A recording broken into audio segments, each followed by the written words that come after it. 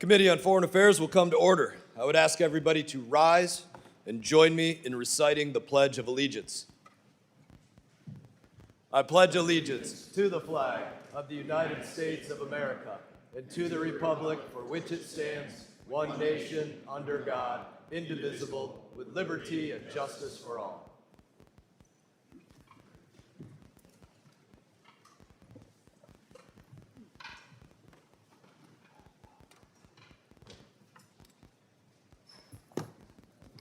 Welcome.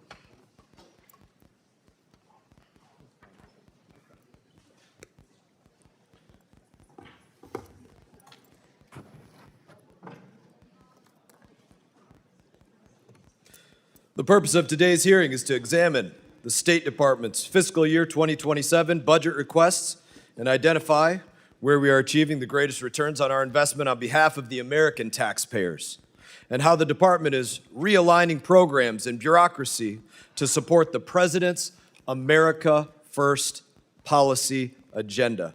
I will now recognize myself for a very brief opening statement. Mr. Secretary, I appreciate you being here today. I know that members are eager to get to their questions, so I'll be very brief. We appreciate your attendance.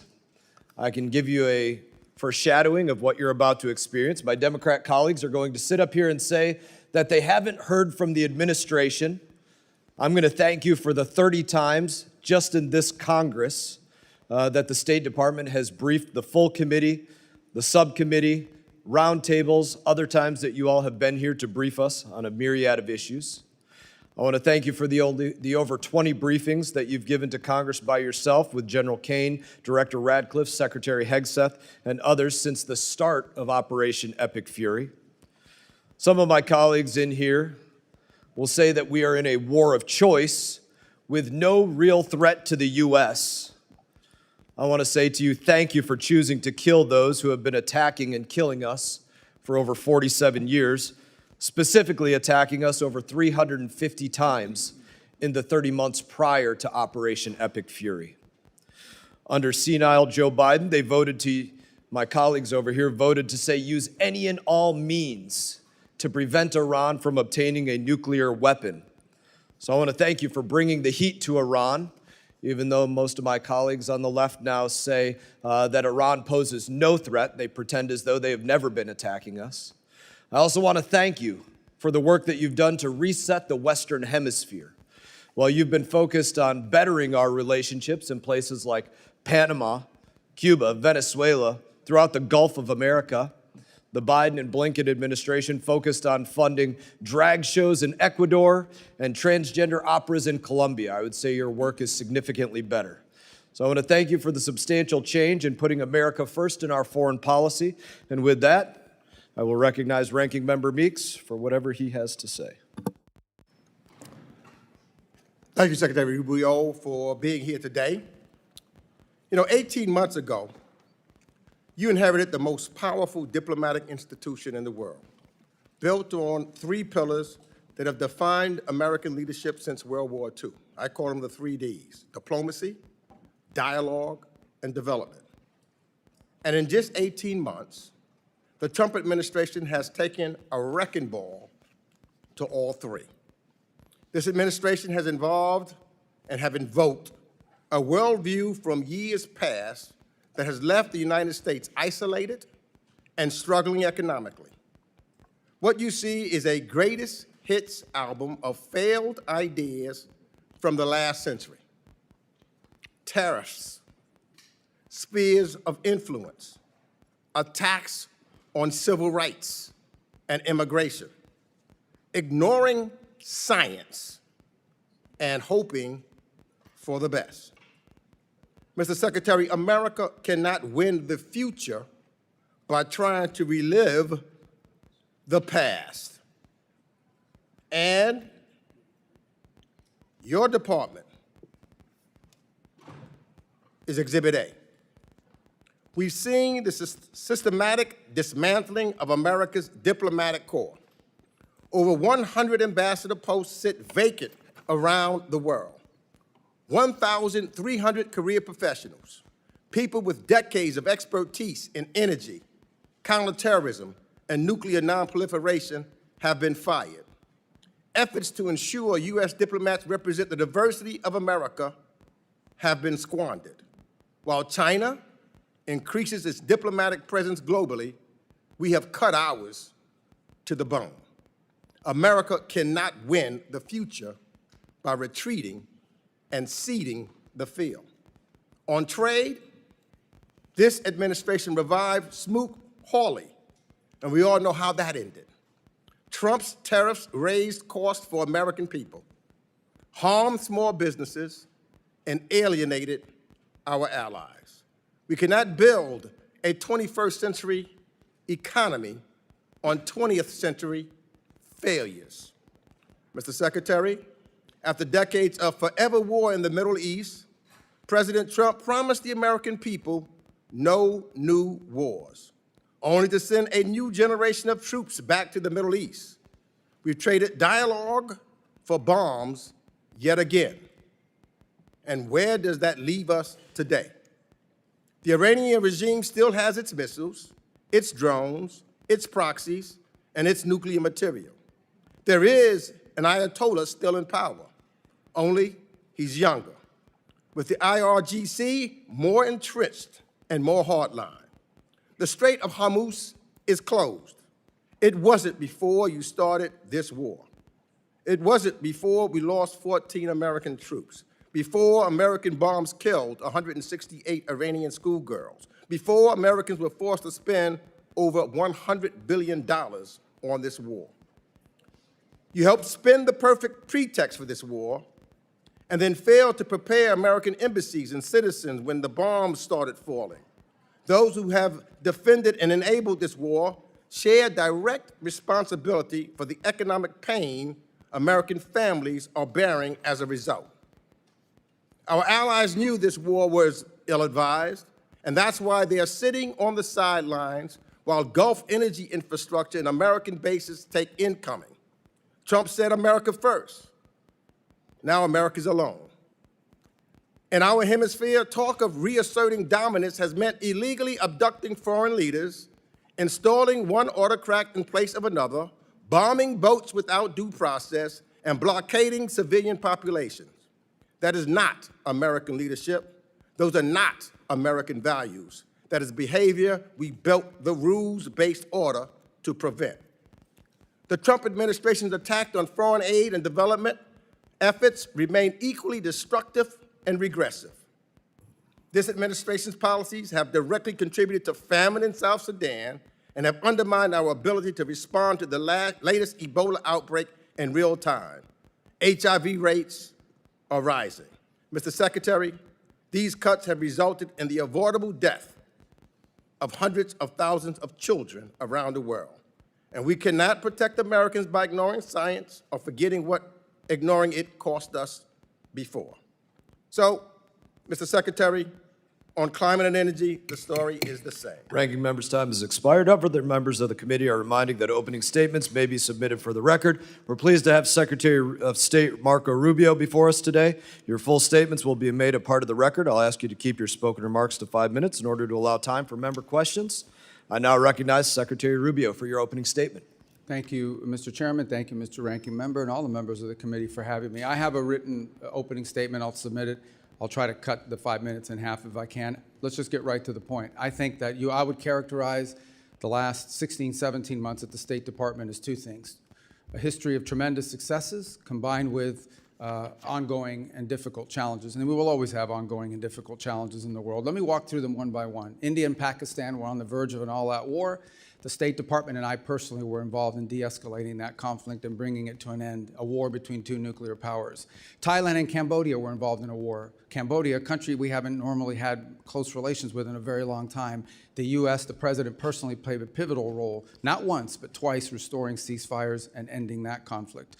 Obviously, the war in Gaza was brought to an end. Not only that, but all the hostages that remained were released, both the bodies and those who were alive. Armenia and Azerbaijan, that conflict ended. Not only did it end, but it ended with an agreement that I signed the MOU on yesterday, creating a new prosperity route, the TRIP route, which will provide extraordinary opportunities for both countries, especially for Armenia. while respecting their sovereignty, to really benefit from that. The Shield of the Americas was stood up. That means over 14 countries in the hemisphere, 14 countries in the hemisphere have signed up to partner with us on counterterrorism, counter-narcotics, and security matters. And we believe that that number will grow over the next few months as elections change leaderships in various countries. We held a rare earths ministerial that was attended by over 30 some odd countries from around the world, all who were signing up for an American-led effort to ensure that critical supplies of rare earth minerals around the world are available for our emerging economies, and we don't remain overly dependent on China. We also announced the Pax Silica proposal, which is growing, but it's at 14 members now. These are 14 countries that are cooperating with one another to protect the supply chains critical to AI and AI development in the future. In Venezuela, we now have a functioning and open embassy. We have people traveling there for the first time. It's not where it needs to be, but it is a long ways from where it was 5 months ago and poses not nearly the threat it once posed to America's national security. We're not satisfied with where it is, but we've come a long way. We're certainly better off than we were 5 months ago. On Nigeria, where many were very concerned about violence against Christians. We are now actively in counterterrorism cooperation with the Nigerian government and Nigerian security forces, including a joint operation a couple weeks ago that took out the #2 leader of global ISIS operating from inside of the country, and that continues. The Pacific Islands, small Pacific Islands under constant pressure and threat from China, have received more attention from this administration than they've received in the last 10 years combined, and deliverables are coming along the way. The Quad, an important alliance in the Indo-Pacific between India, Japan, Australia. We've had multiple meetings of that group, including a meeting just last week in India, and a follow-up that's going to occur later this year, including a leaders meeting before the end of the year. As I speak to you now for the second consecutive day, and for the first time in many, many years, the leaders of the legitimate government of Lebanon and leaders from the government of Israel are seated at the State Department for the second day in a row, and hopefully today we'll produce a joint statement and an action plan on a track for security in that country, independent from Hezbollah, independent from nefarious influence. They had similar meetings last week at the Pentagon at the military level. We have signed 32 health compacts. 32 countries have signed health compacts with the United States, where our aid to those countries will not just be dollars distributed to an NGO who then will go into the country and impose programs. Instead, we are partnering with 32 countries, many of them in the African continent, in which we will empower their native and domestic health industries and national health systems, so that they can, not only are we treating the acute situations on the ground of people that are sick, we are helping them build the capacity and the capability to do this for themselves. This is what these countries want. They do not want to be perpetual aid recipients. They want to be able to take care of their people one day, and we are helping them as part of our aid to build that infrastructure. I could go on, but let me just say another point. We are better today than we have ever been at disaster relief. Today, the United States can respond to disasters around the world on a humanitarian basis faster and more effectively than they ever have because of our reorganization. And the proof is our response in Jamaica, our response to 2 typhoons in the Pacific, our ability to quickly deploy within 24 hours and bring aid directly, coordinating with the governments to people, is better than it has ever been, because we cut out bureaucracy, we cut out the middleman, and we went right to the point. We still have challenges. On Sudan, it remains a very frustrating situation. We remain deeply engaged with the Quad in these negotiations. As many of you are aware, unfortunately, Sudan has turned into a proxy war between multiple countries, and the divisions between the UAE and Saudi Arabia have truly complicated our ability to bring that to an end. What we're focused on there now is identifying 2 cities, or 4 cities, 2 on each side, that will serve as points of distribution for humanitarian aid. But the real frustrating thing about Sudan is that one side or the other will agree to something, but then they will not comply. But we remain focused on that, and we have people that work on that full time. We even had a donor conference just about a month and a half ago where hundreds of millions of dollars in pledges for not just humanitarian aid, but reconstruction. We're focused on that. It's an ongoing challenge. On DRC and Rwanda, they signed a peace agreement. Unfortunately, compliance has not been good. We've had to impose a few sanctions on the Rwandan side. We are starting to see some compliance. It's moving, not moving fast enough, but we're hoping to see compliance at some point in the middle part of next month in withdrawing the Rwandan troops from there. Of course, we still have the M23 problem that has to be addressed. So this is a host of issues we could go on. Obviously, the ongoing challenges of Iran remain, as I'm sure we'll speak about extensively in your questions today. So I apologize that took 4 minutes and 55 seconds, but I tried to talk as fast as I could. Thank you. Thank you, Secretary Rubio. I now recognize Ranking Member Meeks for 5 minutes of questions. I'm going to ask you to answer my questions quickly because clearly the chairman wants to protect you. That's why he's cutting me off my opening statement. But Secretary, You had 5 minutes. Secretary, you have the honor of serving both the acting National Security Advisor and Secretary of State. In these roles, you've played a central role in advising the President as Commander-in-Chief to launch a war against Iran, and the impacts of this choice have been significant on our allies and partners who immediately have targeted by retaliatory strikes, as well as for Americans here at home. 3 months into this war, gas and food prices are up, inflation is rising, American business owners and farmers are struggling from higher shipping and commodity costs, and yet the President said 2 weeks ago, and I quote, "I don't think about Americans' financial situation." That's a quote that should alarm every American. Americans are also rightfully concerned that while they struggle with affordability due to the war in Iran, the President of the United States is busy day trading on it. He disclosed purchases of stocks in energy and defense companies in the first quarter of this year that were made just as those companies' profits were soaring from the war in Iran. On March 23rd, the same day he reversed his threat to strike Iranian energy, infrastructure, and energy stocks rose. He bought stocks then in Phillips 66, Exxon, and Chevron. Secretary, I have a few questions, and again, given the amount of time that I have, I will ask you to give me yes and no answers. Did you warn President Trump before the war in Iran began that this conflict would drive up costs on gas, food, travel, and shipment? Yeah, I'll warn you right now, I don't do yes or no answers. Yeah, So well, if you- I these are only have complex 5 questions. minutes. I know when Well, you so were do the I. senator, you know I about never this did yes or business, no answers and I to know you're people. trying to go out so that you can run out my 5 minutes. That's a simple I'm not question. gonna run out your 5 minutes. You're running out your 5 minutes. Did you- I don't do yes or no question. You want to answer me a question? I'll answer I'm your answering question. you. Answer my question. It's my time. Did you? Did I what? Yes or no? Did you warn President Trump The president before was the fully- Iran war began that this conflict would drive up costs on gas, food, travel, and shipment? The president, yes or no? The president and the full administration was aware that there would be consequences to action, but the consequences Let of me Iran move having on. a nuclear weapon were worse. Did you warn him? Did you warn him that launching a war in Iran could result in the regime placing a chokehold on the Strait of Hormuz? All the risk factors were understood, but the most important risk I factor just was want to know if Iran you did cannot your have a job. nuclear Did you weapon. warn him? Iran If cannot you have did a warn him, nuclear say weapon. yes. It's simple. Everyone was aware of what Iran might Did you do in warn him? retaliation. I'm asking you a second. Did you Everyone warn him? was aware. Don't of want to what answer that. Let Iran me ask would you the do. next question. But the worst part Did is that you they warn can't the have a president that launching U.S. strikes against Iran would result in retaliatory attacks on U.S. allies, partners, and Americans living or working in the Middle East? Everyone Yes understood or what no? Iran would do in response. Did you warn them? We were prepared for any response that You they warn- came out with. Okay. We knew it. Just want to make sure. But they can't have a nuclear So weapon. you're saying you warned them?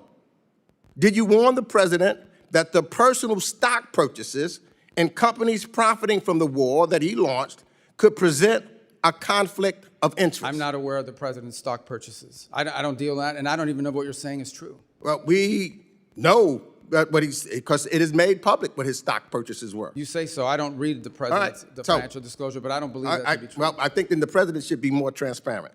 Secretary Rubio, because these are basic questions that I'm asking you, and to be transparent with the American people.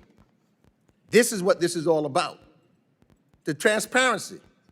So, for example, when you go and look at some of your statements that you made in regards to Cuba, I only have 58 seconds left, and I'd love to get it, but you talked about Gaisa, it was controlling the military and what's taking place there, and that they had the opportunity to benefit while the Cuban people are suffering. So what we're seeing here now, the one person that's benefited from this war by his purchase of stocks, him and his friends, they have made billions of dollars while the American people are suffering. You've accused, and I agree, with reference to some folks, what they're doing in Cuba and how they're making money while people suffer. That's what's taking place in the United States of America. The Trump administration and his friends are making billions of dollars while the American people suffer. And they continue to suffer. Breaks my as heart, but gas ranking prices member's time go has up. expired. Representative McCall is recognized. Thank you, Mr. Chairman. Let me thank you for your service. Secretary, I know you're wearing a lot of hats, a lot of responsibilities. I think you're doing an outstanding job. Let me just say, since 1979, a dark veil of terror descended upon the Middle East, and we've had it ever since. And every president since that time has said that a nuclear Iran is not acceptable. And every Congress has said that. In fact, last Congress, when I was chairman of this committee, I passed a resolution that said that a nuclear Iran was unacceptable and that the U.S. must use any means necessary to prevent them from obtaining a nuclear weapon. The vast majority of Democrats voted for this. Almost all Republicans. It passed the House floor, a resolution stating that that is not acceptable. We've had a lot of talk in these Congresses and prior administrations, a lot of talk, but we haven't had a whole lot of action. Your administration, you, sir, and the president have taken action on this very dire, dangerous situation we find ourselves in with Iran obtaining a nuclear weapon. I also want to applaud you for your efforts in this Western Hemisphere. A free Venezuela, a free people, possibly one day a free Cuba. And people don't realize Iran is in this hemisphere, and Russia is in this hemisphere, and China is in this hemisphere. This is all kind of tied together in a coherent foreign policy strategy that I see. So I want to give you the time, sir, to respond to that, because, again, all talk and no action. But you, sir, have put this into action. Thank you. Well, let me just, before I address that, the ranking member made accusations against the president, which I've never heard before, but number one, are completely false. Not once. Just to be clear, not a single time, not even for a millisecond, has the president ever discussed his personal economics in relations to war or any public policy that he's made for that matter. And I've been in every one of his foreign policy meetings for the most part. As to your point, what we need to understand is exactly what you just said. It's not just that we say they can't have a nuclear weapon. Everyone says they can't have a nuclear weapon. The Chinese say they can't have a nuclear weapon. The Russians agree they couldn't have a nuclear weapon. But at a point, you have to do something about it. What Iran was trying to do was build a conventional shield of drones and missiles and a navy and capabilities. At some point, they would say to the world, now we're going to get a nuclear weapon, and you can't do anything about it because we have so many weapons and so many drones and so many naval vessels that the price we will inflict on you for trying to do something about it makes us untouchable, makes us immune. And the president was not going to allow them to build a conventional shield behind which they can develop their nuclear program. Today, the Iranian Navy sits at the bottom of the sea. They do not have a Navy. It no longer exists. They have no Air Force either. Their missile launchers have been significantly degraded. Their defense industrial base has suffered upwards of 80 to 90% of attrition. It will take years for them to rebuild it. Those are facts. That is the reality. That was the purpose of Epic Fury. It achieved its purpose in degrading that conventional shield. And it has brought them to the negotiation table that hopefully will lead to the point where Iran will give up its enrichment ambitions, will turn over the highly enriched uranium, will stop sponsoring terrorism around the world. You know, and I think the goal should be the fulfillment of the Abraham Accords.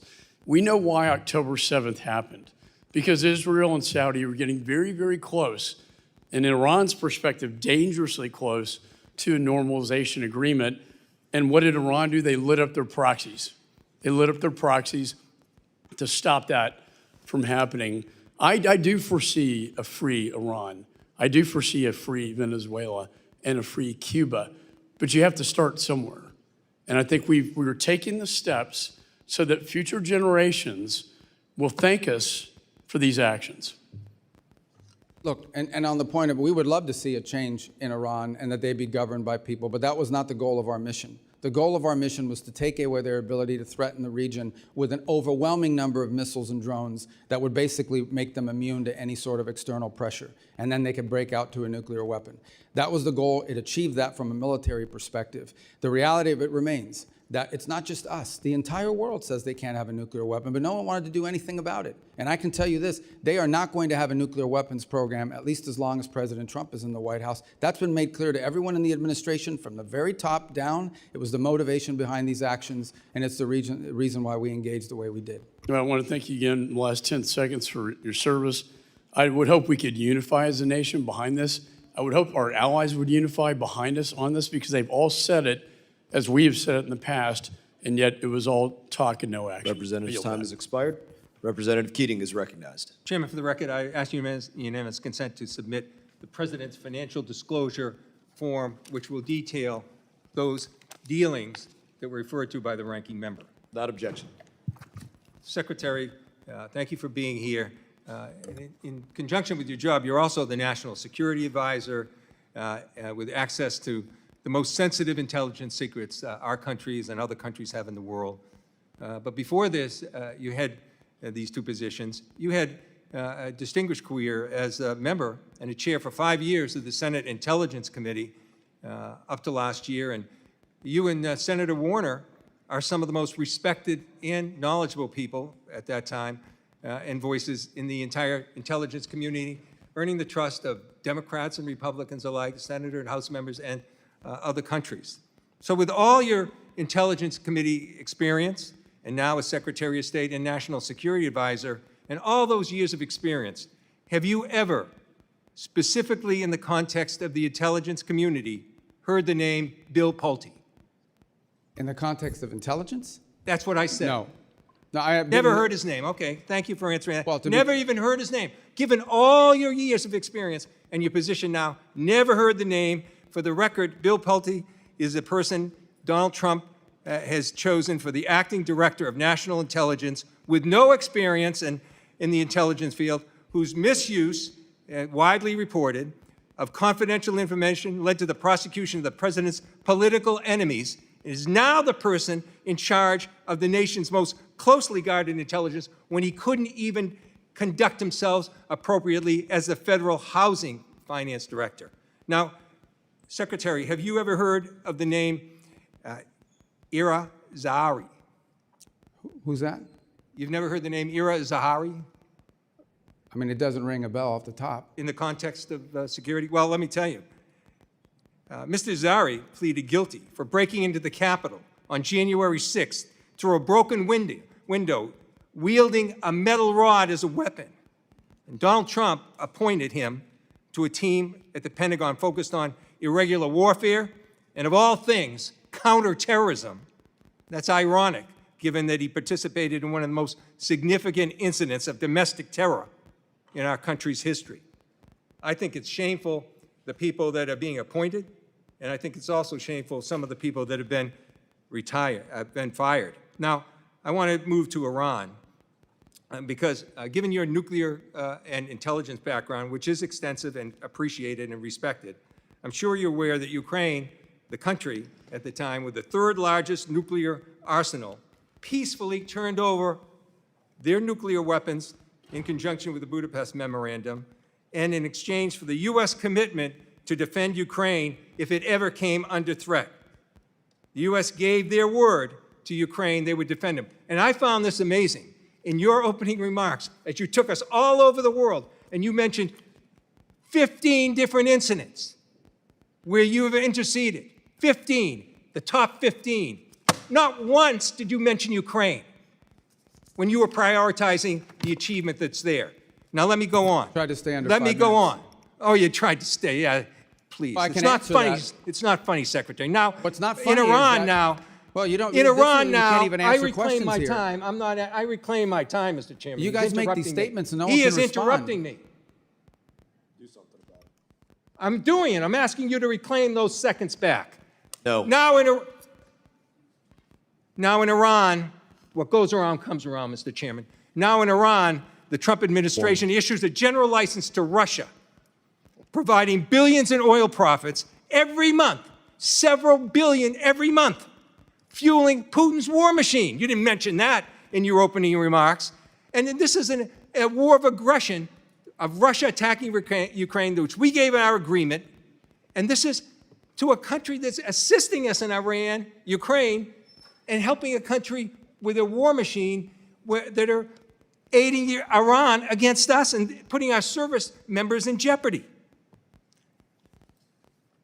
Look, we have an opportunity as members just today to vote on the Ukraine Support Act. I hope we do it, and I am confident that we have bipartisan support. But I hope this administration will act on its own. They could do things themselves that you didn't mention, like rescind these general licenses, complete a bilateral drone agreement with Ukraine, provide direct military assistance that has access to the Ukraine, implement comprehensive sanctions packages, Representative's and condemn time has expired. the aggression. Representative Thank you, Smith Mr. of New Chairman, Jersey for taking is up recognized. my time and squandering it. That's not how a chairman should act. Representative Smith, you're recognized. Thank you, Mr. Chairman. Mr. Secretary, if you need a moment to respond to it. Well, I also didn't mention Cuba because I literally hand wrote what I was going to say to you guys, and I told you I was going to submit the written for the record, and I think everybody understands Cuba's a priority for me. Just on the Ukraine front, I'll address it now if it's okay with your time that I could do so. I think it's well documented that we've been very involved in trying to get the two sides to the table. We've invested a lot of time in it. Unfortunately, so to this point, neither side has been willing to make concessions, particularly on the Russian side, necessary in order to bring peace about. We remain ready to play any role we can in that context of bringing a peace about, because we think the war in Ukraine, devastating war, has no military solution. It can only be solved through a diplomatic route, and it's been unfruitful. I would characterize it as the ongoing challenges. That said, let's be clear, we are not, to be fair and to be frank, we are not impartial mediators in that war. Okay? We don't provide weapons to Russia. We only provide weapons to Ukraine. We don't impose sanctions on Ukraine. We only impose sanctions on Russia. So we have clearly taken a side. We continue to sell weapons to Ukraine, by the way, through the Pearl program, unimpeded by what's happened in the Middle East or anywhere else. And look, we'd love to see that come to a negotiated settlement. As of right now, the prospects don't look great that either side is prepared to make the concessions necessary in order to reach an agreement. But we stand ready, and we've engaged and invested a tremendous amount of high-level time on that conflict over the last year. I think it's a source of frustration for the world. Hopefully this year will bring better news. I don't have any news for you on that front today, but we are ready. As I've expressed to both sides repeatedly, we're ready to step in and play whatever positive role we can to bring that devastating and escalating war to an end. Mr. Secretary, thank you very much. And just let me say, Claire and Sebastian Lai and all of us are deeply grateful to you and the President for everything you tried to do to get Jimmy Lai out. Obviously, it's an ongoing concern, and I know you will continue to push for that. But I know you did everything. The ball was in Xi Jinping's court. And he, unfortunately, erred on the side of continued incarceration of that great human rights defender. But thank you for that. Let me say on the Iran deal, I remember sitting right here and on the floor of the House talking about how egregiously flawed the deal was 10 years ago when the Ayatollah was able to get the language dealing with ballistic missiles out of it because he said it would be stupid, his words, and then they built ballistic missiles like never before.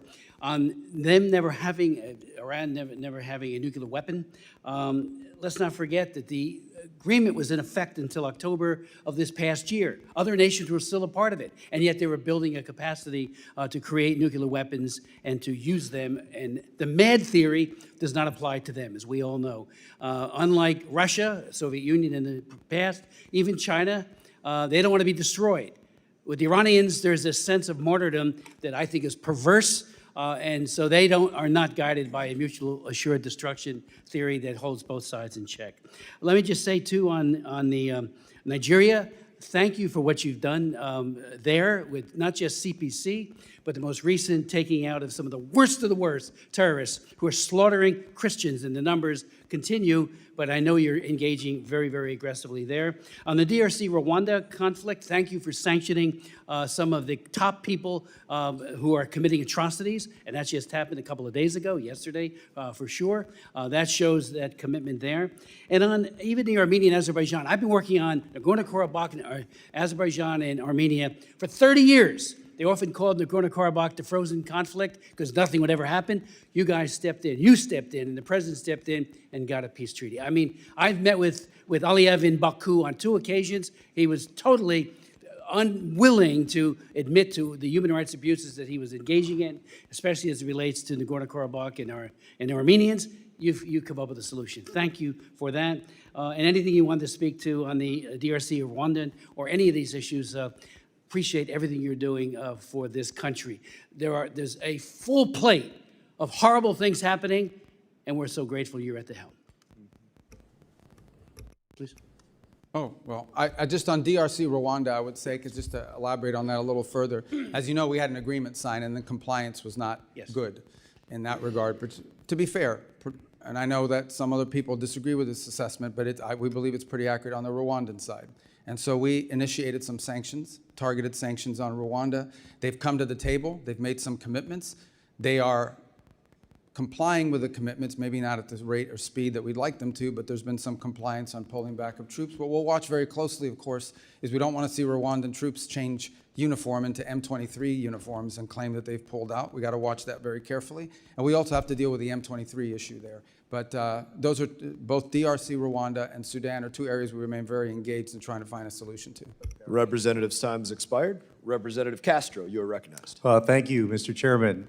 Thank you, Mr. Secretary, for coming in today and for your testimony. I want to start with Iran. I'm hopeful that the President and the administration are able to reach an agreement that ends the war and also reopens the Strait of Hormuz. If there's a deal subject to congressional review under INARA, I'll approach it with a fair mind, and I hope that all of us will as well. I just ask that you keep the committee briefed on the details of that agreement, and I believe that it's in America's interest that this war end, and I sincerely mean that. We are at war alongside Israel against Iran. Iran has struck Israeli nuclear facilities at Dimona, and American service members are deployed throughout the region, as you know. Congress needs to understand the full risks of the conflict, including the nuclear risks. On May 4th, I wrote to you with 29 colleagues asking for details about these risks and Israeli nuclear weapons. On June 1st, your Bureau of Legislative Affairs responded and said, quote, "We refer you to the government of Israel for your questions about Israel's capabilities." I have to say, Mr. Secretary, that's a very bizarre response. 30 of us wrote to you and to the State Department asking our government for an answer, an assessment about a foreign nation's nuclear capabilities. In your opening statement, you referred to India and Pakistan as nuclear nations. We've also spoken in different sessions, both in closed and open sessions, you know, as a U.S. Senator, former U.S. Senator, about the nuclear capabilities of other nations, Iran, China, Russia, France, the UK, both adversaries and allies. And so I wanted to ask you the question today, will you tell us, the Congress and the American people, whether Israel in fact possesses nuclear weapons? You know that that's a question that they've never acknowledged to have a nuclear program. People can have, as you know, in open source and other reporting, suspicions about what they possess. If we're speaking frankly, I think most of the world assesses that they do, but they've never acknowledged that publicly, and as a feature of our foreign policy for a variety of reasons, we don't discuss it in that way either. Well, I guess a few things. This is the first time, especially for an extended period, that we are at war with an ally, Israel, against Iran, and we have service members deployed. And we don't, if they in fact possess nuclear weapons, and you're right, in open source reporting that has come across, we don't know what their red lines are for using those nuclear weapons. And so I guess I'm shocked that our government wouldn't make an effort to know, to understand, and then to give our oversight body the information that we need to make decisions about the war as well. That's a fair observation, and I would answer that if perhaps you make that request and you're open to it being answered in a different setting other than a public Classified letter. setting? A classified setting? Yes, and both classified and sensitive.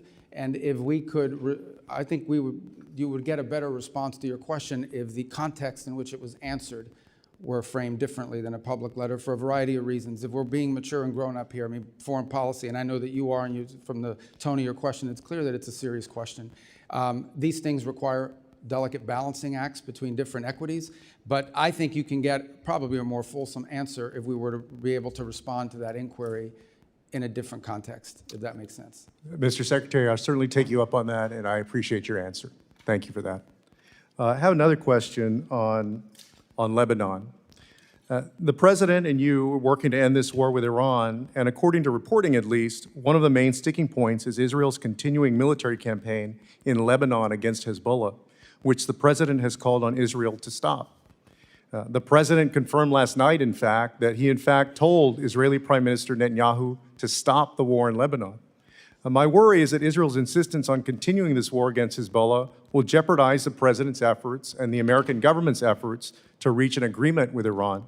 And so my question is, do you agree that Israel should stop its military campaign in Lebanon and support the president's negotiations for a peace agreement with Iran? I'd love to answer that question. It's going to take more than the 42 seconds, and I know I've seen already that people get pretty pissed off here when their time gets eaten up. But if I can answer that question, maybe the next person will let me continue, because that's a really important question. So let me just start by saying this. Let me walk you through this. We had an agreement. Hezbollah reached out 2 weeks ago and basically said, about 10 days ago, and basically said, we will not launch missiles into Israeli territory if they stop attacking into Beirut. That was the agreement, I think 5 p.m. 2 Saturdays ago. At 6 p.m., they launched missiles. And then they came back and said, well, we made a mistake. We thought it started tomorrow, not Saturday.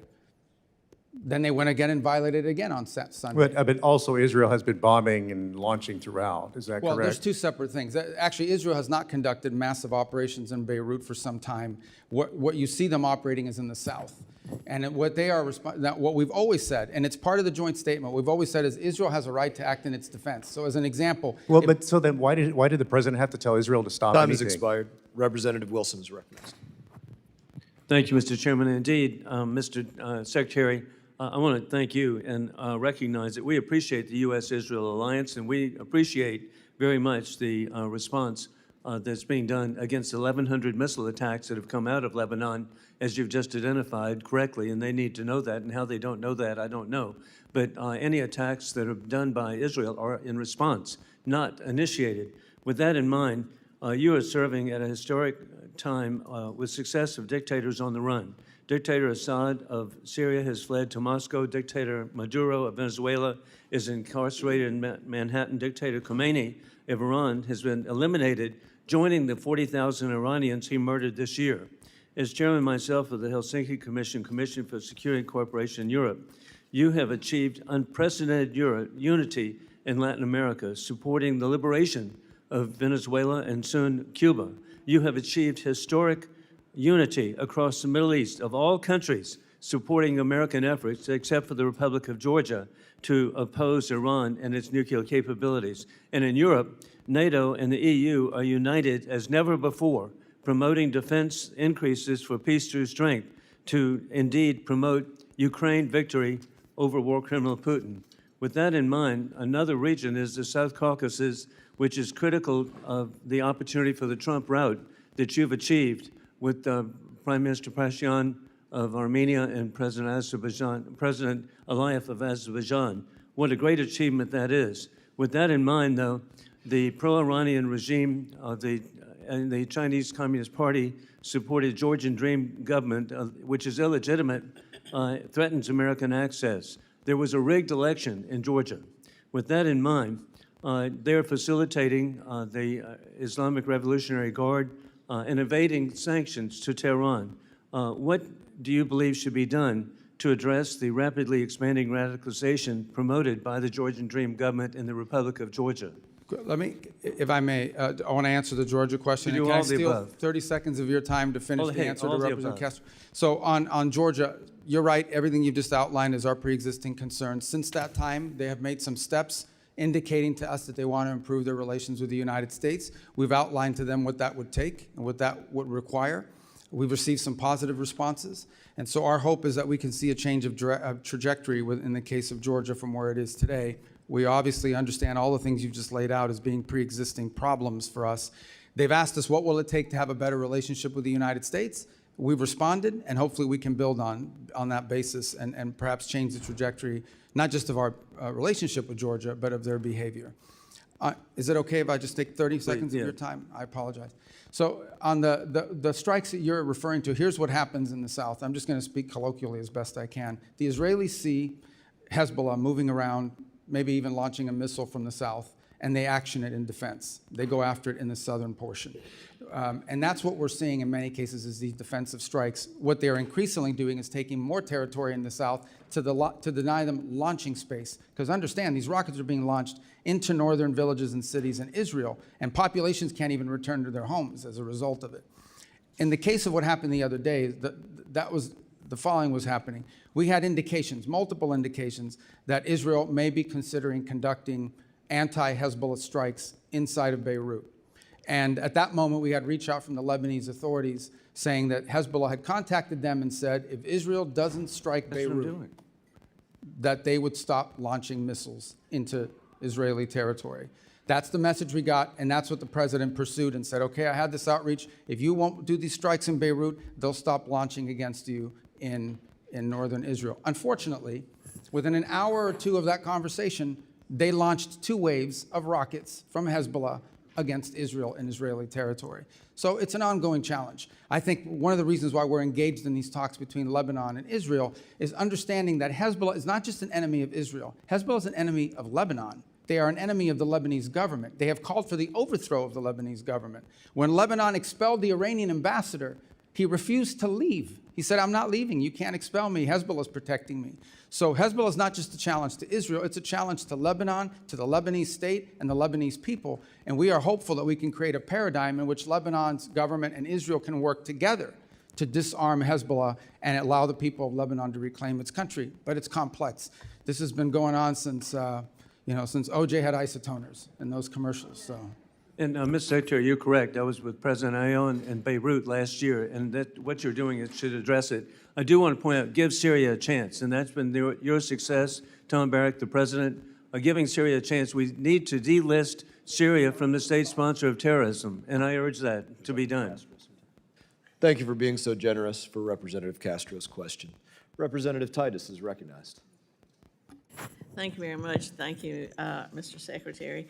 I just want to talk about some of the conflicting comments that we've been hearing about the status of Iran's military. The president just made some comments on Fox News where he said Iran's military, we sort of left it alone because we think that their military is somewhat moderate. We've taken different forms of leadership out, but we've actually left their military alone. People would be surprised to hear that.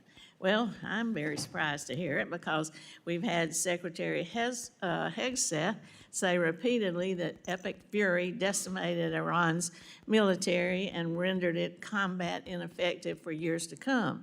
You've said the Iranian Navy is at the bottom of the sea and they have no Air Force either. Well, which is it? You're the Secretary of State and the National Security Advisor. If you can't tell us if the military's decimated or not, is it at the bottom of the sea? Was it left alone? This is a major point I think Congress needs clarity on. Okay, thank you. Fair question. Let me address both of them. The first is on the military. I think there's a difference between the military's hardware and capabilities and the individuals involved in the military. As you know, the Iranians suffered tremendous losses in personnel, and that includes top leadership of the IRGC and other elements of their government. What the president is alluding to is that there are certain individuals in the Iranian regime who have indicated both directly and indirectly a willingness to approach the future perhaps a little different. Not ideal. I'm not telling you, look, everybody talks about moderates in Iran. There are no moderates. There are radicals and super radicals, okay? That's been our view of it. But there are some of them that believe that they actually need to do a deal because their economy is in shambles. And so I think what the president is alluding to is that there are some individuals involved in the negotiations and in elements of their government, including some in elements of their military that are more open to a deal than other. As far as the Navy is concerned, yeah, they have no Navy. What they have remaining is a bunch of small crafts, I would call them Boston whalers with machine guns. And these things are harassing ships. And these are the ones that go after, in some cases, they drop mines off the back of them, or they try to harass shipping with swarms. They are unable to form swarms the way they once did. They are primarily now threatening shipping through the use of one-way attack drones. But their Navy, which you would consider a Navy with naval vessels that can actually conduct naval operations, is non-existent at this point. So is the war still on or is the war off? Well, Epic Fury has concluded. What you're seeing reports of, including last night, is the following. A ship will go through the route, particularly both the northern and southern route of Hormuz. Those ships will come under attack. The U.S. will respond to that attack by shooting down those drones that are trying to sink a commercial civilian vessel illegally and unlawfully. At that point, the Iranians will respond to that by targeting some facility in the region in retribution. On occasion, in order to protect our own forces, we don't just strike the drones, we strike the people who launched those drones. These are completely defensive in nature, but they are happening in response to an Iranian action. If they don't shoot at those ships, we don't shoot.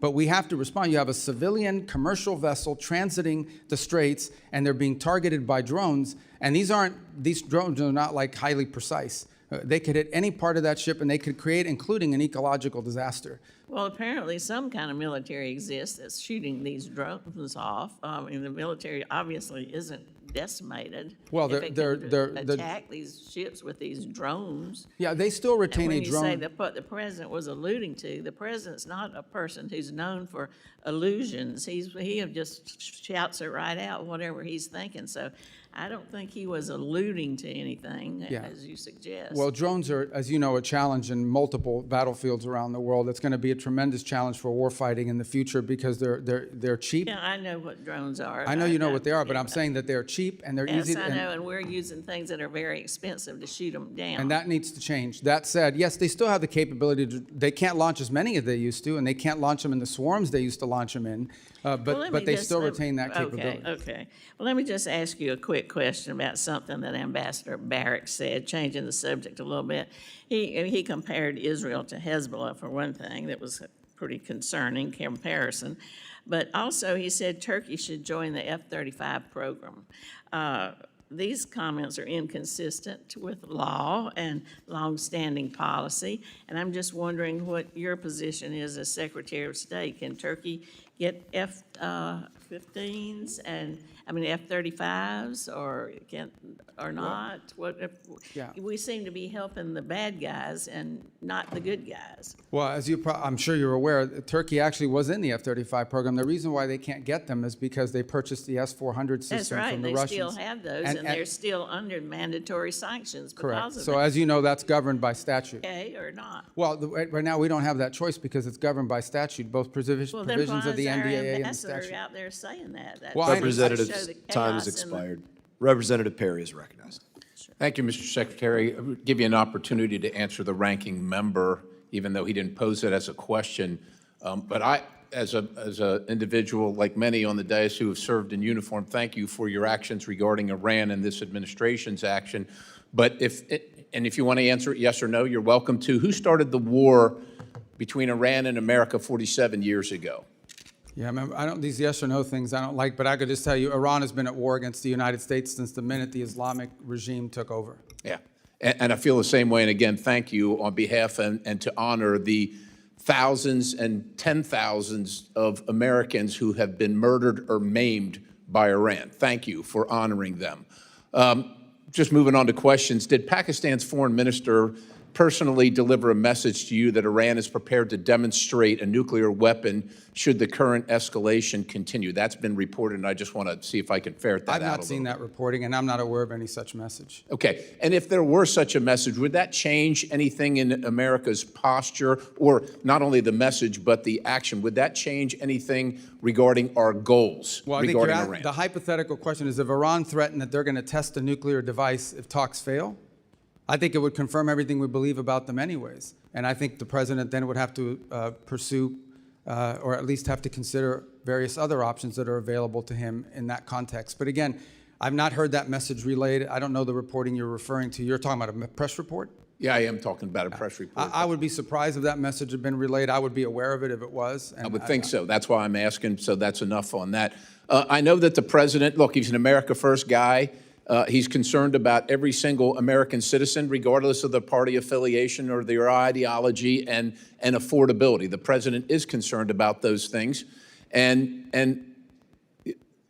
I shudder to think what Iran would do if they could, armed with nuclear capability and ballistic missile capability, coupled with that, seeing what they're doing right now, extorting the world economy without those things.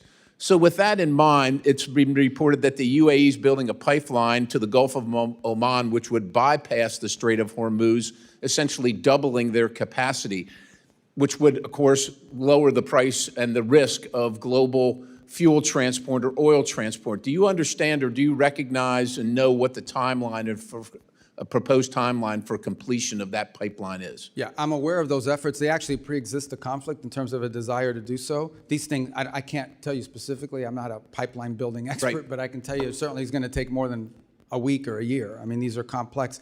I think the broader point, which your question touches on, is I do think you're going to see a reshifting of where the world gets its energy from in the aftermath of this conflict. You're already beginning to see some of it now. I think you're going to see the United States be a bigger energy provider to the Indo-Pacific.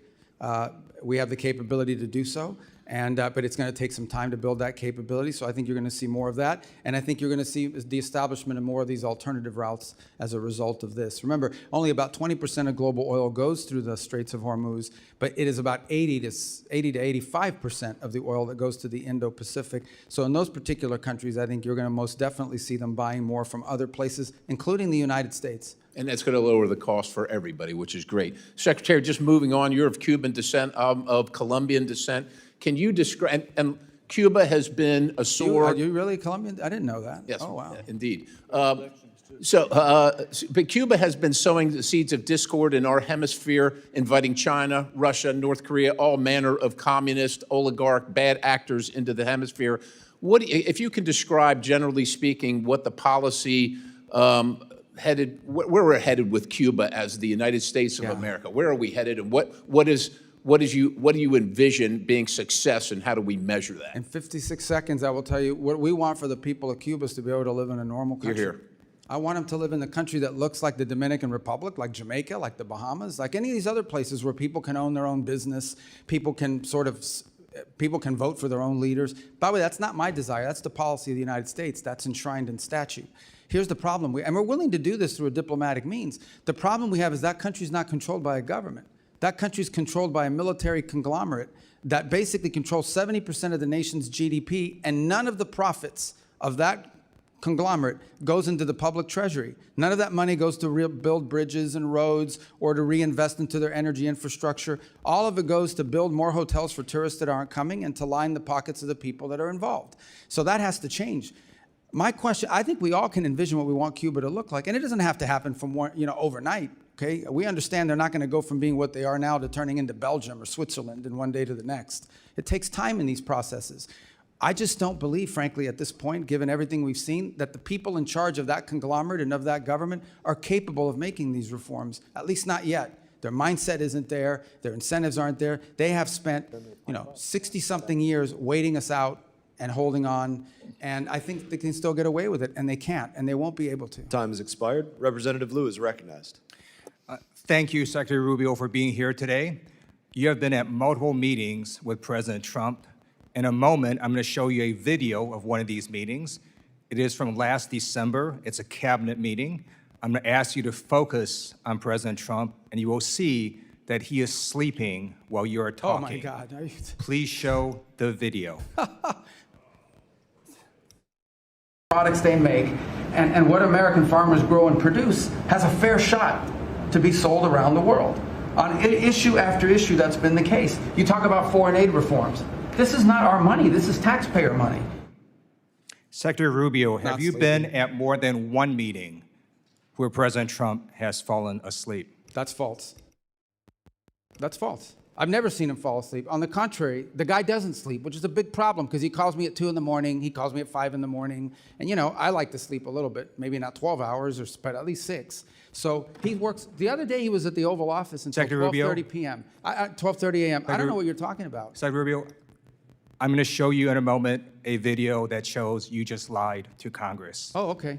So this is a video of a cabinet meeting literally from last month where Donald Trump is sleeping while you are talking. Please show this video. Coalition of countries that line up behind the peace deal, behind the border peace, and it's still every day is a challenge, but it's been driven personally by the president. It's the reason why we're involved in this whole Ukraine-Russia conflict. That's not our war. It's not the president's war. This war started. It never would have happened if you'd been president. But this war is going on, and the president is trying to end it. You are literally talking about issues of war and peace, and Donald Trump is sleeping right next to you. No, he's not. If Donald Trump cannot stay awake at these important meetings where the cameras are rolling, imagine what he's like when the cameras are not there. So I'm going to ask you, have you been at classified meetings where Donald Trump has fallen asleep or had trouble staying awake? I've never been at any meeting where, and the things you're showing me now, he was not falling asleep. And So- I think so it's you're outrageous lying that I'm before again. the Foreign You're Affairs lying Committee of the United States consistently House of Representatives to asking questions Congress. about sleep. You're This is a lying to joke. Congress, Secretary Rubio. So I'm going to show you another video in a moment. The Show me all president's the videos you inability, want. the president's inability to stay awake on the job has caused other countries to perceive him differently. They mock him. They see he is weak and he is feeble. This is a video of a French news channel talking about Donald Trump falling asleep at a Memorial Day ceremony. Please show this video.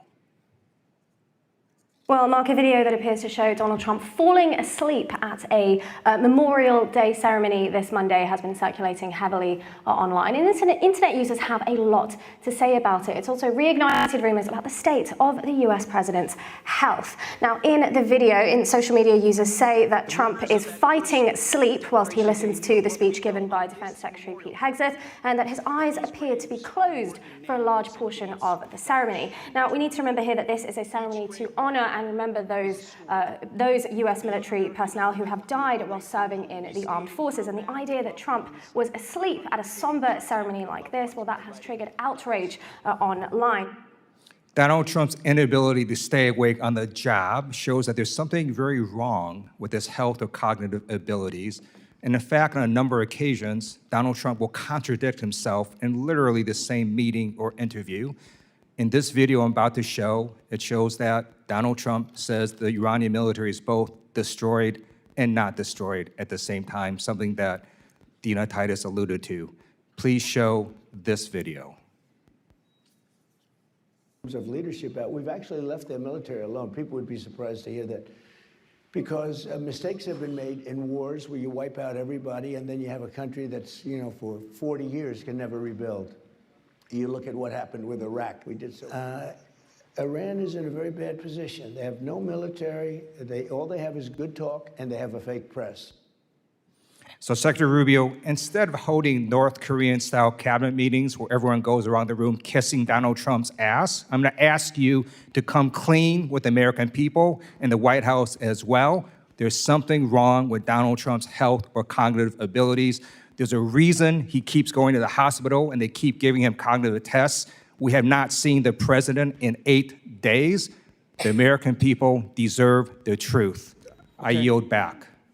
I don't even know how to respond to that, other than to tell you that it's absurd and ridiculous. And I can't believe we're in a Foreign Affairs Committee meeting in front of the House, an important time in American foreign policy. Just keep lying, answering Secretary Rubio. questions Just keep from lying. Supposedly someone who thinks he's a medical expert when he's not. The truth of the matter is we had a cognitively impaired president in office a few years ago. That's a cognitively impaired president, but I don't like to talk about that because it weakens America. This president we have, this is a guy that literally doesn't sleep. He works day and night, long hours, every single day. I don't know if you haven't seen him in 8 days. I saw him yesterday. I didn't see him yesterday because I was in Congress the day before. I talked to him at all hours of the day and night. He works inhumane hours. Okay, I've been on foreign trips with the president that he doesn't sleep in the whole flight. And everyone else is sleeping on the plane, and he's wandering the hallways looking for someone to wake up and talk to that people are. So I don't know what you're referring to, but he has an incredible amount of energy. I'm just telling you, you may not like his policies.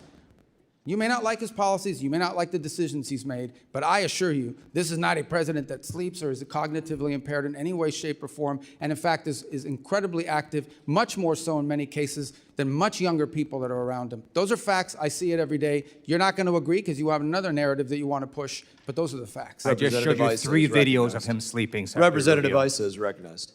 Thanks for waking me up, Mr. Chairman. Mr. Secretary, if you'd gone to sleep during those videos, I would not have blamed you. I, too, have received those calls at all hours of the day and night. I'm, like you, aware that the president works harder than any other person here in Washington. But moving along, a number of things have been said that I find just incredible. First of all, the whole question on whether or not we support Lebanon and whether or not we support Israel.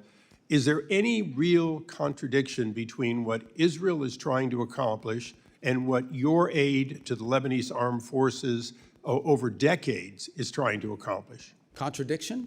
Is there any light between those two efforts? They're aligned. What we would like to see is a Lebanese armed forces with the strength and the capability to disarm Hezbollah and reclaim the entirety of the country on behalf. The country should only have one armed forces. It shouldn't have an armed political party, which is what Hezbollah is, and then the LAF, the Lebanese Armed Forces.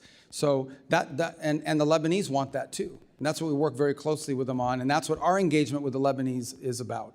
And, Mr. Secretary, just for the record, in one of the last times I was in Israel, I asked Prime Minister Netanyahu if we should cut off aid, as some have said, to Lebanon. He said, to Lebanese armed forces, he said, no, give them more. Give them what they need to take back their country. So I do believe that we couldn't be more aligned with the efforts of Israel and the present government of Lebanon. Moving along, you did a great job of going around the world and outlining the mess that was left to you as you pick each of them up.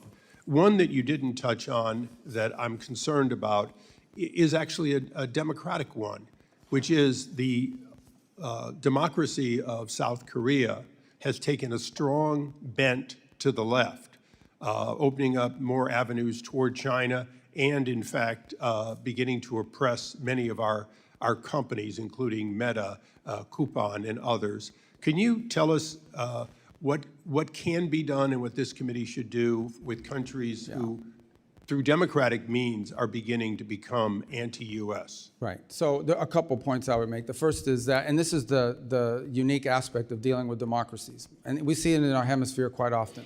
Sometimes in a democratic country, they will elect leaders that are friendlier to U.S. national interests, such as what we have now in Japan. And sometimes they will elect leaders that have a different perspective. We respect the sovereign choice of the people of that country. That's a legitimate election. That's who they chose. In those instances in which a democracy and their elected leaders are taking positions that run contrary to the national interests of the United States, it doesn't mean we want to overthrow the government or get rid of the government because it's a democratic government. It simply means we have to engage them in the fact that they are doing things that are irritants to our national interests. You point to some of our companies. Our companies aren't just facing challenges and, I would say targeting in South Korea. They're facing it throughout Europe. And the European Union, as an example, is targeting our technology companies and conducting what we believe is unfair. So I think this becomes a feature of our engagement with South Korea, even as we have things that we're strategically aligned on. These are areas we've expressed and I think have, frankly, impacted our ability to conclude a trade agreement with them because of some of their behavior towards American companies. Iran obviously was going to dominate a part of today, and I'd like to close my questioning with a question for you. In 1979, if my math is correct, you were 8 years old when they took our embassy and then lied about it, claimed it was students doing it. That's 47 years ago, has been said many times.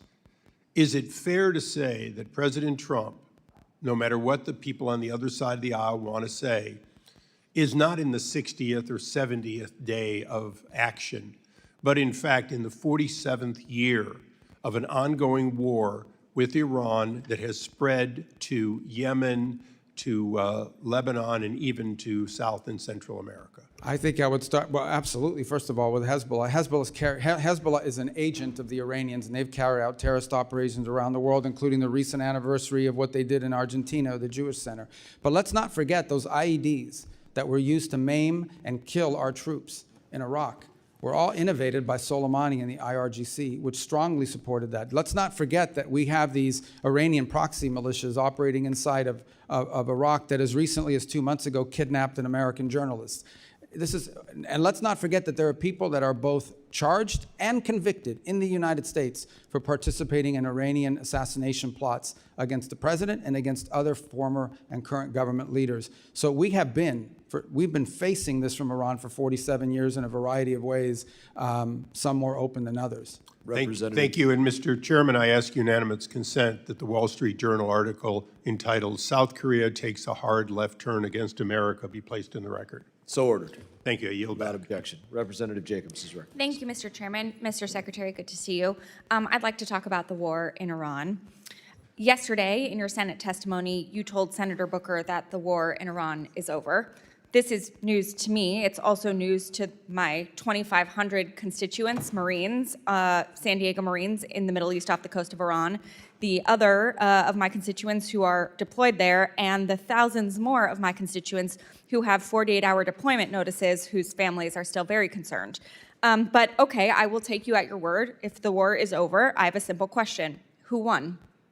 First of all, Epic Fury is over, which is what you would consider the war. That operation is So you agree it's a concluded. war then? No, those are hostilities. They called it a war. I'm Okay. just responding to the Senator Mr. Booker's Secretary, question. you can change the name of the operation. It doesn't change the fact that the strait is still closed and my service Yeah, but members that's and not- all of our service members are still in I know, but harm's that's way. not The what you war asked me. is not over. But I'm agreeing with you. Okay, fine. We're taking you at your word. The war is over. Who won?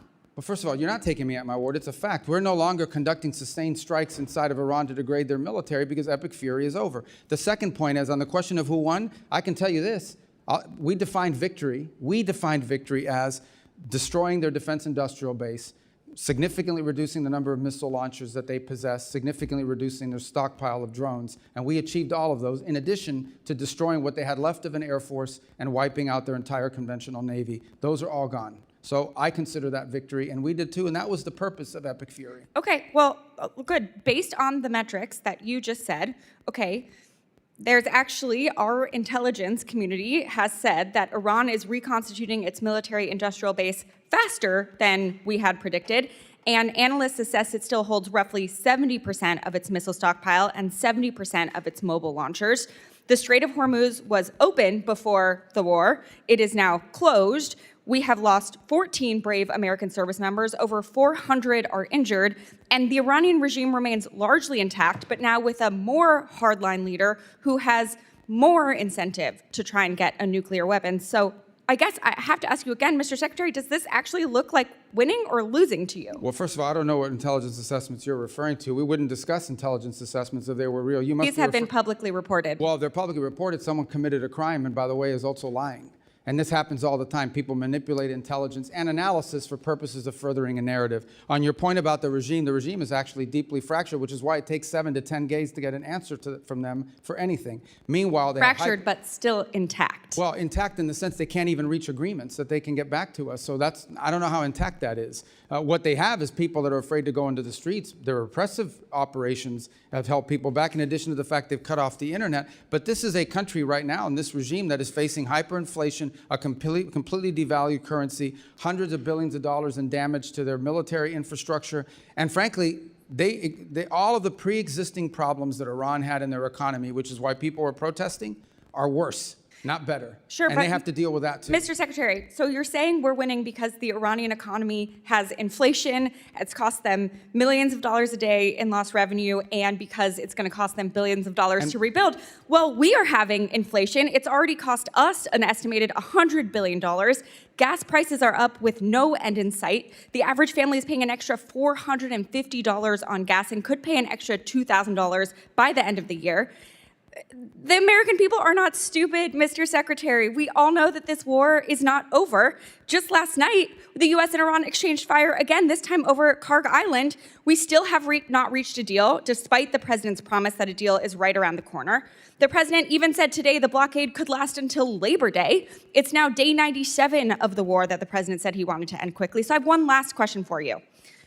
Mr. Secretary, who won the 2020 presidential election? I'm not here to answer a question. We're talking about 2020. This is a Foreign Affairs Committee. Okay, great. You Opine on can't answer the political question, No, I even don't though we answer all no, know that I don't President answer the Biden won. question because as Secretary of State, I do not participate in domestic This is political not about issues. domestic political issues. certainly This is is. about our democracy. You're asking me to opine, just like I don't do campaign It rallies. seems like I don't do because as Secretary of State, we're not supposed to. That's been the long tradition of the department, and you should know that if you've been on this committee for any period of time. Mr. Secretary, it seems like you have an issue admitting facts. You can't say that the president lost the 2020 election, just like you won't admit President Trump is losing this reckless war of choice, and just like you couldn't admit that the shoes the president bought you were too big. You clearly don't know what winning means, and not because the facts are unclear to you, it's because telling the truth would cost you your job, and the American people are entitled to a Secretary of State who tells them the truth even when the president doesn't want to hear it, and my constituents, our service members, deserve better. Mr. Chairman, I yield back.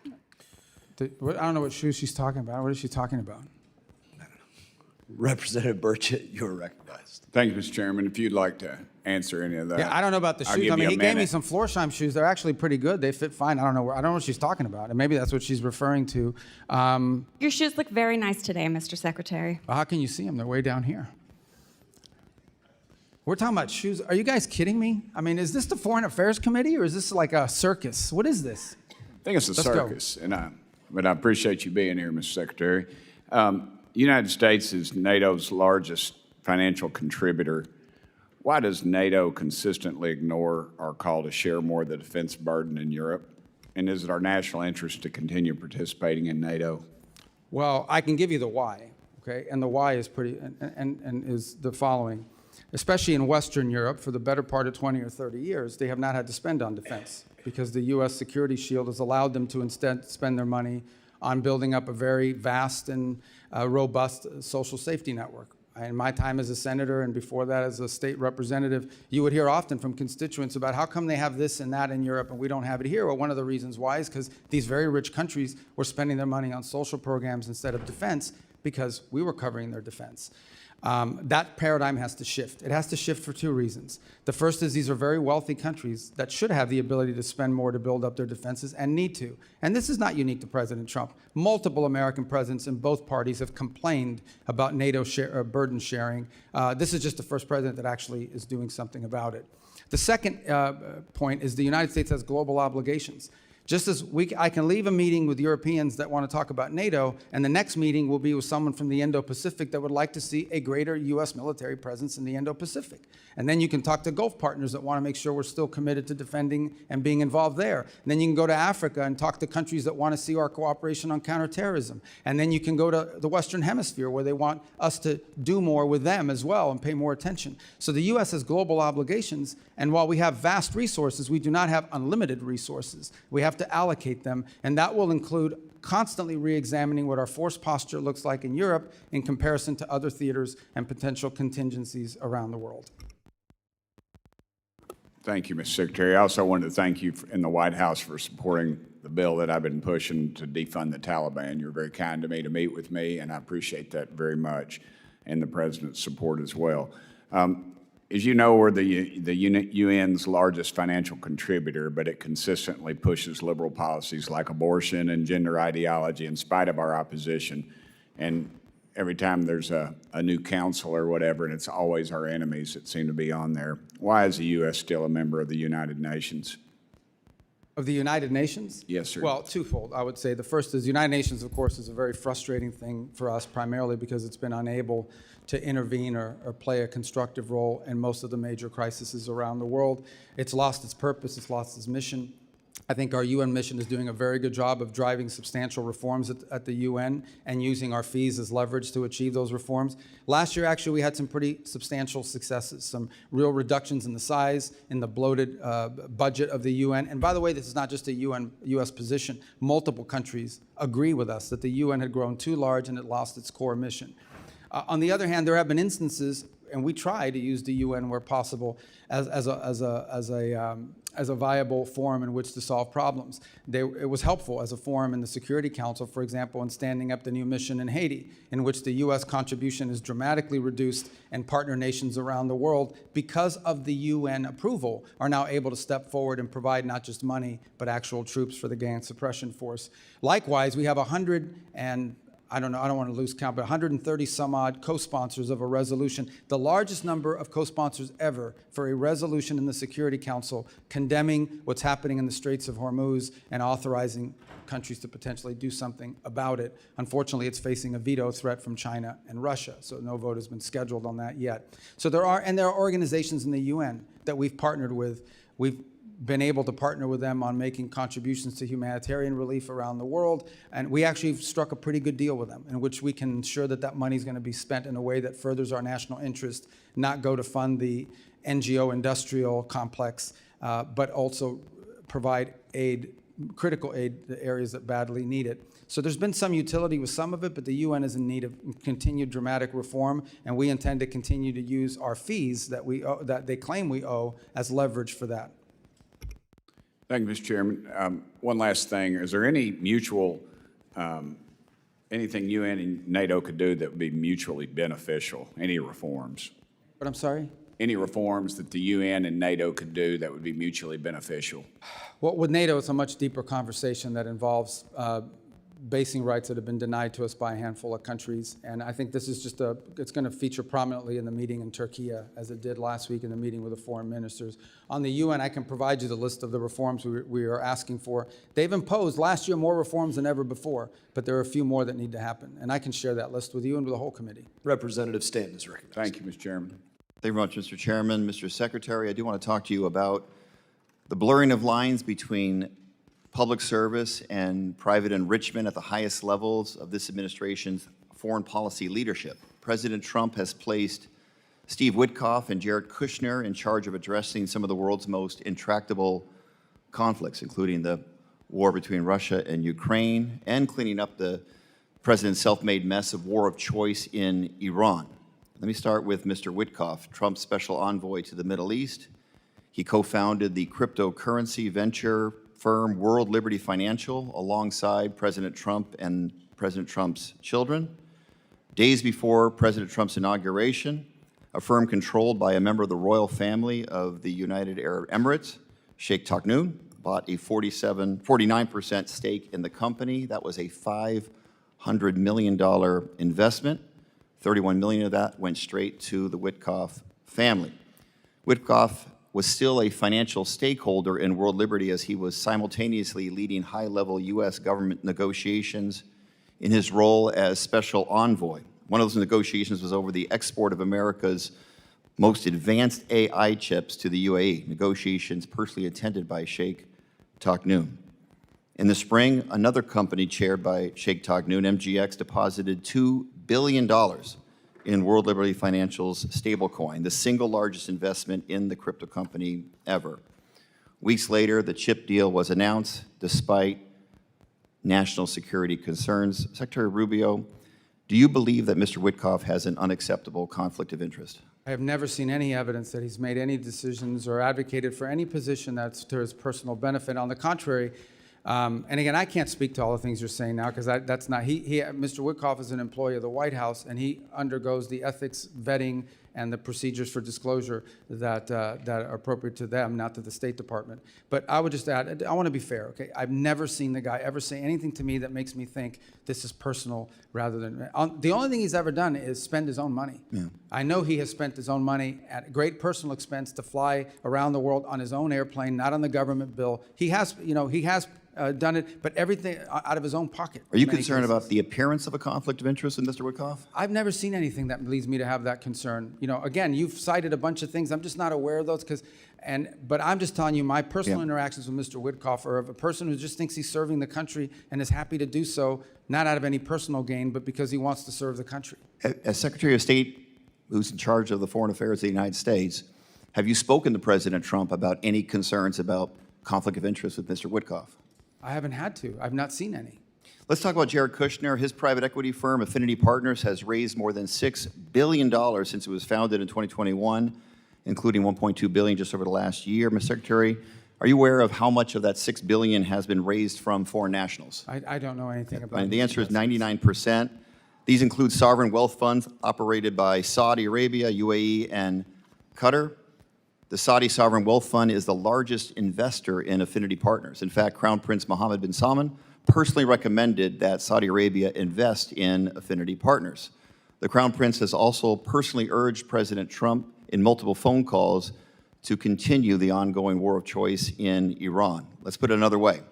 The man who bankrolled Kushner's business venture is the same man who is lobbying for the war Kushner is tasked with ending. Mr. Secretary, same question. Are you concerned about any conflict of interest by Jared Kushner, the president's son-in-law? Again, in Jared's case, Jared is a private citizen who's been advising and participating in this voluntarily. He's not compensated for it or in any way. But I've never seen from either Steve or Jared on the contrary, all I've ever seen them do is put tremendous amount of time and energy into trying to solve problems, like the amount of time they put into Gaza and the Board of Peace and all of that process. I think, Secretary, I believe they've done it out of the kindness and goodness of their heart. They think they're serving the country. The goodness of their heart. Mr. Secretary, what Jared Kushner said on 60 Minutes on this very issue, when asked about it, he says, what people call conflict of interest, Steve and I call experience and trusted relationships that they have throughout the world. Reclaiming my time, let's recap. The two men tasked with resolving this country's most sensitive national security issues, including meeting with Iranian negotiators, are profiting off the same countries that they are engaging with. One thing we know for sure, while the Ukraine peace talks are going nowhere and the war of Iran has no end in sight, Witkoff and Kushner are making out like bandits. Meanwhile, a gallon of gas is still hovering about $4.67 in Phoenix, Arizona, that I represent, up nearly 40% from just 18 months ago. The American people are paying more for gas, for groceries, for everything. They're footing the bill while representatives of our government are cashing in. I yield back. Representative Jackson is recognized. Thank you, Mr. Chairman. And thank you, Secretary Rubio, for being here today. Thank you for your work to execute an America First foreign policy that is making America safer, stronger, and more prosperous. From confronting the corruption of the Maduro regime to negotiations with Iran to stabilize the Middle East, you have played a crucial part in spearheading the administration's Peace Through Strength initiative. Secretary Rubio, I want to reiterate what you wrote in your opening statement, that American leadership should always be on behalf of American interest. Thanks to President Trump's historic foreign policy initiatives, the USA has no longer sit idly by as other nations take advantage of American funds and military support. My question: global commerce and diplomacy rely on coordinated strategies with allies to combat illicit trade and support U.S. exporters. To support the Trump administration's efforts to enhance U.S. national security while advancing strategic American investments, I recently introduced the Strategic Export Controls and Border Security Enhancement Act. This bill would codify the State Department's Office of Export Controls and Border Security to strengthen the operational capabilities of allied countries to better protect U.S. critical technologies from diversion and misuse by our foreign adversaries. Secretary Rubio, how is this office being utilized to prevent the illicit trafficking of sensitive and dual-use technologies, and how do you see this office being used to advance America First diplomacy moving forward? Yeah, I think at the core of what you're trying to get to with your bill, and we're trying to get through with our sources, with our resources, is as follows, and that is that you will say you can't sell a certain product, or a certain product can't be exported because it provides, it would be the detriment of the national interest of the United States. But it's prohibited for one country, but it's not prohibited for some other country. They will then set up a company in a third country and use that to evade the sanctions. In essence, you will find a company, let's say it was a sanction against a transfer of technology to a Chinese company that's linked to their military. But they will then figure out a way to set up a company in a third country, in a country that's not barred for export. And they will use that vehicle and that route in order to be able to export a valuable technology. And so what we're trying to get at through our efforts is identifying those countries where that is happening and those companies that are being used for that purpose. And I think your bill, though I haven't read it, sounds like what it would do is it would codify this effort so that it exists beyond this administration. Well, thank you. I appreciate that, and I'm anxious to partner with you from a legislative standpoint on that. So if there's anything in the bill when you do see it that you would recommend, please let me know. Under this administration, the Foreign Service has refocused its diplomatic corps on merit and performance. The State Department has eliminated internal DEIA programs, slashed woke investments, and neutered NGOs that were working against U.S. national interest. We finally have got away from trying to force other governments to adopt the crazy woke social agenda of the failed Biden administration, the same agenda still being promoted by many of the progressive Democrats on this committee, unfortunately. And we are now ushering in a new era of American efficiency and strategic diplomacy. Mr. Secretary, how can this committee continue to provide the State Department with the tools in the upcoming Foreign Service Act reauthorization to advance President Trump's American First agenda and continue this progress? I mean, I think codifying these policies are important so that they exist for the long term. And I want to just say one thing when it comes to the issues that people use the term diversity. The Foreign Service will always be diverse in comparison to maybe some other agencies, simply because foreign service and international diplomacy often attract people that are first generation or maybe even immigrants themselves. They have language skills, they have cultural skills or what have you that sort of attract them to diplomacy to begin with. I think you see it reflected in ambassadorial posts around the world as well, the ones the president has nominated and so forth. I would also add something that's very unique to the State Department, which other agencies don't have. The majority of our employees, over 47,000 of our total employees, about 70,000, 47,000, are locally employed. These are nationals of other countries that work for us, and they're a key part of our missions. We couldn't carry out our mission function in many of these countries without these locally employed individuals that are not even American citizens, but they're valuable resources. They've been there for 15 or 20 years, so in and of itself, I would say the State Department, but ultimately, we want to hire the best people for the job. And that's what we should always want. We want to hire the best people for the job, the ones who are most capable of doing the job. And I think we can do that and still have a very diverse workforce, but not because of the diversity, but because of their skill, their merit, and their abilities. Thank you. I appreciate that. Mr. Chairman, I yield back. Representative Jackson is recognized. Thank you very much. Thank you, Secretary Rubio. Great to see you again. Thank you for your forceful words in support of diversity, although there are some conflicting claims to what it means. Secretary Rubio, I stand before you not simply as a legislator, but as a witness to a moment in our nation's history when we are threatening to sever the sacred connection between our national interest and our moral obligation.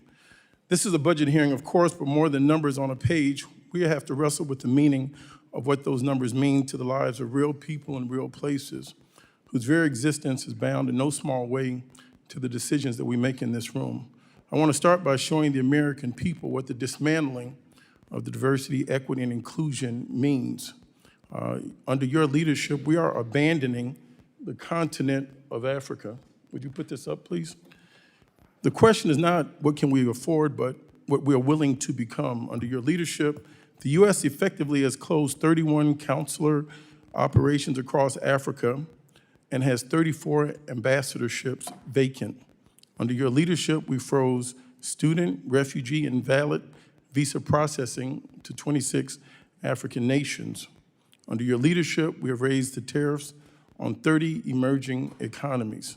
Under your leadership, we have pulled out of the pandemic and healthcare aid for over 40 countries. Our diplomats used to operate in every region, culture, and society on earth. A workforce that reflects the diversity of our country is not a political objective. It is indeed, as well as you know, a strategic advantage, as you articulated.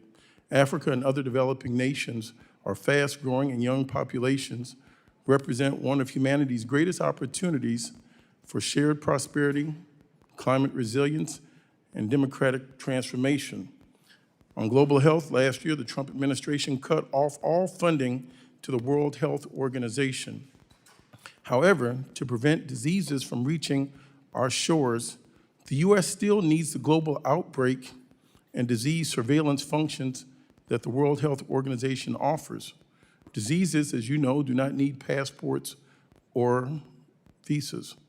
In March, the Washington Post reported that the administration is proposing to spend more than $2 billion a year to recreate a system that you dismantled, such as laboratories, data sharing networks, and rapid response systems that you abandoned when you withdrew from these programs.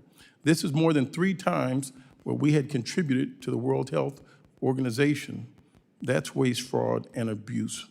How is reinventing the wheel at a significantly higher cost efficient for the American people? You know that, let me answer that. Since Eastern Congo and Uganda are currently experiencing the 3rd largest outbreak since it was discovered half a century ago, and your response was to criticize the World Health Organization that you had retreated from. Your statement in the administration's action revealed a retreat from our responsibility, a shrinking of the vision of America, and a devastating abandonment of those who have long looked to the U.S. not as a savior, but as a partner in the difficult work of survival and dignity. Moving forward, we would have questions on how the Trump administration plans to address global health crisis, if that is something the United States still wishes to have leadership in. Prior to 2026, U.S. global health was a model for the world. Its initiatives helped contain more than 250 diseases across more than 40 countries. But DOGE and this administration have not told the truth. They told the American people these cuts were necessary. Because I can assure you there's nothing necessary about denying medicine when people are suffering. There's nothing justified in weakening initiatives like PEPFAR and the Global Fund. I'll give you some time, which have stood as shining examples of what this country can achieve when it chooses compassion over indifference. As we look at the HIV crisis, and specifically in Zambia, according to a draft memo that was shared with you, prepared for you by the State Department on African Bureau staff, something that you care about, you considered withholding life-saving assistance to 1.3 million people with HIV in Zambia to force the government to sign a deal giving the U.S. more access to critical minerals. Do you consider it acceptable to use life-saving HIV/AIDS treatment as leverage for economic advantage? And in closing, over the Easter weekend, I was in Cuba doing an oversight to see, and your State Department refused to meet with members of Congress while they were out gallivanting and partying. In closing, I would like to ask you, will you invade Cuba? I yield back. Well, I have 1 second to answer. What do I do? I mean, you guys tell me your rules here. I tried to write down all the Will stuff you said, invade but- Cuba? Well, that's not the only thing you said. Mr. What else? Secretary, I'm going to take my time to ask questions at this time, and I'll give you some time to answer. Okay, because I do want to answer a lot of the points he raised. So my questions are going to bear on this. I think there is a significant difference in the State Department today, and since you've taken the reins, versus the State Department under Secretary Blinken and under President Joe Biden. I'd like you to expand upon the changes that have been conducted. I think it's also incumbent for us to speak about things that just not everybody follows these things all day. I spoke about these things a little bit in my opener. The amount of attacks that have come against the United States of America by the hand of Iran, not in 47 years, just in the last 30 months prior to Epic Fury beginning. I referenced over 350 attacks, 200 wounded, multiple Americans dead, to include Specialist Moffett, Specialist Sanders, Specialist Rivers. We have been ongoingly attacked by Iran just recently. And the United States has largely done nothing about it. I think one of the things that's changed about us is that we are not going to be an America that gets attacked and pretends it never happened, ignores it, does nothing. That was a way of the past.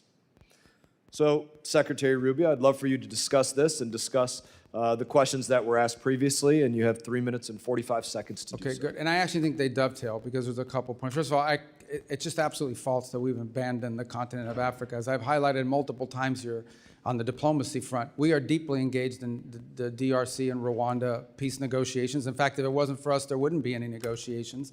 We are deeply involved in the Quad effort with Sudan that involves the UAE on one side, Saudi Arabia on the other, and it's deeply complicated that we actually have helped host donor conferences. So we are very involved in all of those issues.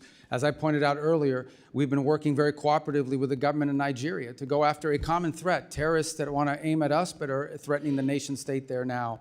And by the way, we're opening new areas of relationship like Equatorial Guinea, which is a country we really hadn't had much interaction with for many years, and now that's begun to flourish, and hopefully we can build upon that. In the case of the consular services, we've consolidated consular operations all over the world. And one of the reasons why is you can do it more efficiently. There are areas where literally the number of either visas that are not accepted or even applicants do not justify having a full-time station. We've done this repeatedly, not just under this administration, but previous administrations have done that. And so consolidation of consular services is not unique to the African continent. We've seen it in Mexico, where we're going to close one consulate because the cost-benefit analysis doesn't add up. On the World Health Organization, they basically covered for China during the COVID pandemic. Openly covered for China, refused to disclose the reality of what was happening soon enough, and didn't put the blame quickly enough on where it belonged. But not just the blame, it didn't allow researchers to be able to begin the work of, it took longer than it should have to develop a vaccine and other things because of their attitude towards that. And we have deep problems with the way the World Health Organization seems to play politics on behalf of some countries, and we pointed that out. Now, let me talk about a couple other things you raised. The Global Fund. The Global Fund is very happy. You should call them. They're very happy with us. They put out multiple statements about the work we're doing with that. We are fully compliant. Can I challenge any of his assertions, Chairman? It's my time. No, but I'm just telling you, the Global Fund, we are, for example, there's a 33% cap on what we give. The rest has to come from other donors. We are at that level right now. And if donors give more, we'll give more. We're committed to that. They're very happy with what we have worked out with the Global Fund. I think the other thing you didn't point out is we are not abandoning these countries or these programs. We're entering into compacts. 32 compacts, the majority of them in Africa, in which we go to a country and say, look, rather than force a bunch of NGOs from Northern Virginia on you, we are going to work with you. We are going to give the money government to government, and we're going to work in cooperation with your government to build up your national health system. So not only can you care for the patients you have now, but ultimately you won't have this problem in 5 or 10 years. And they want that. They welcome that. They do not want the ongoing dependency of aid. These countries clearly want to establish their own systems. Come over here because of visa. Representative Jackson, you're not recognized. I know, but on Zambia, look, we're not threatening them with anything. They just don't want to sign a compact. But you do raise an interesting point, not specific to Zambia, but broadly. Okay, there are a lot of countries we give a bunch of money to. You sit there and you say, okay, we donate $50, $80 million a year to this country. We do all the aid for that country. But all of the contracts, all of the rare earth minerals, all of the financial benefits, all of the commercial deals are with China. So explain to me, how is that good for the American people that we are in a country that we take care of all of their problems, but then all the economic benefits flow to China or some other country?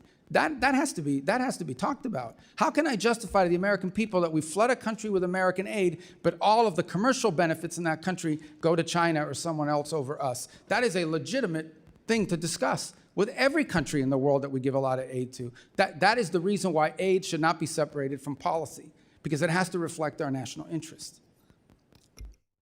Thank you, Secretary Rubio. Representative Kamlager-Dove.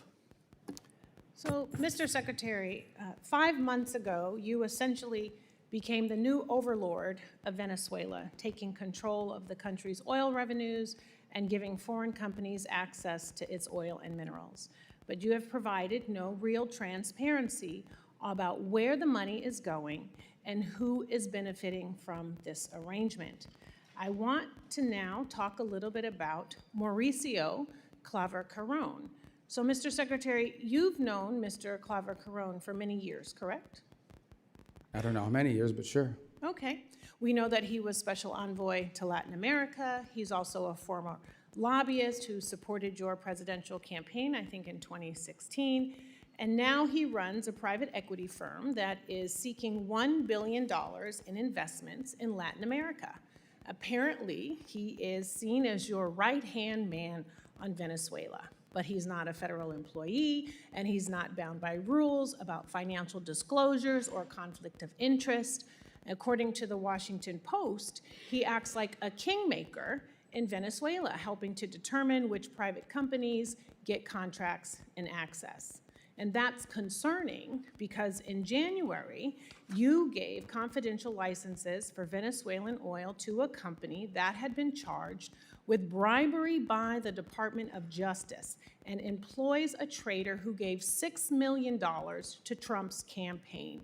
Some have said that Mauricio is the Jared Kushner of Latin America, but Mauricio has said that Jared Kushner is the Mauricio of the Middle East. So who is Mauricio, and why is he riding on private jets to Caracas with executives from firms trying to get contracts? And why is he texting Delcy Rodriguez on the regular? Who is he working for? Okay.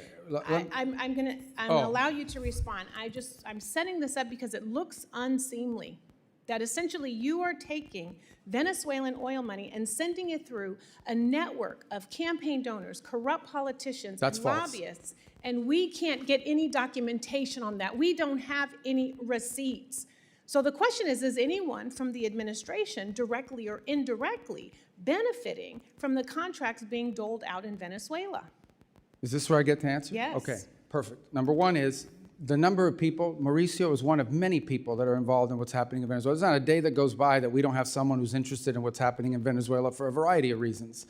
Nor is he the only person in the United States that directly contacts Delcy Rodriguez and others. There is a stampede of people that want to be involved in Venezuela. Mauricio is one of many, but by the way, not involved in Venezuela. I am not knowledgeable or know of any financial links he has to anybody in Venezuela. So I'm going to reclaim my time, Mr. Secretary, but I'm glad that you said that. Because you have said these things, you have shared these talking points before. They're not talking points, they're the truth. But it is hard to take your word for it when this is the most corrupt administration in American history. Well, that's we're your talking opinion. pardons for sale, we're talking about no-bid contracts to those on Trump's family and friends plan, we're talking about a $1.8 billion slush fund. And I think that's corruption. The American people think that's corruption. They want to know if you think that's corruption. Okay. Number two, this goes right to the point of transparency. You're absolutely wrong about the way the money flows. It's pretty straightforward, and I'll share. So I'm going to have to reclaim my time again because the what question kind of process is this? They get to ask questions and you don't get to answer? It's my time. The question I don't know about about you. When corruption is it is my really time? important. So why am I because here if I don't you get to answer can't your call questions out- or your defamatory statements? Reclaiming my time, Reclaim. Mr. I want Chair. you to, but I want to reclaim. Well, do I get time? Because you is make my these time, defamatory Mr. Chair. statements and no one can talk here. If This you is crazy. can't call out corruption in this country, then how can you call it out in another Well, I can't say country? anything 'cause you won't let me That is the speak. question. It is about credibility and your credibility. And your credibility meter is on empty right now. This See, oil. these guys who just get to talk and I don't get to Who answer? determines the barrels of oil that get sold? What? How But you many won't let of them? me At answer your what question. price I have does an it answer get for your sold? question. Where is it going? Oh, I get it. will They let have to you. use their time for me to answer The your onus question. is on you to a prove joke. that there is no corruption happening. Well, how do I That is prove it if your you don't let me talk? responsibility as the Secretary of State. And you know what? Normally, we would have access to that data. That's the You do. You transparency. just don't know where but to you're look. not showing us any receipt. Well, then show us. But do you you won't. commit? Do you commit to coming back here with whoever the person is who is monitoring the sales of the oil? Bring them before this committee. Can I Show the reclaim my receipts. time? Have the documentation. You don't have this time yet. I am talking about your credibility and evidence, not your talking points, because talking points are never a replacement for transparency I agree, and but that's what you're documentation. saying. You're saying talking And points we without an have not- answer. We are 5 months into this and no audits. Zero visibility into the 100% contracts that are false. awarded. 100% Zero false. Unfortunately, transparency about where Representative the money time has is expired. going. Representative Salazar is recognized. And giving contracts with no transparency Can I is borrow your exactly time the to reason why answer? you shut down USAID. So practice what you preach. I yield my Oh, time. she gets to scream now too? Scream Chairman, and can we shout. take down her words? I'll give you some time. I'll give Yeah. you some of my time. Let me just Okay. just Oh change God, what the kind of thing energy. is this? What is this? You get asked questions for 5 minutes and you don't get time to answer. It's not a hearing. I think you said clown Like show a dunk before. tank. I What don't, is I don't this? have to tell you. I don't. I'll I've give even you used ti- their time. How can I answer the question? They don't even give me time. I've had to use their time to answer your questions. Yes. All right, whatever. All right, so I don't need to tell you that in my community, the city that I represent, the city of Miami, you're one of the most illustrious representatives, and that we're very proud of you, not only the Cuban Americans, but the Hispanic Americans in my Why is she community. leaving? I'm So going to answer her questions. I will. Oh, she's going. Okay, I got it. Well, thank you for coming. All right, so we're going to talk about, I just want to give you time to answer and then talk about Venezuela and talk about Cuba. So let's go back to Venezuela. Let's start with that. You said that stabilization, recovery, and transition. Those are the 3 steps that the State Department was going to implement in Venezuela. I believe that transition is the free and fair elections. The Venezuelan has a very robust opposition forces. We have Maria Corina Machado. So the big question here is that in order to avoid any type of misunderstandings like the one that we were hearing from my illustrious colleague, is that we should have free and fair elections that will bring rule of law, and the rule of law will then be able to bring in a lot of investments from the United States with transparency. Why can we not start right now the process of sending the message that we are going to establish, let's say next year, at the end of next year, a free and fair election sponsored with the United States, or by the United States? Yeah, thank you. Well, it all ties together, so I'm going to try to use the... It all ties together, Okay. correct. So let me first say about the oil stuff, which is a bunch... I don't even remember half the stuff that was being screamed at me because most of it not entirely is false. Here's what happens. When there are sales of oil from Venezuela, they used to, sell it at a discount because of sanctions, and they had to do all kinds of evasive matters. Now they're able to sell it at market price to great benefit to the Venezuelan people. That money and those proceeds are deposited in a treasury blocked account at Citibank. That account, by the way, is audited by KPMG. KPMG has been hired and paid by the Venezuelan government out of those funds to audit every single expenditure. There is a list that's been agreed to by both sides, the Venezuelan side and the US side, on what the allowable expenditures are for. So for example, they've used 250... I need to go to 3 other countries, so I'm not sure what the chairman wants to do, but I understand that you're answering her question. Oh, but this is but it's tied to your point because right. they'll be able to do the other ones quickly thereafter. Again, I know this is outrageous because I have to use your time to answer That's questions. when correct, she but I leaves. need to serve the community. I need to Okay. ask you about other countries. So Well, then bottom tell me. line is the money that's spent in Venezuela is audited by KPMG. It only goes to certain determined points, and it doesn't go to the individual benefit of anybody. Those are just false, So outrageous when can we statements. pivot to free and fair elections? So the second point is on the transition phase, which is the 3rd phase. The second is Correct. stabilization and recovery. Part of the recovery phase is creating the conditions for a free and independent press. You need to have independent press in order to have free and fair elections. We've seen an uptick in that activity. It's not 100% there, but it needs to continue to grow. You need to give space for the political parties to organize. and to mobilize, because you can't participate in an election if you haven't had the time to do so. And you need a new electoral commission. We've said that repeatedly. And when that are needs we to happen. starting? Well, we'd like to see it as soon as possible, but the reality, just remember, it's been 5 months. Not 5 years, Correct. not 50 months, 5 months. 5 months is not a long time for a country that had gone through what that country went through. But clearly, we need to have a new electoral committee, and ultimately, Venezuela's future is free and fair multi-party elections. Correct. Let's go to Cuba.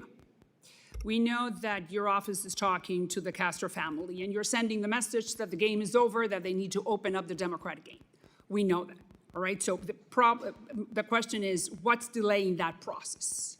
Well, it's not that it's delaying the process. We've had conversations. We're having diplomatic engagements with the Cubans consistently over time, over multiple reasons, and for many reasons over the years. In fact, the CENTCOM was just down at the fence line in Guantanamo, not CENTCOM, SOUTHCOM, over the weekend as well.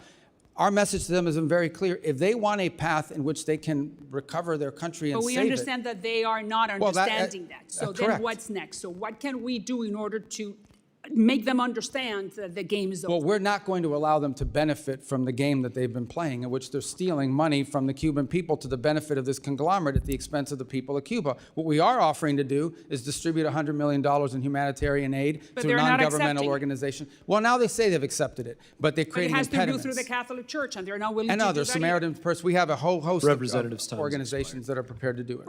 Representative Costa is recognized. Thank you very much, Mr. Chairman, and Mr. Secretary of State. Appreciate your presence. A lot of area to cover, but I'm concerned about America's presence and the international arena that we live in today. Ronald Reagan once described America as being the shining city upon the hill, one that other countries sought to emulate. You're familiar with that quote. I'm worried that our smart power that underpins our global standing, gives us credibility, clout, and coherence, is today in a democratic recession. That's my view. And I think American leadership is more important than ever before, and I think it's lacking. Do you agree that our smart power remains an important tool of our U.S. statecraft? Well, absolutely. But we're vacating the field. 2/3 of our ambassadorships or posts are empty. Our alliances, we hit our friends with tariffs, berate our partners for not supporting a war that they were not ever brought into in Iran, and only later walk back the plans to withdraw troops from our European allies. On foreign aid, we've scrapped USAID and dismantled our global humanitarian networks. And in the vacuum, as you know, China has come into that breach. I want to talk, we have a deal, this is, I think, a good example. You've not granted final approval on $14 billion arms deal for Taiwan, which I want to emphasize was a sale, not a gift. Do you think that protecting Taiwan is still important? It is. We had an $11 billion sale, the single largest in history, just in December. But it's not a gift, it's a sale, and why are we withholding? Why are we withholding the $14 billion? We're not withholding. It's just under review still. It has, but we just executed one in All right. December, which was Let's more than move Biden on. did in 4 years. Let's move on to NATO. You know, the president's described it as a paper tiger, and he's made no hidden about his disparaging comments about our allies, which I think are dangerous. That undermines the longest, the strongest alliance that we've had post-World War II. Do you think that NATO is a paper tiger? The big what, I'm sorry? Do you think NATO is a paper tiger? I think NATO's in need of deep reform, and part of the Well, reason... but I mean, that reform's taking place. I mean, we can talk about it, and you ought to be able to take some credit for this. Look at Poland's up to 5.0, their GDP for defense. Poland's not the problem. Well, a lot of Eastern, but we're working on this and we're making progress. Would you not agree? I don't agree. I think we're You making don't agree that progress. we're making progress? Well, I agree we're making progress with some countries, but others are saying their 5% or even their 3.5% includes, for example, pensions to veterans. That's not defense spending. Well, of course not. But I mean, I don't think that the confidence and the support that used to be a part of that transatlantic partnership is still there today.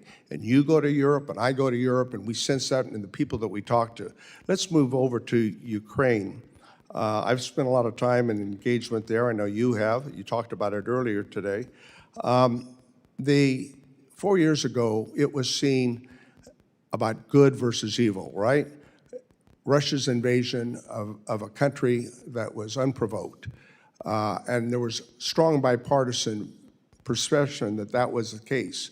A year ago, the president indicated that Ukraine had no cards to play anymore. I think that President Putin, today, modern Russia is a syndicate masquerading as a country with a mob boss called Putin. He bombs hospitals, schools, churches, kidnaps over 20,000 Ukrainian children. And yes, we have leverage, but we're backing out of our economic commitment there, our military commitment.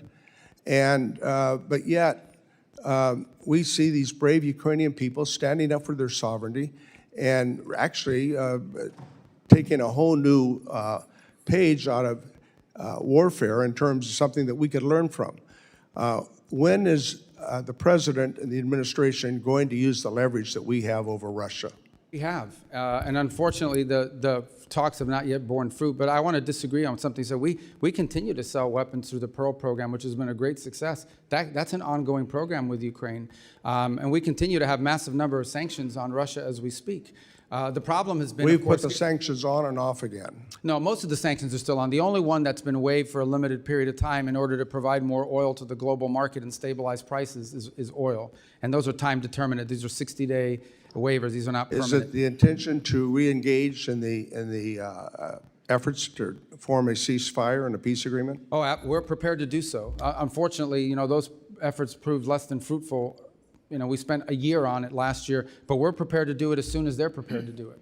That offer, we've made it repeatedly. We're ready to go. We're prepared to play that role. I think more to be continued, but thank you very much for your time. Representative Huizenga is recognized. Thank you, Mr. Chairman. Secretary Rubio, good to be with you. And while we're addressing all the important issues like your shoes, I just want to formally invite you to DJ my next event. I would recommend maybe DJ Overlord. Be your new nickname. I apologize for many of my colleagues here because you're right, they are not giving you the opportunity to answer extremely important questions. I'm going to hit a number of issues very quickly. Coidoy prison in Venezuela. I believe yesterday you were quoted as saying that it had been closed down.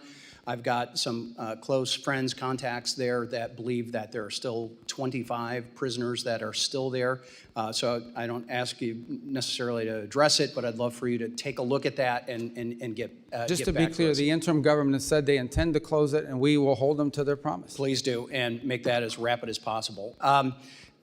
Along the lines of where Dr. Jackson was talking, Ronnie Jackson, one way we've maintained our lead regarding the AI arms race is cutting off China's access to essential chip-making tools made in America and by our allies. Unfortunately, the Netherlands and Japan continue to sell their critical tools, while here in the U.S. we maintain stricter controls. Those exemptions continue to be exploited by the allies today. Do you agree that export controls on chip-making equipment play a critical role in constraining the CCP's AI and military ambitions, and that allies should not be allowed to exploit exemptions to those controls? Correct, and that features prominently in all of our engagements with the countries you just mentioned. All right. Shifting gears, last November, President Trump hosted all 5 Central Asian presidents. I happen to chair the South and Central Asia Subcommittee for the C5+1 summit. That was a historic movement. And what I would like to know is, do you recommend that Congress send a strong signal to the of the U.S.'s commitment to Central Asia by repealing the Cold War-era Jackson-Vanik Amendment, which only serves to chill U.S. investment in the region? Absolutely. We want that repeal. We think it would be helpful. And what would be the positive steps? What are those I think next it would steps? signal that these impediments that have existed in the past and being able to deal with these countries commercially are being removed. So this came up in my confirmation hearing, and I don't know what the holdup has been, because every committee I go to, they ask me why.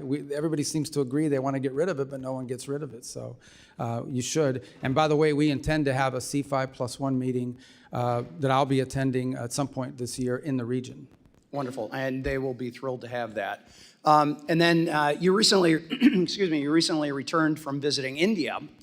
India is a critical economic and security partner for the U.S. across the Indo-Pacific. Could you please share with the committee the outcomes of your recent visit and how the Trump administration is strengthening the partnership while simultaneously addressing longstanding market access issues? Well, so India is an important strategic ally of the United States. We do a lot of things together, and there's tremendous opportunities to do more. The 2 points we focused on are, one, is the hopes that we can wrap up the negotiations on our trade agreement, which we think we're a few weeks away from being able to conclude. Obviously, I don't negotiate those. That's a USTR function. So I refer you to them as to the timing of it, but we think we're pretty close in getting that done, and both sides want to see it done. The other reason I was there was, in addition to the bilateral meetings, we were able to host a meeting once again of the foreign ministers of the Quad, which is the cooperation between the United States, Australia, Japan, and India. And there are a number of things we're working on, and now we have actionable items that we're beginning to focus on. There'll be a new port facility in the region that we're going to work together on for one of the small Pacific islands. I think that is an important show. Can you name which one? Well, I think we're talking to Fiji right now about the ability to be involved with them. And then the second is, I hope I didn't misspeak on that, but I believe that's the case. And on the second one that we are working together on Trust me, somebody in the media will hold you accountable. well, we'll get but the second one that I would tell you is that one of the things we've agreed to work on is domain awareness, working together and pooling our resources so we can have domain awareness about what's happening out in the sea. Is there someone out there trying to impede traffic? Is there someone messing with undersea cables? Is there, sanctioned ships that are moving through? This domain awareness is critically important. If we can pool the resources of these 4 countries, it would be a benefit to the region writ large. Thank you. And I'll just leave one last comment. It's been my observation, going back to whether it's Russia, Iran, other places that have been bad actors, sanctions are only as good as your willingness to enforce them.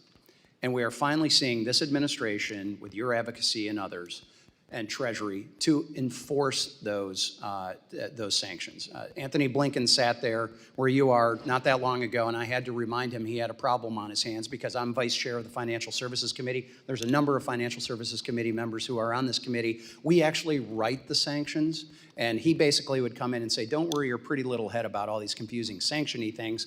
We got a handle on it. You finally do. Thank you. Representative Amo.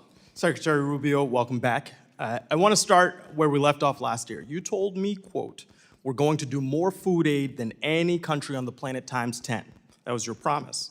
But the facts tell a different story. America might still be the world's largest food aid donor, but we certainly don't provide 10 times more food aid than our peers. In fact, under your watch, America's food aid contributions have been cut by more than half to roughly $2 billion. It should be very clear that America's strength has never come solely from our might. It comes from our alliances, our credibility, and our values. You didn't just eliminate programs, you created vacuums. Vacuums where violence and instability are rising, that extremist groups are filling, that competitors like China are exploiting, and vacuums that are making Americans less safe and less prosperous. And you hurt Americans here at home with your policy decisions. Shuttering USAID wiped out more than 23,000 American jobs, while Donald Trump and his billionaire buddies got rich off of corrupt deals. Peanut farmers in Texas and sugar farmers in your home state of Florida lost market access because of your cuts. So Secretary Rubio, before slashing food aid programs, did you conduct any analysis whatsoever on how many American jobs would be lost, how many farms would be hurt, and how much damage would be done to local economies and small businesses? Well, because we know all of those will still be part of the new programs we've created and are creating. But the second point I would make, American foreign aid programs are not a jobs program. Although they employ Americans, and we want it to be helpful to Americans, and that's why. So you're okay hurting the farmers in your home state? The World Food for Peace program, for example, now we've transferred it to U.S. The Agriculture Department. They're in a better position. Well, you're to be talking able about to a execute hypothetical on it. future where you fix past mistakes, but farmers have been These aren't past struggling over mistakes. the last That's where year. it belonged in the first place, because it's helpful. The farmers have more direct input there than they would at the State Department. As to your point about us cutting aid, not only are we we donate more than the next 4 countries combined. We do more than anybody else. But we went down, and there are consequences. Look, from where I sit. But why are we in charge of feeding everybody? This is not about charity. This is about our economy and values. I didn't say that you got to do it all, but you can't cut when you know without analysis that bad things are going to happen. But we replaced. We have new programs that are actually working better. Well, It's Mr. Secretary, if I may, from where I sit, you, Donald Trump, Elon Musk, you got together, you made these cuts blindly because you did not say that you conducted any analysis. You just said we cut. because we have a hypothetical future that we are trying to create, which is not a serious plan. And that's not regard for the economic damage to our farmers, to our small businesses here at home, who are feeling that pain. And moreover, you've had lives lost. And I want to get to that point. I want to introduce you to Mary Sunday. She is behind me, and after your food aid cuts decimated the World Food Program's ability to feed the Kenyan refugee camp she lived in, Mary's 7-month-old daughter, Santina, died of malnutrition. This is the only photo Santina's parents have of their daughter. Before Santina died, you looked me in the eye in this room, and you said, "No children are dying on my watch." She was a child. She had a name, a family, a future ahead. Now she's gone. She is one of over 500,000 children who died last year after your administration pulled the plug. Yesterday, I heard your testimony. You said you're seeking outcomes with foreign aid programs, but the outcome that I see is dead kids. So, Mr. Secretary, I want to ask you again, and with a real direct answer, please. Were you lying to Congress when you claimed no children were dying on your watch, or did you simply never bother to calculate the human cost of your decisions? That number you're throwing around is a false number. It's a false number. And not only that, you're equivocating that the death of an individual's responsibility of the United States. There are 500,000 others. No, that's so, a false. That's a Mr. false Secretary, statement. the numbers are there. No, the numbers are not Here's there. The thing. numbers are opinion you of have, experts you have who a got their narrative to contracts share. cut. Mr. Chairman, These I are want to people that enter got into their the record these An articles that show last year alone, over 155,000 children died from malnutrition. Over 126,000 children died from diarrheal diseases. Over 165,000 children died from pneumonia as a result of these cuts. So here's the deal. You promised more food aid, instead there were cuts. You promised America first and said American workers, who you said aren't a priority for you. You said it's not a jobs program. They lost their jobs. You promised strength. Instead, we have lost influence, credibility, and trust. And you promised children weren't going to die. You said that to me right here. You promised peace as well. Instead, your illegal war of choice with Iran is driving up fuel prices and grocery costs while putting millions more at risk of hunger worldwide. This is not about charity. This is about values. So whether it's negligence or ideology, the result under your watch is the same. Weaker alliances, higher costs, dead children, and a less secure America. result is so we my, spend so more my, money que- than- my time is expiring. So I'm going to take these seconds to say, what are you going to do to clean up the mess that you Representative's created? time has expired. Representative Davidson is recognized. Thank you, Chairman. Mr. Secretary, thank you so much for your faithful service to our country. Your leadership as Secretary of State provides confidence at home and abroad. And I would like to highlight that your personal testimony at Charlie Kirk's memorial service and your remarks at this year's Munich Security Conference resonate with me and with many of my constituents, so thank you. I only have time for a few quick topics. So first, thank you for leading one of the most thoughtful national security strategies I've seen in the post-Cold War era. I thought last year's national security strategy was well done, and the national security strategy poses, quote, the cynical manipulation of our immigration system to build up voting blocs loyal to foreign interests within our country. The State Department has also made it clear that we object to the UN's efforts to advocate and facilitate replacement migration across the United States and broader across Western countries. Immigration was a driving issue behind President Trump and Republican electoral victories, and I commend your department for making this a priority. Could you please highlight your approach beginning at our own borders and extend it especially through the Western Hemisphere to addressing this as part of the national security strategy? In terms of migration? Yes. Yeah. Look, mass migration is a national security threat to any country that experiences it. It's bad for the transit countries too, by the way, because it fuels and feeds these transnational groups that traffic not just in human beings, they traffic in drugs, they traffic in weapons and anything else you can imagine. So I think one of the biggest threats specific to the Western Hemisphere, but be true throughout the world, is these transnational, they call them criminal groups, they're really transnational terrorist groups that among many of the things they do is traffic in human beings. So mass migration is not good for any country that has to absorb it, and Europe is now facing the consequences of that, but mass migration is also not good for the migrant because they're abused along the way, and it's destructive and disruptive to all the countries in the region that have to experience it. So today we do not have a mass migration event, and every country along that route in Central America is grateful for it because that's less money and that they have to spend and less resources that are being taxed and less of a burden that they're having to carry. Thank you for that. And frankly, thank you for demonstrating that we just needed leadership to apply the laws to secure our own borders with this administration. I'm a former infantry officer. The oath our military swears is similar to the oath we swear in the House or the Senate or for cabinet members. It's to support and defend our Constitution. You know, generally we say, first define the mission, second authorize the mission, and then execute the mission. So I'd like to call your attention to the 2001 AUMF. It was, I think, the 01 AUMF and the 02 AUMF that I thought brought justice to Qasem Soleimani. As you highlighted previously in dialogue today, you know, the IEDs and efforts of the Quds Force killed many Americans in Iraq. And he's, you know, Iran has been the biggest state sponsor of terror. Unfortunately, the 01 AUMF, which still survives, doesn't, it authorizes a war on terror for Al-Qaeda and their affiliates. Hezbollah, Hamas, Houthis, and numerous other proxy forces for Iran aren't affiliates of Al-Qaeda. Would your administration support a modernization of an authorization of military force so that we could have a full authorization to provide full authority for our military to carry out these operations? Yeah, twofold. The first is we haven't asked for one. Obviously, anything that allows or provides congressional support for the president's efforts to take on Hezbollah, Hamas, the threats they pose to the United States and ultimately Iran, it would be a positive, but we haven't asked for it. We believe every operation that's been conducted is well within the law as it exists. Well, Article 1 gives Congress a duty to do something about authorizing force. And I've tried the whole 10 years I've been here to modernize it, so maybe next year will be the magic year. But I think it'd be due that we actually authorize these things because our military needs it. They need to know that the American people have their backs, and particularly when you look at people like the seditious six making threats to our military, I don't want them to have a second thought ever about their cover for the authority for the things we ask them to engage in. Because frankly, the problem in the post 9/11 era hasn't been whether there's a just cause, it's been whether we've given our military everything they need to achieve it. They've been tactically brilliant and operationally brilliant, and I'd say that's true even in Iran. But they haven't strategically been able to succeed, and part of that's because the United States hasn't been united behind it. And I guess towards that end, you've stated missions here, we're clearly not united as a country in Iran.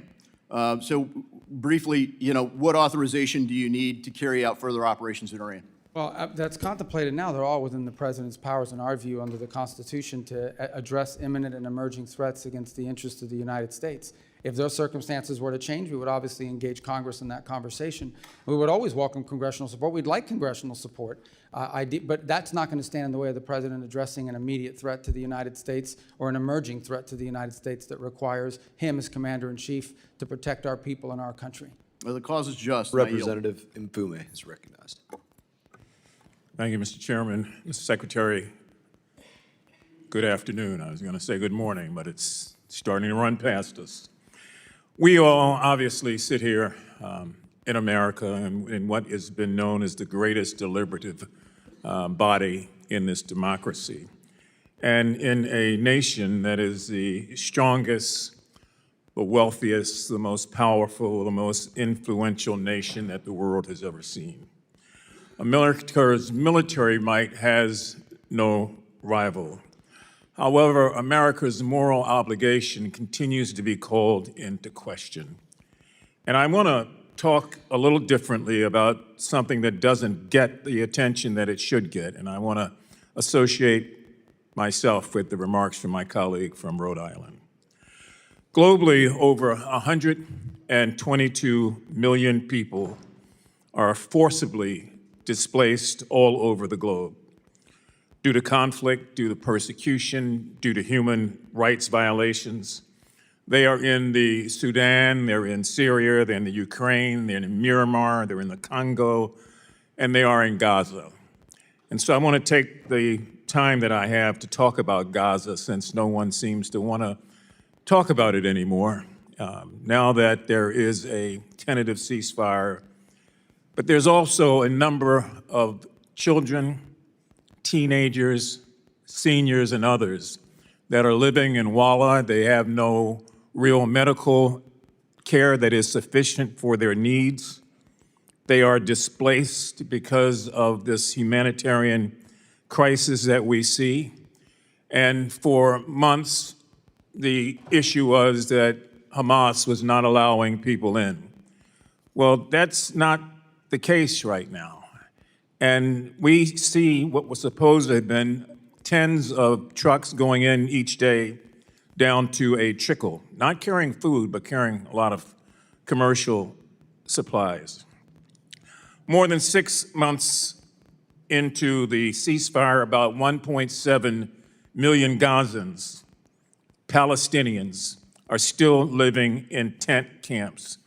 They're facing a surge, as you probably know, in rodent-borne disease, with reports of more than 70,000 cases of parasite infections, related illnesses, since the beginning of this year alone.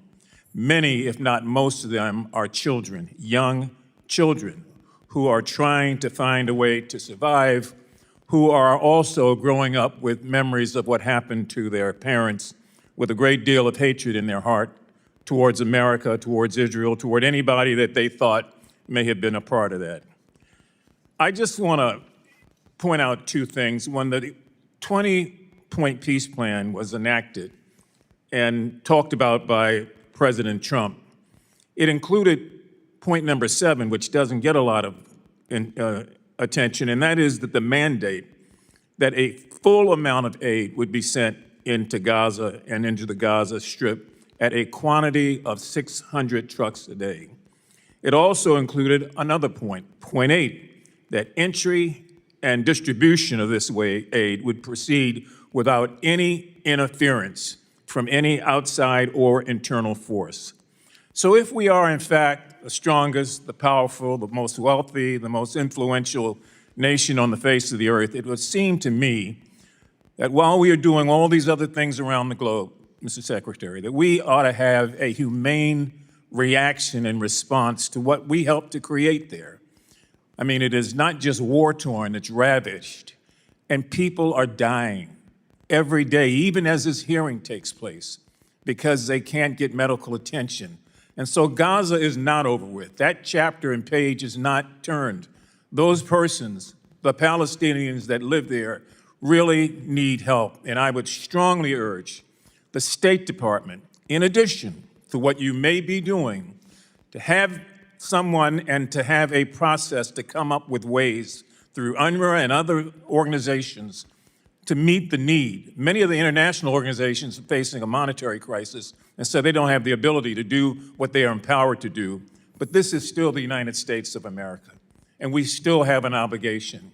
And we cannot let children die en masse because we think that a ceasefire has created a new reality. The reality is still the same on the ground there. So I would urgently ask that when you come back before the committee, that you try to address that, or even before then, or if you want to share some information, please do, because time is of the essence. I yield back. Representative Lawler. Mr. Secretary, as chairman of this committee's Middle East and North Africa subcommittee, I've been monitoring closely the administration's operations in Iran and appreciate the many conversations that we have had. I commend both you and President Trump for your decisive actions against the regime and that of our military. Last summer, we significantly set back their nuclear objectives. And in the past few months, we have systemically decimated their military infrastructure, including their naval fleet and ballistic missiles program and drone capacity. And we eliminated the Ayatollah, the clerics, and much of the leadership of the IRGC. And now you are working to get the Strait of Hormuz reopened. And to my colleagues, I would say to you, imagine what this regime would do if it actually had a nuclear weapon and tried to extract and extort by shutting down the strait. They didn't just think of this as a result of this operation. This is something that they had been planning for years.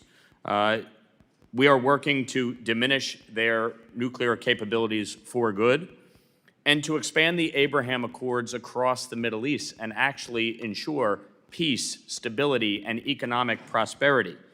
It is bold, it is innovative, and for the first time in 47 years, somebody actually followed through on the bipartisan threat that Iran could not have a nuclear weapon. So I applaud you for the work that you have done during your tenure. and wanted to ask you a few questions. Specifically, would the president sign a deal that doesn't deal with the nuclear threat and Iran's enrichment capabilities? Well, that would be what the deal is about. So it would be impossible to sign a deal that doesn't deal with enrichment and the highly enriched uranium. Right. And would you say that Iran, for the first time, is finally willing to at least discuss these issues? Well, I can tell you a few months ago, they refused to discuss the issues of both enrichment and the highly enriched uranium. I think now in some of the papers that have been exchanged back and forth, it's clearly addressed, but we still don't have final sign-off from their system as of this morning. And there have been reports that sanctions relief and release of frozen assets are on the table. As I understand it, you shut down those rumors yesterday in your testimony. Can you confirm that's the case? Well, first of all, there are sanctions that are specifically related to their nuclear program. Sanctions because they enrich, sanctions because they have highly enriched uranium. And so none of this would be done at the front end. There's no signing bonuses here. But ultimately, it would all be conditions-based. The sanctions that are directly related to the nuclear program would be discussed as if, in fact, they go through all the way on the things that we're asking them to do. But that would be part of the negotiation. It wouldn't be at the front end. Now, as you and I well know, during your time in the Senate, we worked together to pass the SHIP Act. And it was the Biden administration that not only released billions in frozen Iranian oil revenue, but it was the Biden administration that eased sanctions on the illicit oil trade between China and Iran. And that's what allowed the Iranian regime to finance terrorism. Hamas, Hezbollah, the Houthis. That's what allowed them to finance their ballistic missiles program. And it's what allowed them to finance their nuclear capabilities. So as you look at all of this, the bottom line is, from our perspective, we want the nuclear materials out. And so ultimately, no dust, no money, correct? That's right. And to be clear about we're talking about 60% highly enriched uranium that has no peaceful purposes. The only reason to have 60% highly enriched uranium is to be one step away from turning it into 90% highly enriched uranium, which you would weaponize. So that has clearly been one of the things that has to be part of this agreement, Okay. the disposition of it. One thing I just wanted to say as part of any negotiation, please keep in mind the U.S. Victims of Terror Compensation Fund and make sure that our 9/11 families continue to be compensated on the sanctions for Iran's terrorist activities. You know, a number of my Democratic colleagues have pushed war powers resolutions. From your experience and position, does this grandstanding benefit the United States or does it benefit the Iranian regime? You know, the Iranians have misunderstood it in the past. They think, and I've seen others, not just the Iranians, but on different war powers resolutions, they think that if this thing passes, that means the president will not be able to come after us, so he no longer has any leverage. I think I've seen reflections of that from them in the past. Obviously, look, Congress has its prerogatives. You'll vote on what you're going to vote on. You're asking me whether it's had an impact. I think if you see how it's reported on Iranian state television and things of that nature, it makes them think that somehow our hands are going to be tied and we won't be able to do anything to them, so why make a deal? Appreciate it. Representative McBride. Thank you, Mr. Chairman. Thank you, Mr. Secretary, for joining us today. Like you, I attended the Munich Security Conference earlier this year, and in a meeting that I had with several European prime ministers and several of your colleagues within the administration, your colleagues recognized that NATO is both bigger and better funded today than it was 10 years ago. And I am fully willing to admit that that is a byproduct of several factors, including Putin's aggression, previous administrations, and indeed a byproduct of actions by this administration and this president's first term as well. But I want to focus in today on statements and actions that I believe go beyond pressuring and leverage and actually fundamentally undermine the foundation of NATO. On January 21st of this year, in the president's speech in Davos, he said, we, quote, never got anything from NATO. 2 months later, the president said on Truth Social, speaking of NATO, they will do nothing for us. Mr. Secretary, do you share the president's assessment that we, quote, never got anything from NATO?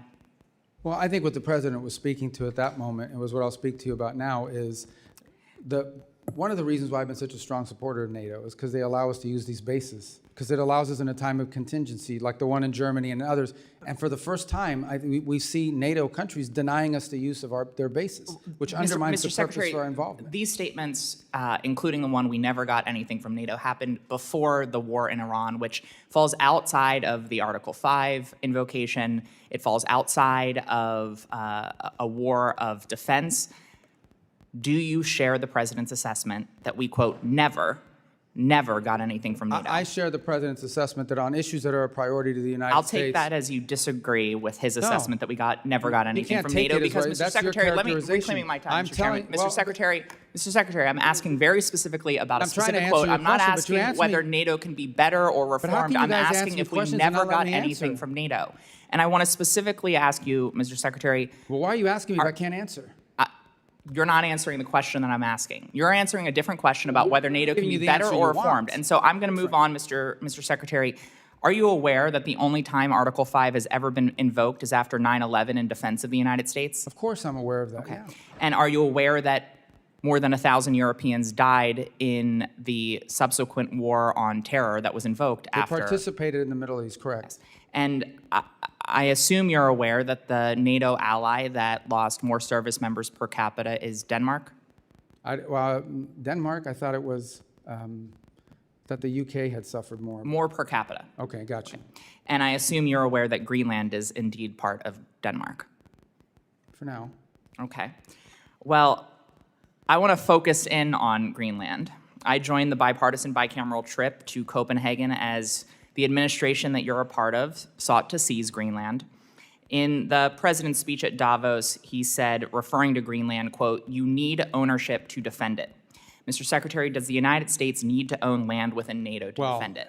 And the truth be told, we are actually involved in conversations with Greenland and Denmark on the use of Greenland for collective defense for all of us. It's a key part of missile defense, but we're involved in those talks right now, so I think we're in a good place on it now.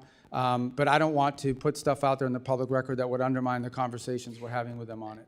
So, specifically, I'm not asking about whether we're going to do more within Greenland for our collective defense. I think all of us share that goal, including Denmark and Greenlandic people. But does the United States need to own land within NATO to defend it? That's what the president said, and that was the justification for those statements and the attempt to seize Greenland several months ago. The president's view is that it's a lot easier to defend it when you have control and complete control of it. We are obviously having conversations with both Denmark and Greenland. They are ongoing on a monthly basis now. I think we'll have pretty good news on it at some point. I take that as you disagree with the literal words of the president of the United States, and I want to put I a think finer he's right. point. If we owned it, it would be easier to defend it. But That's not what he said. He said you need to own it to defend it, which fundamentally undermines the central tenet of Article 5 of NATO, which states that the parties agree that an armed attack against one or more of them in Europe or North America shall be considered an attack against all of them, and if such an armed attack occurs, each of them will assist the party or parties attacked. So sitting here with, I'm sure, many leaders across Europe within NATO and many leaders beyond, including Vladimir Putin, potentially watching the words and listening to the words that you are saying, can you reassure our NATO allies and make it clear to Vladimir Putin that if a NATO ally is attacked and Article 5 is invoked, that we will defend them? The United States is still in the NATO alliance, and we'll be there in Turkey to talk about all these topics. The president himself will be attending the next NATO meeting of heads of state, where all these points will be made clear. We're still in NATO, but NATO needs significant changes, and the president has made that clear. And he's very disappointed in NATO. Representative Self is recognized. Thank you, Mr. Chairman. Thank you, Mr. Secretary, for being here. I want to continue on NATO, but first of all, would you like 30 seconds to respond to the last questioning? Well, thank you. The bottom line is the United States, look, with the NATO, I've been a strong supporter personally in the Senate and otherwise of NATO, and I still see the utility in it. The problem with NATO, as I want to point out, is those bases that we have in the region is one of the reasons I used to argue why NATO was so important, is it allowed the U.S. to project power and have power in case of contingencies. And we had a contingency, and we had countries in NATO that said, no, you can't use our bases, particularly Spain. Now, I want to be fair. There were other countries that have been extraordinarily cooperative in what they've helped us to do, some publicly and some privately. But I think the president's irritation with NATO is that in a time of conflict and crisis where the United States had a need, you had members of this alliance who are constantly asking us to get involved in European matters, like Ukraine and things of this nature, who in our time were actually telling us, no, your tankers can't use our airbase. No, you can't use it to refuel. No, you can't use it for logistical support. And he's very what kind of alliance is that? I think the other thing that's concerning is that apart from NATO, you have this European effort to stand up some sort of a military force, some of which may trigger actions that would then lead to an Article 5 invocation. That's a separate topic, but one that also needs to be discussed. So I think the next meeting of NATO in Turkey in July is probably the most important meeting in NATO's history, because there are some things here that need to be cleared up and fixed. Thank you, Mr. Secretary. I chair the European subcommittee on this committee. I was in Europe for 8 years on active duty to include European Command and NATO-shaped military headquarters.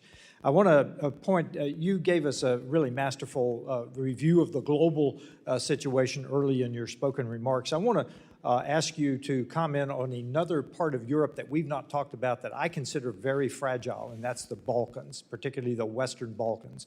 I just completed a trip through Bosnia, Herzegovina, Serbia, and Kosovo. I talked to government officials. I talked to opposition members, students, obviously the country teams, KFOR, NGOs, talked to everybody I could talk to. It's extremely fragile right now. Thank you for the ambassadors that were recently nominated for that region. I noticed that Kosovo did not have an ambassador nominated, and I would ask for your support there.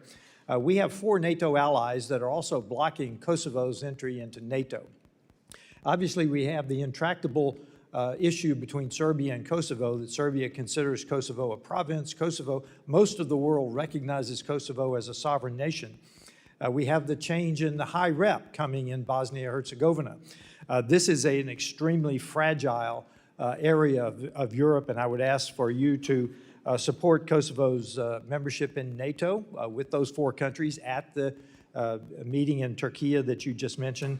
I'm looking for stability and balance in the Western Balkans. Our troop presence is very, very important in that region of the world in terms of the KFOR particularly. And I know we're looking for a high rep, and I just ask for any comments you have on the Western Balkans. I consider them fragile. Well, as you know, the pre-existing high rep has resigned, and so there's a new candidate that we'll be supporting. He's an Italian gentleman that we think would do a good job of helping provide some stability to that position. Beyond that, we remain engaged on this topic, as you've pointed out, and have so done privately as well. The last thing we want to see is any sort of conflict in there, any sort of partition, division, things of this nature, and that would create further conflict. I can't speak to expansion of NATO. I'll be frank with you, based on my last meetings with the foreign ministers, and obviously perhaps Secretary Hegseth has additional comments on this point, but at least what I perceived is that, right now, generally speaking, NATO is so focused on some of these other issues that have been raised here today that expansion, particularly in the case of Kosovo, but other topics, isn't really on the forefront of some of the agenda of these countries. But that doesn't mean it will never happen. It just means it's not really, given these other sort of friction points, it has not featured prominently in recent conversations with our NATO allies. Yes, Mr. Secretary, you look at the Western Balkans, there's kind of a hole there in terms of EU membership and NATO membership. So there is a lack of stability. With that, I have 30 seconds left. I'd like to yield to my colleague. Thank you very much, Honorable Congressman Self. I just want to finish with what I was trying to ask you, Mr. Secretary. Let's go to Colombia. President Trump just endorsed Abelardo de la Espriella. We have information, sir, that there are forces preparing a major election fraud coming up in 3 weeks. My question to you is very clear. We need to send a message to the Colombians that they need to have free and fair elections. So are we prepared to say that whomever participates in that type of fraud process during the presidential election, can we sanction them with OFAC sanctions, canceling United States visas for them or for their family members? Look, I can't make that. I would say to you that we are going to be very forceful in ensuring that there is a free and fair election in Colombia and do everything within our power to ensure that that happens. Specifically, time has expired. Representative Dean is recognized. OFAC. Thank you, Chairman and Ranking Member Meeks. Welcome, Secretary Rubio. I want to take a moment to echo the sentiments expressed by the ranking member and my Democratic colleagues about this administration.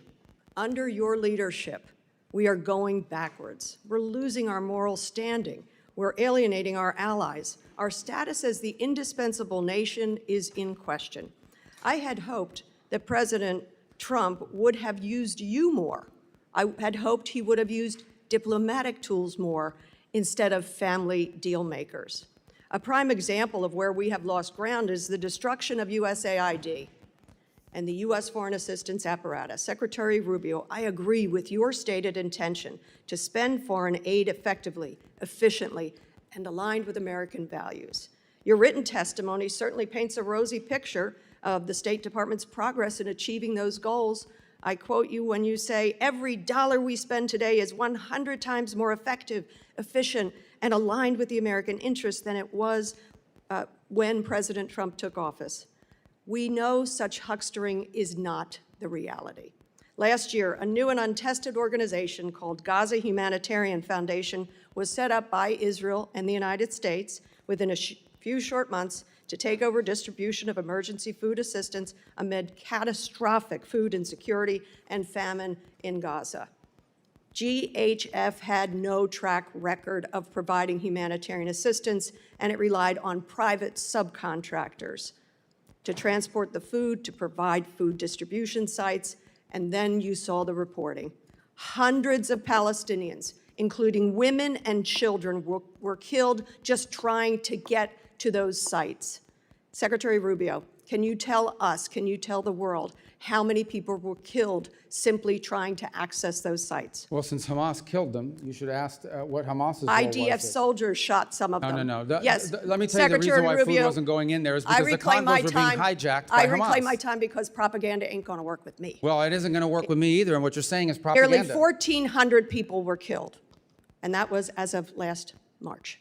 Secretary Rubio, why did the State Department approve the $30 million to GHF at a time when other well-tested agencies were there and able to provide distribution? Well, because one of those were in cahoots with Hamas. And we saw an incredible amount of the aid flow into Hamas's hands. Reclaiming my time, the aid was held up at the border by Israel, and you know it. You guys got to fix your rules here. You can't even answer a question. You're not following the rules. You're very familiar with how this works. No, I don't. I never served in the House. This is a weird rule where you ask a question and I can't answer.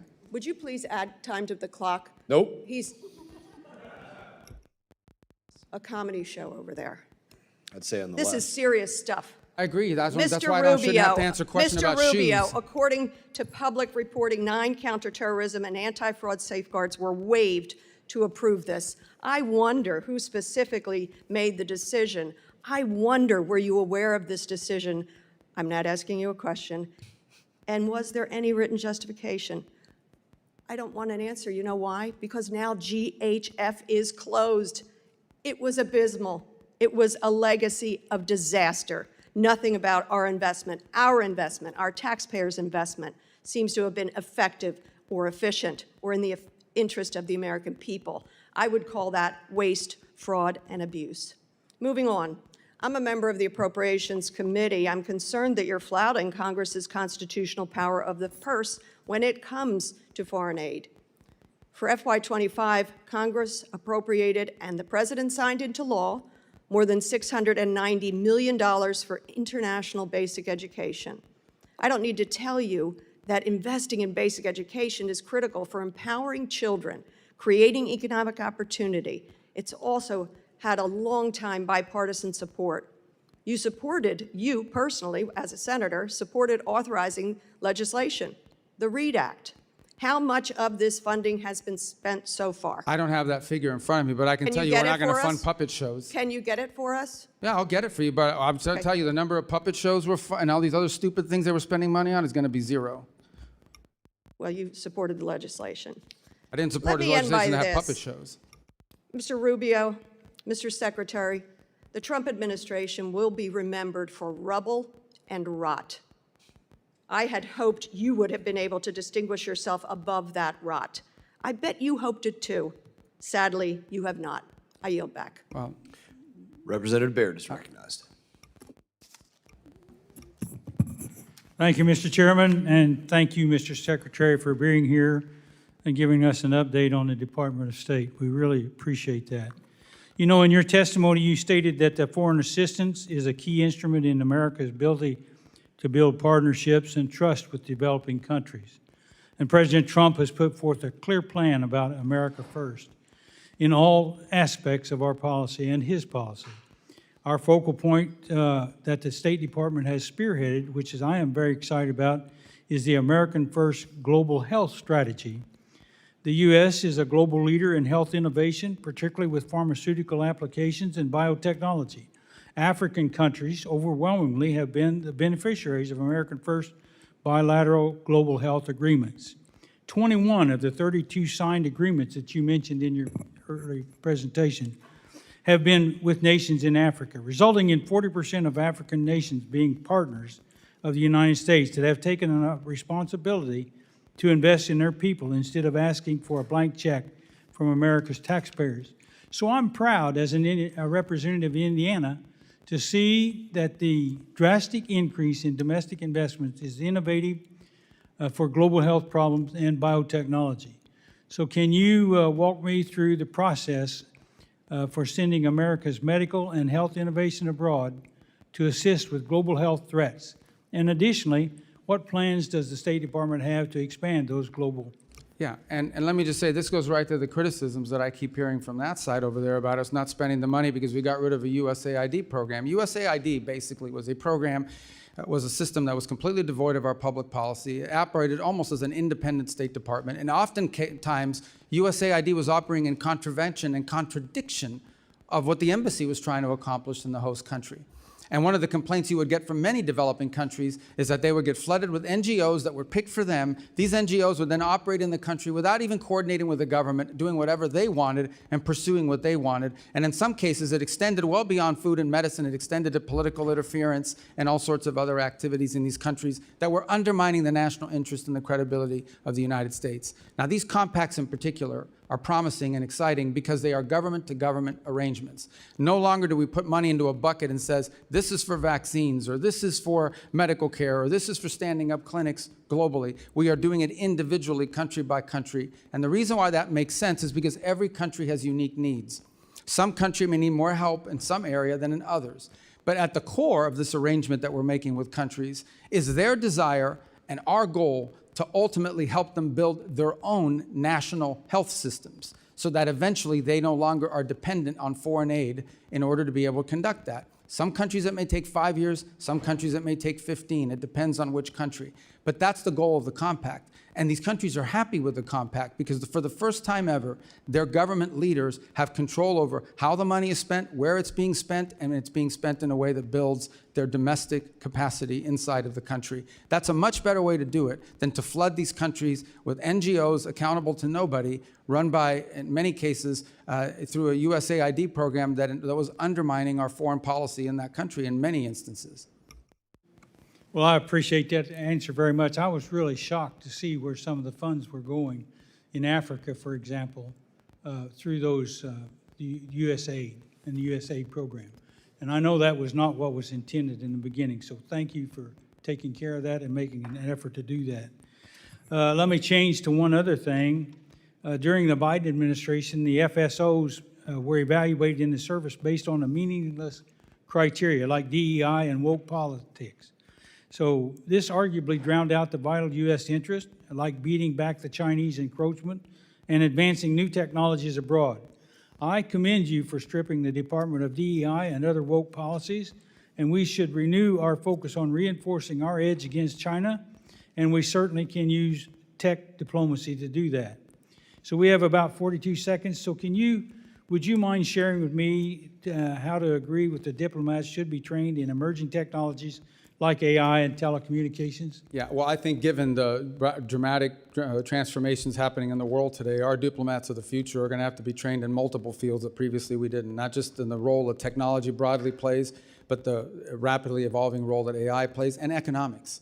I think economics have become a central core, have always been an important part of our diplomacy, but have become at the core of much of our diplomacy around the world now. So it's one of the areas where I think in addition to knowing how to write non-papers and all the other normal diplomatic things, I think it's going to be really important for Foreign Service officers in the future to have an understanding of economic factors. Thank you very much. I yield back. Representative Schneider is recognized. Thank you, Chair. And Mr. Secretary, thank you for being here today. I'm going to talk about areas on which we both agree, specifically addressing the threats from Iran and seeking stability, prosperity, and peace for all the peoples of the Middle East, including our Arab Muslim allies and the Jewish Democratic State of Israel. Like you, I've spent much of the past 2 decades working to block and ultimately permanently close any path Iran might pursue to acquire a nuclear weapons capability. And like you, I've argued that the international community must work together to eliminate Iran's conventional weapons threat, including ballistic missiles, cruise missiles, and now drones. Like you, I've worked to thwart Iran's support for terrorist organizations around the world, including Hezbollah in Lebanon, Hamas and Palestinian Islamic Jihad in Gaza, and the Houthis in Yemen, among others. And like you, I believe we should do all we can to empower the good people of Iran to free themselves from the evil regime that has oppressed them for more than 47 years. And now we can add the imperative to reestablish freedom of navigation in the Strait of Hormuz. I know you and this administration are working to reopen that strait.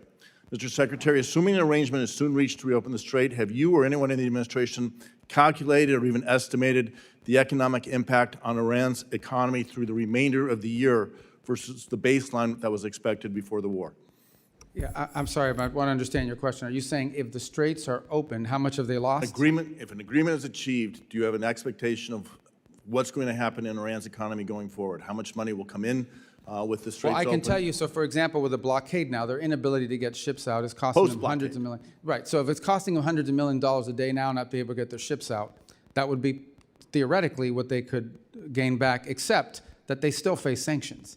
Now, the sanctions haven't been enforced necessarily, but in many cases in previous administrations, but they still face sanctions. What you've seen happen now that has never happened before. Let me just, I just, for the sake of time, Yeah, I appreciate understand. that. The administration is looking at give and take to get the straits open. Have you estimated how much of the cash that will flow into that economy? As you said, $100 million a day will make its way ultimately to Iran proxies like Hezbollah, Hamas, or Palestinian. Well, Islamic obviously, State. we assume a lot of it, but they also have significant reconstruction costs. But let me be clear, I don't think that's what you're asking me. No, the straits are not in exchange for sanctions relief. The straits are in exchange for the blockade. That's not what I'm no, asking. I just wanted to be clear on that point. But there will be economic inflows to the regime and Yeah, unfortunately, that's the case, and that continues to be the case. That will have to change as well as part of this negotiation. So, and just because time is so tight, my request is, can you commit to giving this committee a classified briefing to share what the administration is doing to thwart the efforts to get money to Hezbollah, Islamic Jihad, and Hamas? Yes, and I think you'd also benefit from hearing from Treasury on that topic as well. We will ask that and I asked the chairman to do that.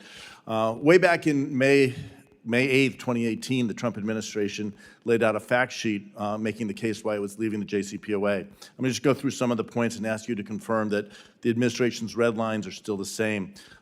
Quote, this is May 8th, 2018, this is a quote, the JCPOA failed to deal with the threat of Iran's missile program and did not include a strong enough mechanism for inspection and verification, end quote. Can you commit to this committee that any resulting deal will include a strong mechanism for inspections, ideally anytime, anywhere inspections and verification of Iran's missile program? Missile program? Yes. Well, the missile program is being discussed partially because Epic Fury destroyed much of it, but it still needs to be discussed because it's a delivery system for these. So that's been a part of the negotiations, correct? Again, quoting from the May 8th document, the JCPOA foolishly gave the Iranian regime a windfall of cash and access to international financial system for trade and investment, end quote. Can you commit to this committee that any resulting deal will not foolishly give the Iranian regime a windfall of cash and access to the international financial system for trade and investment? Yes, because they're not going to get any sanctions relief of any kind unless they get rid of enrichment and they get rid of the highly enriched uranium. Thank you. Third point, and I'm again quoting from the original document, the Iranian regime must never have an ICBM, cease developing any nuclear-capable missiles, and stop proliferating ballistic missiles to others, end quote. Can you commit to this committee that any resulting deal will cause Iran to cease developing its nuclear-capable missiles and stop proliferating ballistic missiles to others? We consider delivery systems to be a part of them having a nuclear weapon, which we said they'll never have. Right, and just because you have 40 seconds, again quoting, quote, the Iranian regime must stop its threat to freedom of navigation, especially in the Persian Gulf and Red Sea. That was in 2018. Can you commit to the committee that any deal will cause Iran to stop its threats of freedom of navigation, especially in the Gulf or Not the only Strait can I of Hormuz? commit to that, we won't even be able to enter negotiations until they do that. Okay. And finally, can you commit that any agreement this administration enters into will ensure Iran cannot develop a nuclear weapon? That's the whole goal here, absolutely. Okay. In that vein, and most importantly, can you commit to this committee that any documented agreement related to Iran's nuclear program will be brought before Congress as required by ANARA, which I believe you voted for? We will comply with ANARA. Thank you. I yield back. And thank you, Mr. Schneider, for letting me answer your questions. Representative Barr. I was efficient. This guy's. Mr. Secretary, thanks for the great job you're doing. Some Democrats are making the laughable claim that Iran is stronger today than they were before Epic Fury started because of the disruption in the Strait of Hormuz. You've seen the Trump derangement syndrome in the hearing today. Can you set the record straight on whether or not Iran is stronger today? Well, they have no Navy, they have no Air Force, they have no air defenses, they have they have massive destruction to the defense industrial base. They've lost a substantial percentage of their missile launchers and of their drone launchers as well. They're not benefiting from the straits being closed because the blockade is keeping them from hundreds of millions of dollars a day in revenue. They've had their ships seized in the Indo-Pacific. Their leadership is fractured. They have hyperinflation. Their currency is worthless, and they're having trouble making payroll. I guess other than that, they're doing well. Thank you. Do you believe that keeping the credible threat of kinetic military force on the table and the president's willingness to use such force is important to your diplomatic leverage? Yes, because unfortunately we are dealing with a group of people that don't understand anything but that. And so the resolution that's on the floor in the U.S. House this week would do what to the U.S. leverage? I don't think technically it does anything. I think perceptionally it allows the Iranians to believe that somehow they don't have to make a deal because there's no threat of something bad happening to them if they don't. And just as a follow-up to my friend Congressman Schneider's line of questioning, can you describe the key differences between the terms of the deal that you all are negotiating with Iran today versus the terms of the JCPOA? Well, what we're discussing now is what the negotiations will be about. And it will be about no enrichment, what they're going to do with their enrichment, and what they're going to do with the highly enriched uranium being removed and being disposed of. That wasn't a part of JCPOA. The other thing is the JCPOA was time limited. In fact, the prohibition on certain enrichment would have been expiring this very year. This very year would have been expiring. So JCPOA right now would be expiring, and they would be able to be in a position to then ramp up and do whatever they wanted in compliance with the JCPOA. So there are major differences even in the text of what we're discussing the negotiations are going to be about.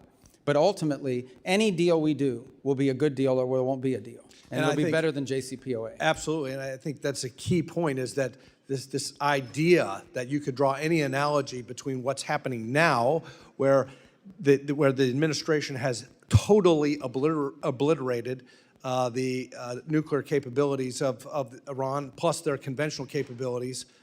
You're negotiating from a position of strength that the Obama and Biden administration was not negotiating from a position of strength at all, and provided upfront sanctions. We know what the result was.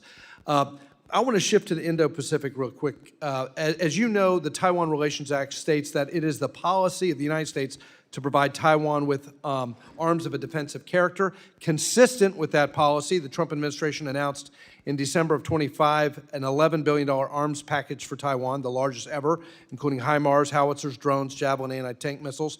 As a result, the Taiwan legislature passed a $25 billion special defense budget that included funding for an even bigger arms deal for air and missile defense totaling $14 billion, a deal that is not final, and a deal that is under review.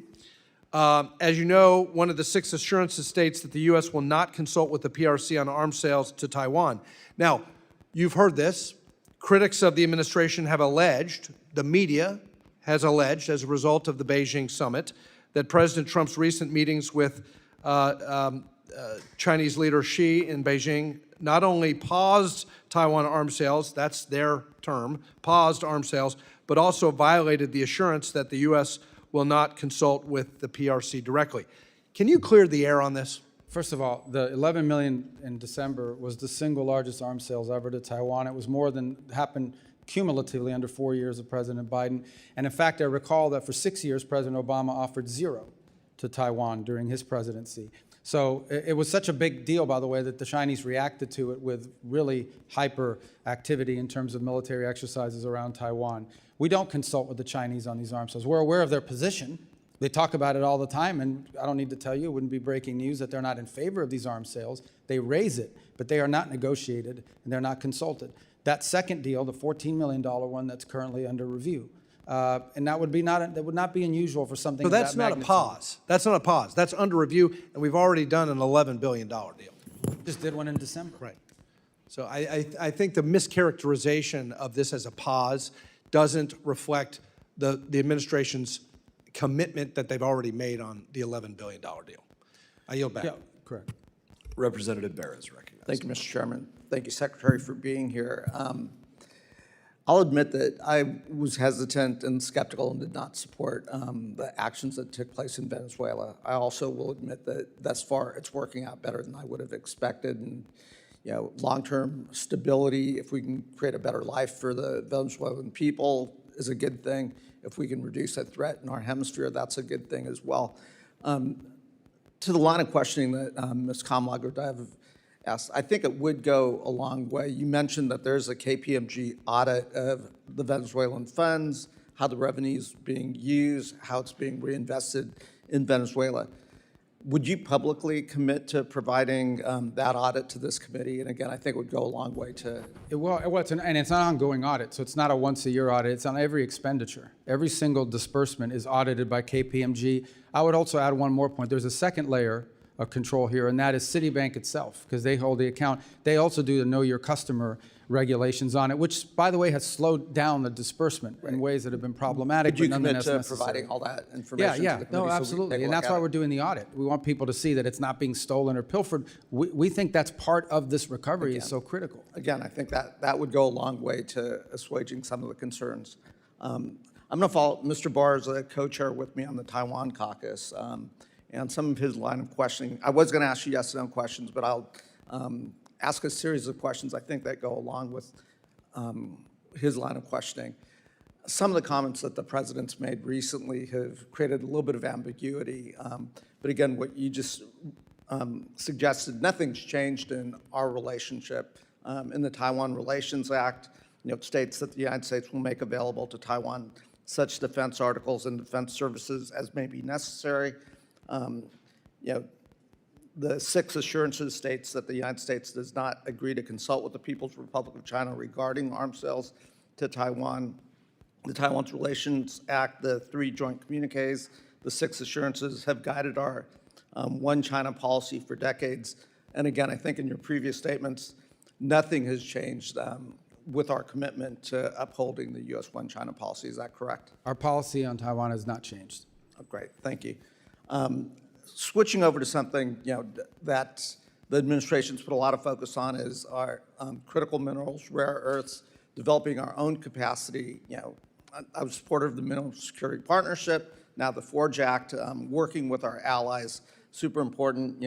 Work with Congresswoman Kim on the Dominance Act, which passed out of this committee, which I believe will be coming to the floor on suspension, hopefully on Monday.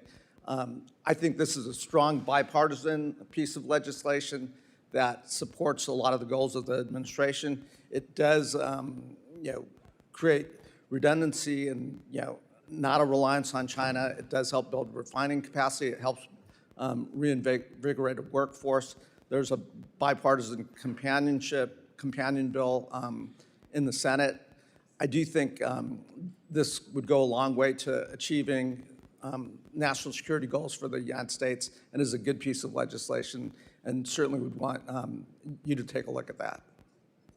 I will, and to be more consistent on this topic, on the critical minerals, literally every engagement we have, every country in the world is now discovering they have critical minerals and rare earths, even though they're not that rare.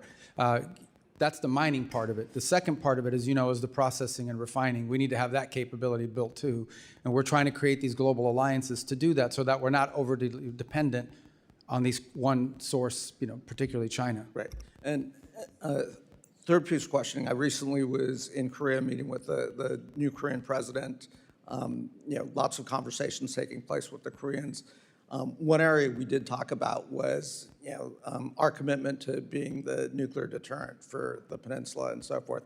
Has anything changed there?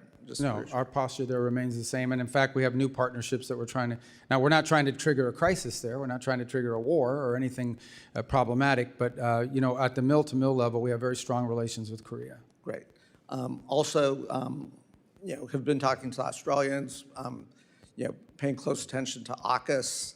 Again, our commitments to AUKUS, to that partnership, which is critical to our geopolitical security in the region, that commitment stays firm. Correct. And not only that, with Australia is also part of the Quad that we have with Japan and India. They were at our meeting last week. We have a lot we're working on together with them and seek to expand it. Great. And you mentioned that the Quad expects to have a leaders summit. I know that's been delayed a couple times. Do we expect the leaders We to are hoping to be able to do one this year, maybe on the sidelines of another global gathering in the region, but nonetheless a meeting. Not a standalone, but as part of, where they're all going to be at the same time, it would be easier. We're working on getting that scheduled. Great. Representative Fine. Well, thank you, Mr. Chairman. Mr. Secretary, I firmly believe God puts us where he wants us to be, and I'm grateful every day he's put you where you are. So thank you for all the hard work that you're doing. I want to read you a couple statements and see if you agree with them. I suspect that you will. The first statement is, heaven forbid Iran were to ever obtain a nuclear weapon. Do you agree with that, I presume? Yeah, I would use even stronger language. Yeah, okay. Second one would be, Iran must never be allowed to obtain a nuclear weapon. Would you agree with that? Baseline policy. Okay. And then the third is, the Iranian regime must not gain nuclear weapons. Would you agree with that? These are statements, these are actual quotes from 3 members on the other side of the aisle who today gave you a whole lot of grief about what you're doing and what the president is doing to make sure those statements don't come to pass. Representatives Meeks, Liu, and Sherman. So my question to you is, what changed? I mean, why would people say they must never be allowed to have a nuclear weapon, and then when we're actually doing what is necessary to make sure they don't, all of a sudden, there's a very different tone as they ask you questions? Yeah, I would say that the notion that they shouldn't have a nuclear weapon is widely held, and not just widely held by members of Congress. It's widely held by countries around the world. In fact, I don't know a single country in the world that says it would be a good idea for Iran to have a nuclear weapon. I think what's changed, or where the difference comes in, is, okay, what are you going to do about it? You ultimately have to do something about it. And when we saw that they were building up this conventional shield behind which they were going to hide their nuclear program and hold it immune from action, we had to address it. And that's what the president did with Epic Fury. So that was the difference. The difference is we actually did something about it, something that multiple administrations have held as their position. It was the Biden administration's position. It was the Obama administration's position. But this president actually did something about it. And many countries around the world aren't willing to do anything about it except complain or sign on to some letter somewhere. But we actually did something about it, because if we had not done so, in about a year, Iran would have had a conventional shield. And they could have been able to threaten not just the region, but parts of Europe. And they would have said, if you come after us in our nuclear program, we will impose costs on you you cannot bear. So now you have to let us have a nuclear weapon. We were never going to let them have that conventional shield. So what happens, in your opinion, if we did what they're asking? We stand down, we stop, we go back to the strongly worded letters and lots of talking, but we don't take the action. We just go, well, we don't want them to have a nuclear weapon, but they're going to do what they're going to do. What do you think? What would your prediction be? What happens? I think the long-term trajectory of Iran remains the same in that regard, as their ambition is to ultimately have a nuclear weapon. That is ultimately their ambition. They probably view it not just as regime security, the way that they do in North Korea. They view it as an ability to become the dominant power in the region. Once they possess a nuclear weapon, nothing stops them from sponsoring proxy groups all over the region to destabilize Jordan, Saudi Arabia, multiple Sunni countries, and of course wipe out Israel. So it would be fair to say then that standing in the way of what you're trying to do over there, what we're trying to do over there, effectively is emboldening and enabling Iran to get that nuclear weapon. Well, ultimately, anytime they don't fit, the only reason they would not go for a nuclear weapon is because they're forced not to. They're never going to do that voluntarily, and they've never agreed to anything voluntarily. Even the small concessions they made in JCPOA were in exchange for some benefit to them. So clearly, this isn't a regime that only understands that they will only do these things if they're compelled to do so, either through an incentive or through a punitive matter. Okay, changing topics to UNRWA for a minute. As you know, on October 7th, 2023, there were employees of the United Nations in the form of UNRWA who actually participated in the terrorist attack that killed 1,200 people. What are we going to do to make sure that the UN can never, ever again employ terrorists that are going to go and kill people? Well, obviously, we're not going to be working with UNRWA any longer. As you know, we've removed ourselves from that, and we refuse to engage them or be a part of the solution now in Gaza. There are plenty of other organizations that can play that role without having the sort of cooperation that they've had with Hamas elements, including the presence of Hamas elements within their ranks, as we've seen. And it's part of the thing that was being talked about earlier in Gaza. What they don't tell you is a significant percentage of the aid, even the non-UNRWA aid that was entering, was winding up in the hands of Hamas, and they were reselling it in the black market and, of course, keeping it for themselves. That was not the purpose of the aid. What they're also not telling you is that one of the reasons why the World Food Program would not go in or could not go in is because their trucks were being hijacked, and their truckers would not go because they were putting their lives in danger. And this was all being systemized, weaponized, and manipulated by Hamas to their benefit. Well, thank you again for everything you've done. Everyone in Florida is very proud of you, and we're cheering for the work that you do every day. Thank you, Mr. Secretary. Thank you, Mr. Chairman. Representative Oczewski. Thank you, Mr. Chairman. First, Secretary Rubio's earlier testimony referenced the president's son-in-law, Jared Kushner, as a private citizen. But in President Trump's own words, Kushner is an envoy of peace alongside Steve Witkoff. So I ask unanimous consent to submit for the record a political article from February 19th detailing the president's announcement, which makes clear Kushner is more than a private citizen. It's ordered. Thank you. Secretary Rubio, as a senator back in 2023, referencing Hunter Biden, you said, quote, if his last name wasn't Biden, there's no way in the world that he would have made the millions of dollars he made. You also said we can't abandon common sense when someone profits from a family member in power. Is it fair to say that you agree that it's wrong for elected officials and their families to profit from positions of power? To use government service to make money, yeah, of course. Great. I appreciate that, and I share that sentiment with you, sir. I want to revisit some of the details that were brought up earlier and put into the record about the president's own stock transactions, a form which he filed that shows he completed more than 3,700 stock transactions in just the first 3 months of this year alone. The president bought hundreds of thousands of dollars in Palantir stock shortly before he publicly praised the company on his social media site. As if the name drop itself wasn't enough, he included the company's ticker symbol for good measure, hardly subtle to me. On March 23rd, after nearly a month of war with Iran, the president said talks were, quote, very good and productive, and extended his deadline for a deal by 5 days. Oil prices dropped and energy stocks fell, while Trump bought shares in companies like ExxonMobil, Chevron, and other firms positioned to benefit if the war continued, which it did at the president's direction. He bought a dip that he created. Then there's NVIDIA. The president bought as much as $1 million in stock just 1 week before the Commerce Department formally approved the sale of NVIDIA chips to China. 1 week. He bought up to $5 million more in NVIDIA stock in February, right before the company announced a major chip deal with Meta. It's pretty good luck if you ask me. If that's not bad enough, the president's son struck a multi-billion-dollar crypto deal with a UAE state-backed firm.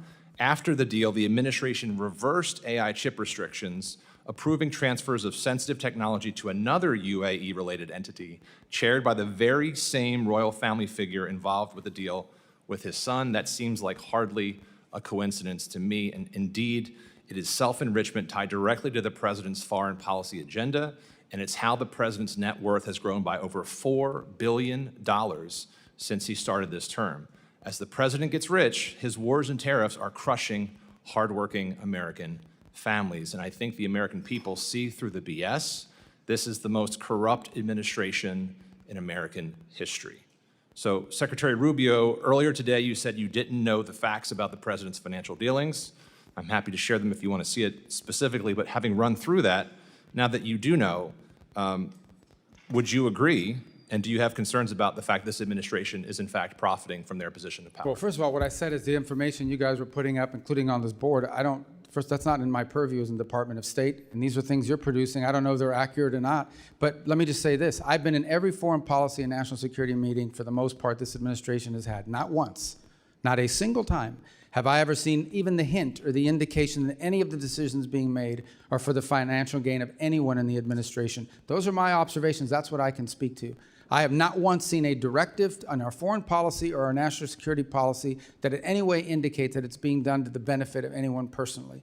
That's what I've seen as a firsthand witness, and that's what I can testify to today. With all due respect, Mr. Secretary, I may have to get you a new pair of glasses because the facts are right in front of you, and it seems like malpractice for the Secretary of State to not be able to see this president and his family enriching themselves by billions of dollars. So the only thing I can, from my No one has ever said perspective- in a meeting, let's go do this because it's going to help me make money. Of course he's not going to say that. But not Of even course hint he's at not it. gonna say Not even that. hint at it, not even, on the You don't contrary. have to hint at it. The facts speak for themselves, sir. They're in the record. They're in the forms the president put forward himself. It's in the billions of dollars he has put in his pocket. It is the timing of the deals and the announcements. And the only thing I can see is, my question to you as I conclude my time, Mr. Secretary, is what's changed in your perspective? Is it the party affiliation of the president, or is it your own political ambitions? I already told you at the outset, people don't make, and I've seen the president say this, people should not be making money off of their government service. He said that repeatedly. I've heard him say that, but not once. I want to reiterate this. There has not been a single decision that's been made that I have witnessed or been a part of that in any way indicate to me or to any reasonable mind that this was linked to some financial agreement or arrangement. And I think the facts clearly are differently, and I hope you take a look at them. And with that, I yield back, Mr. Chairman. Representative Kim. Thank you, Chairman Mast. Thank you, Secretary Rubio, for joining us right here at the corner. Thank you for being with us today. Secretary Rubio, diversifying critical mineral supply chains away from China is a priority of both of us.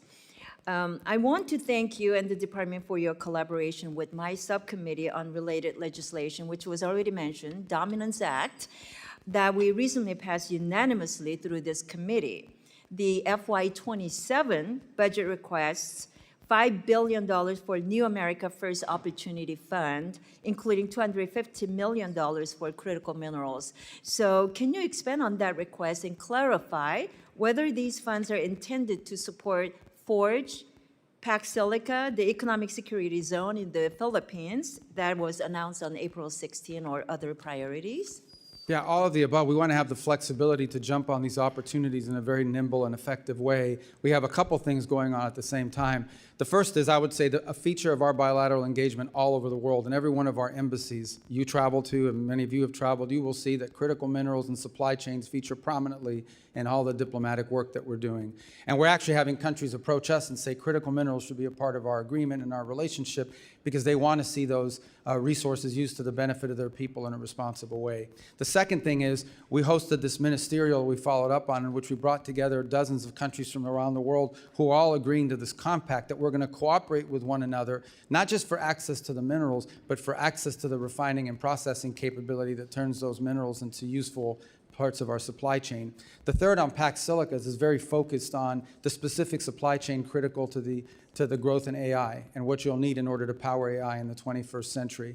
And when you point to the Philippines, that's a very creative opportunity in which there was this land that they control, that's in the government there has, actually used to have a military presence on it by the United States. And now that's going to be turned over as an innovation zone for this entire ecosystem. And we want to be nimble enough to be able to jump on these opportunities. Sometimes present themselves outside the regular, earmark process or the regular financing process, appropriations process of Congress. We don't want good opportunities to pass us by because our competitors around the world are much more nimble and able to move much quicker, and we've lost opportunities in the past because of that. Thank you very much. This is exactly why we appreciate working with the administration and the priorities in this breaking that critical mineral supply chain from China. So thank you. In February, the administration released its long-anticipated Maritime Action Plan that rightly focuses on reindustrializing American shipbuilding and reducing reliance on Chinese-built ships. The plan notes but does not focus on the need to work with our international partners to address the short-term gaps in our shipping industry.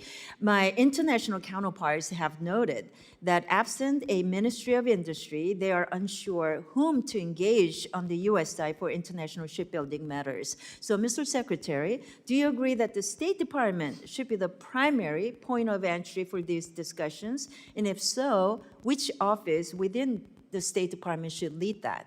Well, I'm not prepared to claim that as belonging to us, but I certainly know that our Economic Bureau will play a key role in it. Maybe it's better positioned in commerce. Potentially, the Department of War will have a role to play in this as well, because some of this involves shipbuilding for our Navy.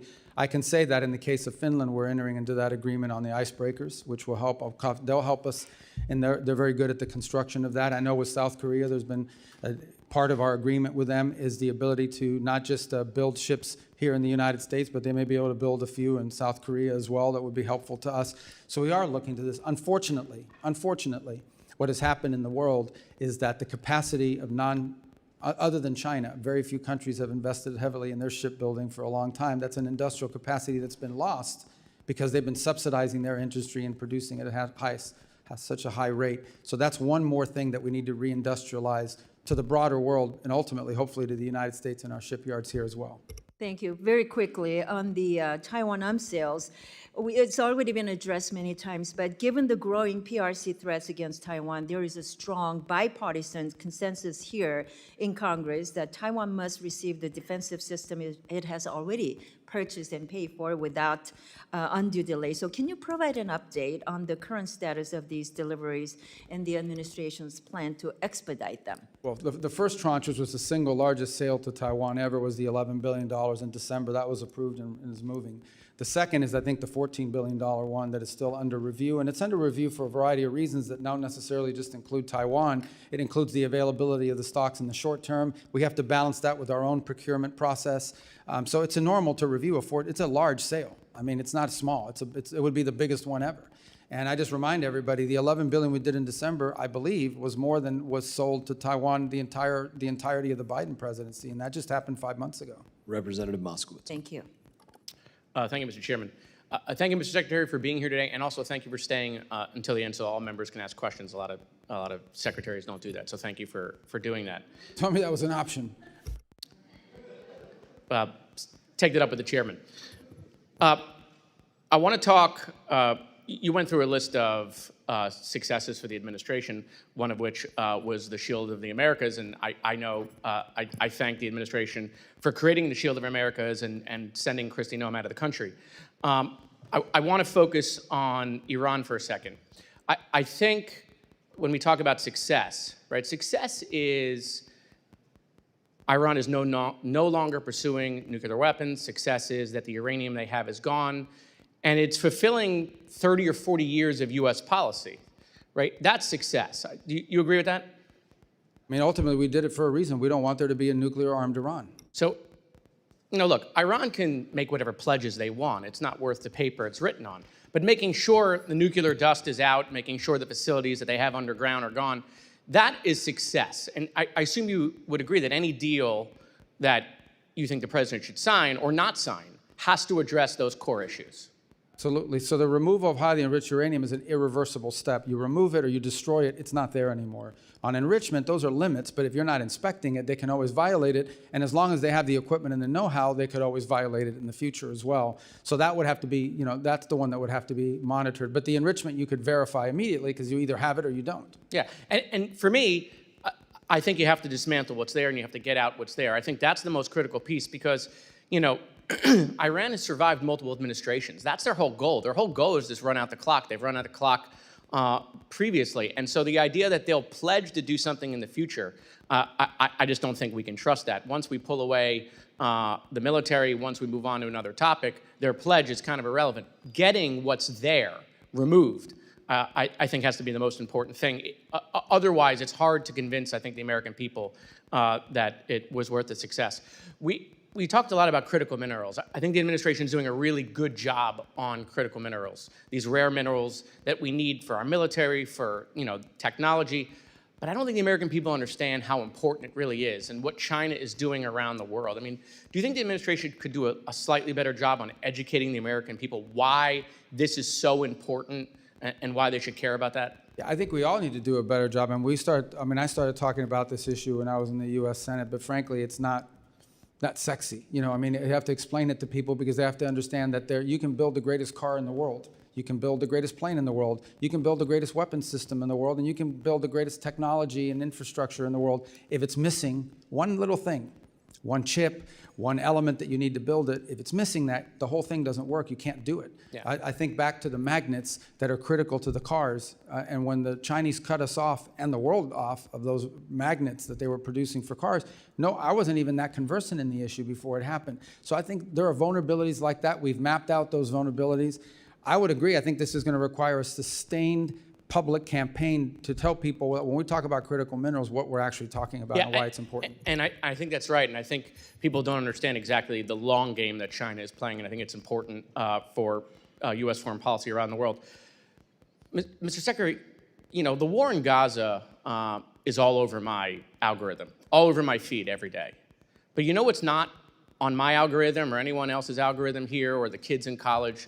There's nothing about the Ukraine-Russia war, about the hundreds of thousands of people that are dead in that war, or the 25,000 people that were kids that were kidnapped, or all the kids that were killed in that war, the terrible images that exist in a real war.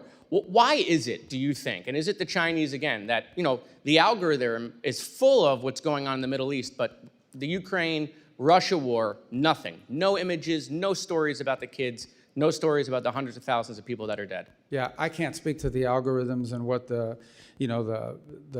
those systems are doing with regards to that. I can tell you that in addition to what you've just mentioned, I do think that, this is my observation, this war has now lasted longer than the Second World War. I don't want to use the term stalemate, but clearly both sides are trading a kilometer for a kilometer, an incredible death rate. The Russians are losing 5,000 soldiers a week, which is a crazy number. And the Ukrainians are losing people too, but not nearly as many are at the rate. It's sort of a stalemated, stagnated fight that now I think threatens to escalate because we're seeing these deep strikes into Russia and deep strikes into Kyiv. And I don't want to cut you off, Mr. Chairman. Mr. Secretary, I have only 9 seconds left. Cuba, real quick. Thank you guys for indicting Raul Castro. I wish it would have happened years ago. The Cuban people deserve to be free. The time has come. I'd love just to give you a minute or to talk about what you see for that island in the coming years. And just to be clear, we didn't indict Raul Castro. A grand jury in South Florida indicted him, and then Americans indicted. Yeah, no, but I know what you meant. I'm just saying I want to be clear. It was done through a grand jury. It wasn't. I've spoken to this a few moments ago as well. We'd like to see a better future in Cuba, one in which the Cuban people have something that looks like the way every other country in the Caribbean lives. The impediment there, unfortunately, is this military conglomerate that controls 70% of their GDP, and none of its revenue translates to the Treasury, and therefore doesn't translate to the benefit of the Cuban people. So we're open to an arrangement that allows that process to begin. They're the ones that have been recalcitrant. In the meantime, we're prepared to provide humanitarian assistance to the people of Cuba, so long as it's distributed by non-governmental organizations that are trusted, like Samaritan's Purse, Caritas through the Catholic Church, the UN, others. But it can't be stolen and wind up in the Gaesa dollar stores. That can't happen. Representative Zinke. Thank you, Mr. Chairman, and Mr. Secretary, always great to see you. And just to change little topics where it isn't Ukraine or Venezuela or Cuba or Taiwan or one of the big ones, Congress passed a U.S. Foundation for International Conservation in the 2025 NDAA. It passed with a wide bipartisan effort. I think you probably voted for it. But as you recall, what it was really an effort to have a public-private partnership to remove anti-poaching and cut off the funds for terrorist organizations in Africa, primarily, and you know the list.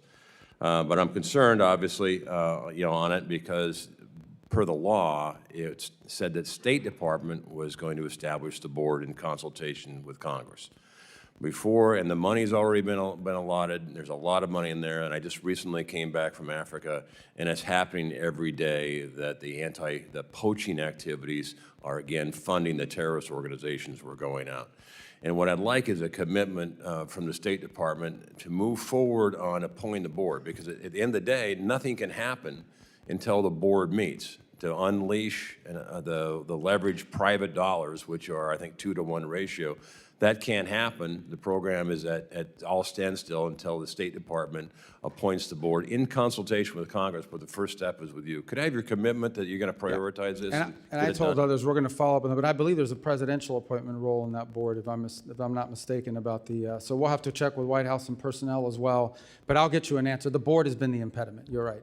Yeah, and my understanding is, reading the law, it's the State Department appoints. Yeah, no doubt in coordination with the White House, but if you would prioritize it, because I think this program is an incredibly important and effective program because it leverages private dollars like we haven't seen in Africa, and it is a problem. And with that, Mr. Secretary, let me yield to my colleague from Florida, Ms. Salazar, who would like to ask you some questions and follow up. Thank you very Thank you much, again for your Honor. service. Yes. Mr. Secretary, I just want to continue with Cuba to see if we can finish your thoughts on it. As you were saying, ISA controls 70% of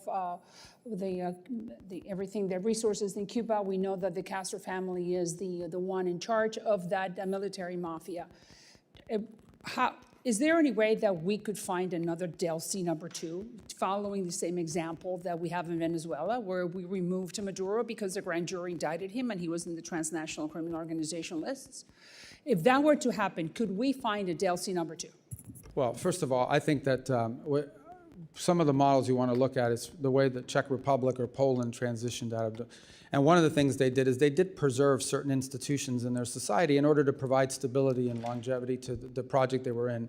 But we understand that there are no institutions in Well, Cuba. I think you're asking me to identify, is there specific individuals in the Cuban government? I think there are specific, maybe technocrats that you could work with. And would you I think be it's a little okay- harder when you get higher up because of the ideological bent that some of them have. And I agree with what you're saying. People that are not, their hands are not full of blood. Could we consider the possibility in order to avoid civil wars and instability and chaos? I think the United States is open to a negotiated situation that puts Cuba on a path towards democracy, prosperity, freedom, normalcy.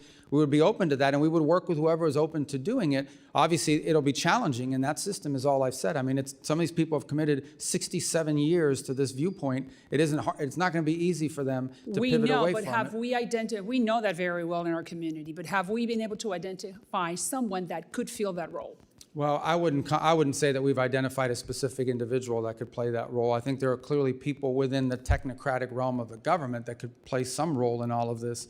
But ultimately, if you're asking me, is there a singular individual right now that we would trust and rely on to lead this transition from start to finish, I can't give you that name right now. I understand. Now, we know that today Raul turns 95 years old. At 95, you're pretty old, and making decisions is very hard. We know that El Cangrejo is his grandson, he's younger, 41 years old. Don't you think that maybe are you sending messages to the younger generation to convince Raul in order to make it easier for that island, like you said, to become Jamaica or Dominican Republic, Taiwan, Singapore, and Hong Kong?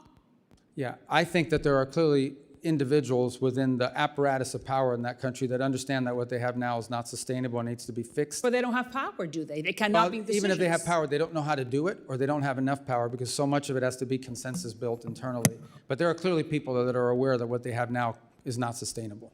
Thank you, Mr. Secretary. Representative Johnson. Thank you so much, Mr. Chairman. Mr. Secretary, thank you for being here. I know that my colleagues have addressed the Iran and affordability of energy prices with you during this hearing already. Being from Texas, obviously energy is a big issue in our state, and I've heard repeatedly on the, I just want you to know, I've heard repeatedly on the campaign trail and then from just my constituents in general, just how much the rise of gas prices is really hurting our economy. And I just want to express my concern that the administration did not properly analyze the effect of this war on gas prices, the effect of this war on the economy, the effect of this war on affordability. And I hope that you will take that into consideration as you make your further decisions, because it's very concerning. It's really hurting a lot of people at home. I'd like to focus my time with you on Afghan allies. I don't think that topic's been really brought up much today. The Trump administration continues to treat our Afghan allies with dishonor, in my opinion. In my district, Mohammed Nazir Paktawali who fought alongside U.S. Special Forces in Afghanistan, died in ICE custody after participating in the Afghan evac program. The United States brought him and his family here to this country. He was wrongfully detained and was, as a 41-year-old man, was dead 24 hours later. I'm very concerned what's happening with our Afghan allies and what we're doing in this country. Under your leadership, U.S. State Department dismantled the Office of Coordinator for Afghan Relocation Efforts and halted the visa processing for Afghan allies, abandoning thousands of our allies that are here. In my opinion, it's dishonorable and it's damaging. America will face fights tomorrow, and thanks to the Trump administration's treachery to this community, we may face them alone. I don't know how this administration can expect citizens from other countries to rise up and stand with us at great personal peril to themselves, based on a promise that we'll take care of them when they see how we have failed our promises to those from Afghanistan. Since you've been forgotten what this country stands for, I'd like to remind you of your own words from your own 2016 presidential campaign. Wherever freedom and human rights spread, partners of our nation are born. But whenever foreign policy comes unhinged from its moral purpose, it weakens global stability and forms cracks in our national resolve. I believe that this is what's happening with Afghanistan, sir. What is your plan to deal with our Afghan allies, with the brave men and women that stood alongside our military, that are here in this country? Is your plan to return them to the Taliban? No, but that's not anyone's plan. I think the plan is to find a third safe country where they can go to that they're comfortable and choosing voluntarily to go there, and we're looking for more and more countries to step forward and assume it. As you know, the issues you raise are also tied into the broader migratory decisions that have been made by this administration. We're operating under an executive order right now that does not allow any Afghans into the country after the aftermath of the National Guard attack against the National Guard here in Washington, D.C. a year ago. And then there are also other DHS determinations. Our role, we continue to process the folks that are applying so that their paperwork is in order, but ultimately we don't want them stranded forever in where they are. We want them to be able to go to somewhere that's not Afghanistan, that they choose to want to go to and that are welcoming of them. And we actively are engaging countries around the world. There are 3 or 4 that have already spoken to us about their willingness to do it. Obviously, they're not going to take 1,000, but we might be able to get 300 here, 400 here, places where they feel comfortable going to and that are assuming and welcoming to them. We're not returning them to the Taliban. We understand that would not be the outcome we want to see. Right. I do think that the position of the United States to now, by bringing these families to our country after they honorably served our country, alongside our men and women, and now to say, now get out, we don't want you anymore, based on one isolated incident is morally reprehensible. It does a disservice to them, and it's wrong, and it's bad policy. Mr. Chairman, I'd like to ask unanimous consent to enter the record on April 21st, the New York Times article, Trump is said to be in talks to send Afghans who aided with U.S. forces to the Congo. Mr. Secretary, is it the policy of this government to send these Afghan folks to the Congo? That's just one country. The policy of the United States is to find multiple countries, and they would be able to choose which one they want to go to of the options that they're presented.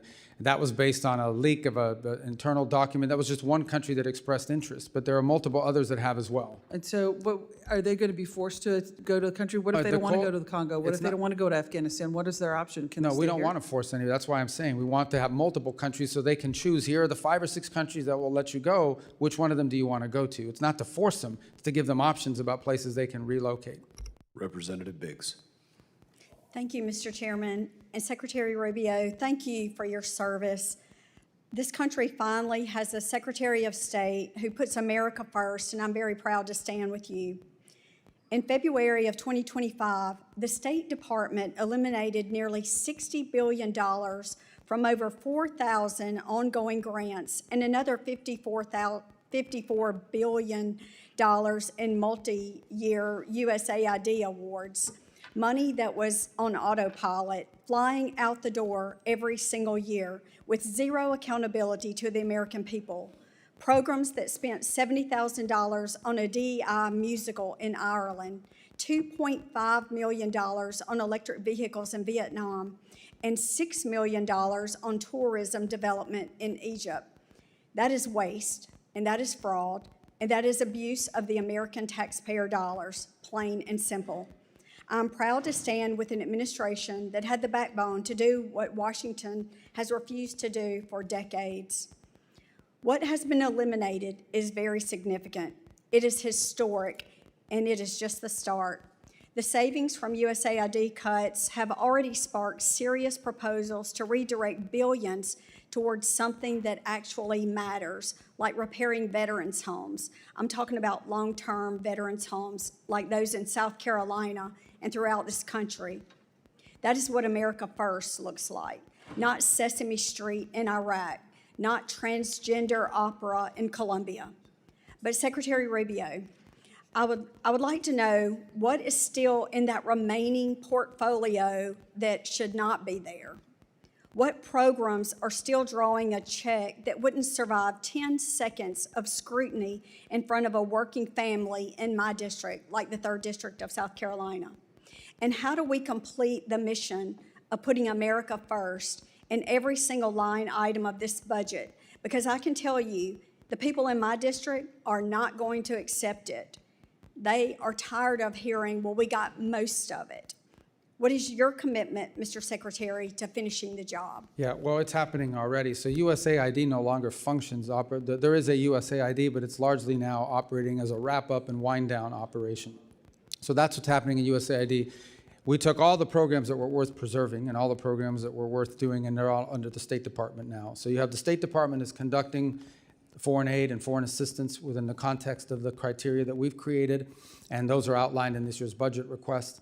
And then there are legacy programs that we did not bring over to the state that are still at USAID, some of which may not be operating any longer, but are tied up in litigation. They claim that they're owed money. They got a judge trying to get us to pay them, or if not, there's wind down costs in unwrapping those programs. They're not active programs, but some of them are under active litigation because the NGO is suing the government, and a judge is saying, well, you may have to pay them, so make sure you preserve the money until I rule on it. So those may take years to clear out. They're not active programs, but they're involved in litigation. But those are under the USAID portfolio, not under state. And I no longer am the acting official at USAID, and that's being run through the Office of Management and Budget. Well, thank you so much. I appreciate the work and the efforts that you're doing, and I know our taxpayers in my district do. And with that, Mr. Chairman, I yield back. Secretary Rubio, they've called our votes, but we have this last row of individuals to your left. Do you think we have time to work through them? Yeah, we can't. I have to go to the Senate in a little while, but I'll talk fast. Thank you. Representative Moylan. Thank you, Mr. Chairman. Secretary, thank you very much. We've been talking regularly. I appreciate all your interest into the Indo-PACOM. And last time we were out here at the hearing, we spoke about the importance of establishing a passport issuance office in Guam. And as you know, residents in Guam must have their passports issued from Honolulu, which creates a huge barriers in emergency situations. So I want to thank you again, your staff, for working with us on this issue. And can you briefly say, touch on where we're at with this process of establishing the passport issuance office in Guam, please? We are on the status of it? Yes. I think we're working on trying to do it. We'd like to do it. I think there's, we may have news for you on that in a couple weeks as we're going through our review of our visa offices around the world. And it's part of our consolidation efforts is to free up resources for other places where it may be more useful. So I think we'll have news for you in a couple weeks if you just bear with us. It's quite exciting. Thank you, Secretary. And last year, I introduced a bipartisan Clean Pacific Act with Rep. Case, Radaragan, and King Hines to establish Pacific Islands Counter-Narcotics Initiative to assist partner nations with counter-drug interdiction efforts. This year's budget request contains strong support for INCLE and outlines the strategic priority disrupting U.S. inbound illicit drug flows, especially fentanyl, meth, and cocaine, and expanding U.S. advantage and access in regions critical to the national security like Indo-PACOM. Can you speak how the State Department is working with partner nations in the Pacific to combat narcotic trafficking in the region? Absolutely, and our Department of War partners and our DHS partners are also involved in that effort. And it involves two things. Number one is allowing us, in some cases, to cooperate with them, to work alongside them in this work. And the other is building their domestic capacity so they can have better awareness. Some of it is domain awareness, radar systems. In other cases, we're providing that to them, the intelligence that they need to action. The third is training and equipping, which obviously is a key part of being able to take on these groups. The challenge with these transnational groups is that in some cases, they have more money and better weapons than the actual host government. It's been a problem in place after place. But as you've seen more recently, Guatemala's now entered an agreement with us. We're cooperating very closely with Ecuador. El Salvador has been there from the beginning. We're hopeful that we can increase our cooperation under the new administration in Honduras. So I think we've made good progress in that regard. Thank you, Mr. Secretary. And how do you believe Guam and the other territories can leverage their strategic location for promoting foreign policy interests in the Indo-Pacific? Well, a couple of points. Obviously, number one is many of these, as a domain awareness, just from a geographic perspective, the ability to be there allows you from the military side to be able to station forces, but also allows you to do more activities regarding the safety of navigation, the freedom of navigation, domain awareness to control, to support that, the safety of undersea cables that are increasingly under threat from being disrupted. There's a whole host of areas, illegal fishing. There's a whole host of things of cooperation that we could reach, and that the Pacific Islands are geographically prime located to really help us. And we've given them more attention. We've been more engaged at a bilateral level than we've ever been with Pacific Islands. Thank you, Mr. Secretary. And final question. In the recent years, we've seen malign influence grow in the Indo-Pacific and threatening the stability of the region. How is the State Department responding to the increased CCP-related funding and police training across the Pacific? Again, it's a topic that we're raising with our partners, but first on awareness. It's not just in the Pacific. We've seen extrajudicial, extraterritorial efforts on the part of the CCP in multiple places around the world. And so in all of our diplomatic engagements, we raise these issues with these countries. The opening of police stations, the sending of individuals to harass Chinese nationals that are abroad, who they view as a threat or what have you. It's become a feature of much of our engagement in many countries around the world. Mr. Secretary, and Mr. Chairman, I'd like to yield my last minutes to Rep. Salazar, please. She's got this thing rigged. Her time, that's great. Yeah, it's 5 minutes. And, I know, I understand. So, okay, so let's continue then with the Cuba issue and with the Venezuela. I was asking you earlier today that Venezuelans have a desire to have free and fair elections. So we know that we are in the country, that we've liberated them, but the big question is and you answered me partially. I just wanted to give you the opportunity to finish. Why can't we just establish and send the signal to the Delcy group and to all the Maduro people that were cooperating with the Maduro regime that are still in power because of Delcy? Why can't we just send a clear message that elections will be coming, let's say, December of 27, beginning of 28? In that way, I think the rule of law will start. They will have the impression that the rule of law will be established. Yeah, I think that impression's been clear. I mean, the Venezuela that everyone wants for the future is not possible without free and fair elections. They have to understand that it's been a feature of all of our engagements with them, and it continues to be. I'm not sure it would serve that purpose to announce a date certain, in a public forum, because the conditions have to be in place. It's not just about saying I'm going to call elections in December or January. It's about, is there a free press? Are political parties able to organize and operate? That has to happen, too. And we agree, Mr. Secretary. Your time's expired. All right, your time's expired. Mr. Chair, we do want to get through multiple members and get to Mr. Miller, so if you could go as quickly as you can before votes Thank you. causes leave. You spoke about the 60% enriched uranium.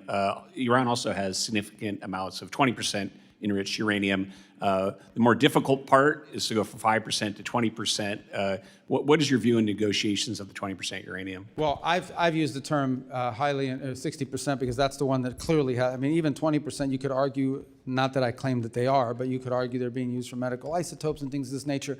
But 60%, there's no reason for it. The only way you get to 60 is because you're on your way to 90. But the term we actually use in the talks and in everything is highly enriched uranium. So it would be correct. That would cover the 20, correct. Okay, very good. Thank you. Well, listen, I want to congratulate you for the impressive job you're doing for the American people. My only critique would be that we need to hear more from Marco Rubio. President Trump is obviously in a class by himself, but you're the best communicator in the administration on complex foreign policy issues. I was in the room with you in Munich, so I know you wear a lot of hats. There's a lot of memes about you, but please continue to be as vocal and upfront as you can. A question I have about is expeditionary diplomacy.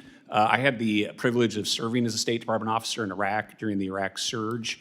I had twice passed A100 classes and had offers to be FSO, but I actually came in as a 3161 hire at the time because the State Department did not have a capability for expeditionary counterinsurgency. This is something I've been working on with former Ambassador Ryan Crocker to both develop this capability, look at something like a State Department Reserve Corps, and also as a legacy of Benghazi, there has been, because of the politics around it, there has been sort of this mindset set in that we can't take any casualties amongst State Department officers. We need to have people in the State Department that can push out and can serve. And I wish if you could speak to the American people and to State Department officers about what your view is about a more expeditionary function. It's a concept we're very interested in, and I know you're interested in it as well. And just to, I can put it in simple terms, it's basically the ability to deploy diplomats in a place where we may not have an embassy and we may not have all the trappings.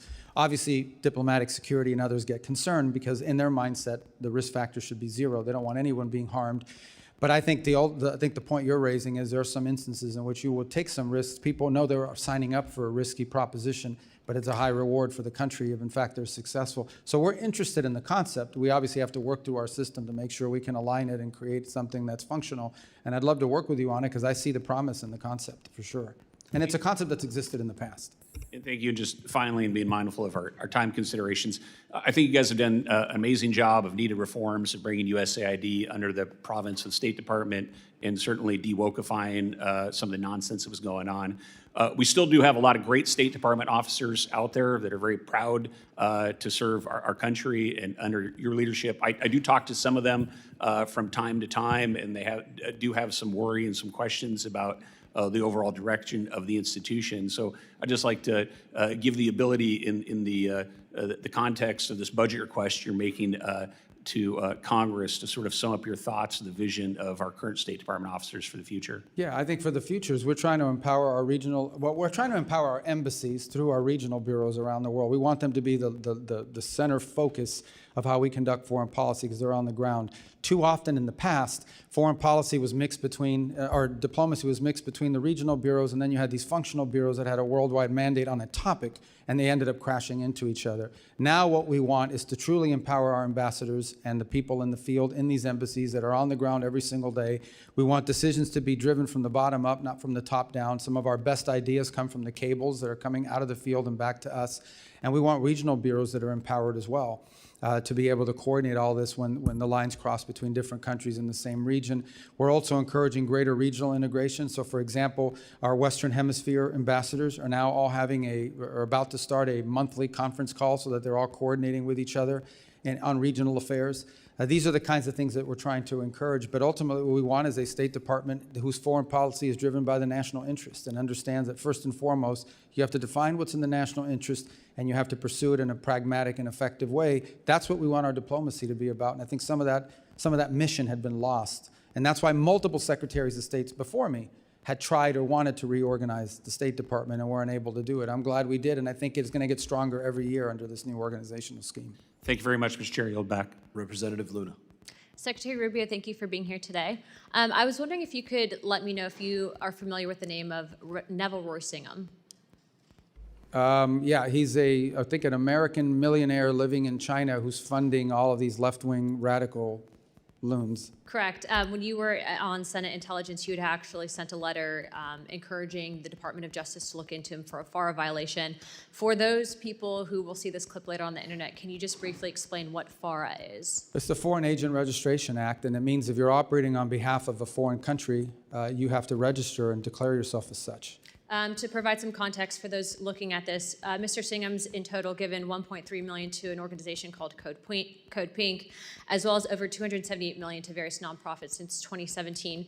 Secretary Rubio, it's in my opinion, observing what's been happening on both sides, really contributing to the political divide in this country, that many countries are engaging in influencer operations to include psychological operations on the American people with the intent to undermine not just our foreign policy from the administration's perspective, but also to pit us against one another. Would you concur with that statement? There's no doubt, absolutely.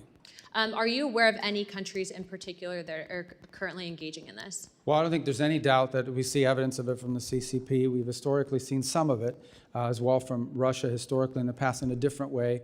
I think you're starting to see some of it from Cuba, and I think some of these are linked with one another. In fact, that group that you just mentioned actually traveled to Cuba, stayed at a very fancy and expensive hotel that is sanctioned, and I think are now being looked at by the appropriate officials to see if they violated U.S. law in the trips that they're taking. But there's no doubt that when you have people showing up with pre-printed signs 24 hours after Nicolas Maduro was arrested and extradited to the United States, that's not an organic movement. Someone's paying for that. I think one of those organizations would be the National Network on Cuba, which is a pro-communist, anti-American organization comprised of dozens of member organizations to include Code Pink, the Communist Party USA, Democrat Socialists of America, Socialist Worker Parties, and various organizations to include Armed Queers of Salt Lake City, which Tyler Robinson, the individual who murdered our friend Charlie Kirk, has loose ties to and association with at the time of the assassination. I just want to point out that from my perspective and in talking with you personally, I can see that you are very much of the mindset of peace through strength, but also pursuing peace first before you hit people with a big stick. So I appreciate that perspective because it is refreshing and not common in Washington, D.C. But with that being said, I heard a lot of talk today on Russia specifically. I understand that peace talks are very much so alive and well, and that the United States, for the first time ever, at least with this administration and you heading the head of the as the Secretary of State, have been instrumental in those talks. I would like to, though, ask you, for the first time in 20 years, recently, we had the Russian Duma come here to meet with members of Congress. What is the end result when Congress fails to open up dialogue and at least maintains communications with another superpower like Russia? Well, I think there's two things to discuss. One is the war in Ukraine, which we'd like to see end through a negotiated settlement. And separate from that is a bilateral relationship with a country that possesses, if not the largest, the second largest nuclear arsenal in the world. At a minimum, we have to have relations and conversations with Russians. We just do, whether we like what they're doing or not, because given those factors that I just pointed to. I've had multiple conversations with the Foreign Minister Lavrov, and we have to, because that's mature diplomacy and it's important. It's the same with China. We have to have communication with them, and there are issues in our bilateral relations that have nothing to do with Ukraine. So now, I think our relations with them will be friendlier and easier to pursue once the war in Ukraine is wrapped up, and we've made that point in this engagement. But I think what we've learned, and certainly I think has been affirmed to us in the last year and a half, is you're much better off having someone to talk to on the other side than not. And this is a president who's willing to meet with and talk to anybody. He doesn't view talks and engaging a foreign counterpart as a concession, the way it's been treated in the past. Sometimes it leads to something, sometimes it leads to nothing. Sometimes that vehicle of communication proves incredibly valuable in a potential conflict or crisis. I'd like to end by saying this. I completely agree with you. I think that it is our job and responsibility in Congress to maintain open dialogue and discussion. But I do think that you guys will be successful in this peace deal. And so I want to be the first to congratulate you on that, because I think that sometimes in this instance, having the courage to step up and do the right thing and lead by example is a big thing. So with that, Chairman, I yield the rest of my time. Representative Miller. Thank you, Mr. Chairman. Mr. Secretary, it's good to see you. You were the first person I worked for when I started in politics, and this is very unique for me. But first and foremost, I just want to say thank you for the job that you've been doing. People back home, they comment on your stability, your bearing, and how you represent our country on the world stage. Thank you for doing that. And look, you're sitting here today and for several hours, and our colleagues on the left, for the vast majority of them, they want to get a political stunt. They don't want to hear your answers, and that's why they wouldn't let you and afford you the ability to speak, because they know that you would school them in every which way possible and actually tell them that 2 + 2 = 4. And for a lot of them, that's hard to understand. So I respect your ability. But look, you have been, asked a ton of tough questions. This is your time, if you would like it. I know you have spoken a lot today, but if there is anything that you would like to correct the record on by any of our colleagues on the left or even on the right that may have misspoken, I'd like to give you this time if you would like it. And just one last thing. When you're done with all of this, if you could come to Cleveland, Ohio, I know it's not where you're from, but the Cleveland Browns could use a really good coach. And so with all the different hats you've been wearing, maybe you could take us to a Super Bowl. But at that point, I leave the rest to you, sir. Well, I don't claim I can lead that to a Super Bowl, but I wish them luck in Cleveland on that. Look, I thank you for the opportunity. I think we've covered almost everything, and thank you for giving me the opportunity to do that. Unfortunately, I have to be in the Senate here in just a few minutes, and they get really mad if you're late. But I just want to touch off by saying, look, every element of our foreign policy and everything we do, including aid, is now synergized, and it's about the national interest. And I do think it's important to point out and continue to point out, we are the most generous country in the world. By far, we give way more money than anybody else does to all of these things. Other countries who are very rich, powerful countries should step up too if they want to join in helping. There's no evidence that that's the case. We've seen a little bit of an increase among some countries, but it's not just us, the Canadians, the UK, other European countries have cut back in their expenditures as well on foreign aid. Not timed with us, it just happens to be they have those domestic considerations to take into account. This is the most generous country in the world. This year alone, there will be millions of people around the world that will receive food and medicine and medical care and in a way that furthers our national interest, but is also good for them. And we do that more than anyone on the planet. Foreign aid and what this country does to help people around the world is something we should be proud of, but it has to be done the right way. We can't be spending money on things that don't further the national interest, and we can't be spending money on things that waste the taxpayer dollars, and we can't be spending money on social experiments around the world that further the aims of an ideological movement in the United States. That's not what foreign aid is ever supposed to have been about, and that's what we're going to get it back to. On foreign policy, we're going to be pragmatic, but we're going to be principled at the same time. We have to understand that when it comes to foreign policy, oftentimes you're not given the choice between the clearly good one and the clearly bad one. Sometimes you're given two bad choices, and you're trying to figure out which one of these two bad choices is the least harmful to the country. In the end, at the end of the day, foreign relations between countries is about one thing, the national interest. I expect that every time I meet with a foreign minister of another country, that foreign minister is going to push for what is in the interest of their country. I need to push for what's in the interest of ours. Not what's in the interest of the world, not so what's in the interest of, what's in the interest of ours. In those cases where where our national interests align, that's where cooperation happens. That's where alliances are formed. In those instances where our interests don't align, that's where you hope that diplomacy and cooperation can find a way through. But in the end, our foreign policy must always be about what is best for America before anything else. This is not a novel concept. It is a classic concept and one that was lost for a long time in American foreign policy, and I'm happy and honored to be a part of trying to restore it. Thank you, Mr. Secretary. Mr. Chairman, you're back. Final member, Representative McKenzie. Thank you. Thank you, Mr. Chairman. Thank you, Secretary Rubio, for joining us today. I have the pleasure of representing Allentown, Pennsylvania. It's home to one of the largest Syrian-American populations in the country. And obviously, there have been a number of atrocities in that country during the ongoing conflict there, some of them targeting the Christian population. On June 22nd of last year, the Mar Elias bombing happened at a church, and we are coming up on that one-year anniversary. I'd like to just ask you very briefly if you can give us an update on what's going on in Syria, what we're doing to achieve stability in that country with the leadership that is now in place, and also any updates on religious minority protections. Yeah. Well, we talked a lot today about Venezuela and other places. Syria is far more complicated. First of all, Assad deliberately divided groups in that country against each other. And some of those frictions and some of those resentments exist. It wasn't always the case in Syria. It's one of the few places in the Middle East where you actually had Sunni, Shia, Christian, Druze, and other communities living, and Kurds living alongside one another. But Assad, and especially during the Civil War period, pitted these groups against each other. So in many cases, when you're seeing these atrocities, what you're seeing is some unit of some fighting group from one side going after and seeking retribution against a group in another. And it's a real challenge. I think you've seen a diminution in this, but nonetheless it exists, and it's already happened too much. The second is, the core here, and our goal is to have a nationalistic government in Damascus that seeks not to expand power or not to turn Syria into a base of operations for a foreign power, but to build a Syrian state that's inclusive of all of the elements in it. That's what we have engaged with the interim government there on. That's what we've engaged, and we've given them and tried to give them every opportunity possible to succeed. We've had some successes. As an example, when we had some fighting break out, especially in the Northeast, and we had these ISIS prisons. This is an underreported story, but we had these ISIS prisoners there. They agreed and were very cooperative in getting those prisoners transferred out of Syria and into Iraqi prisons before there would be a jailbreak that could threaten them and also threaten the region.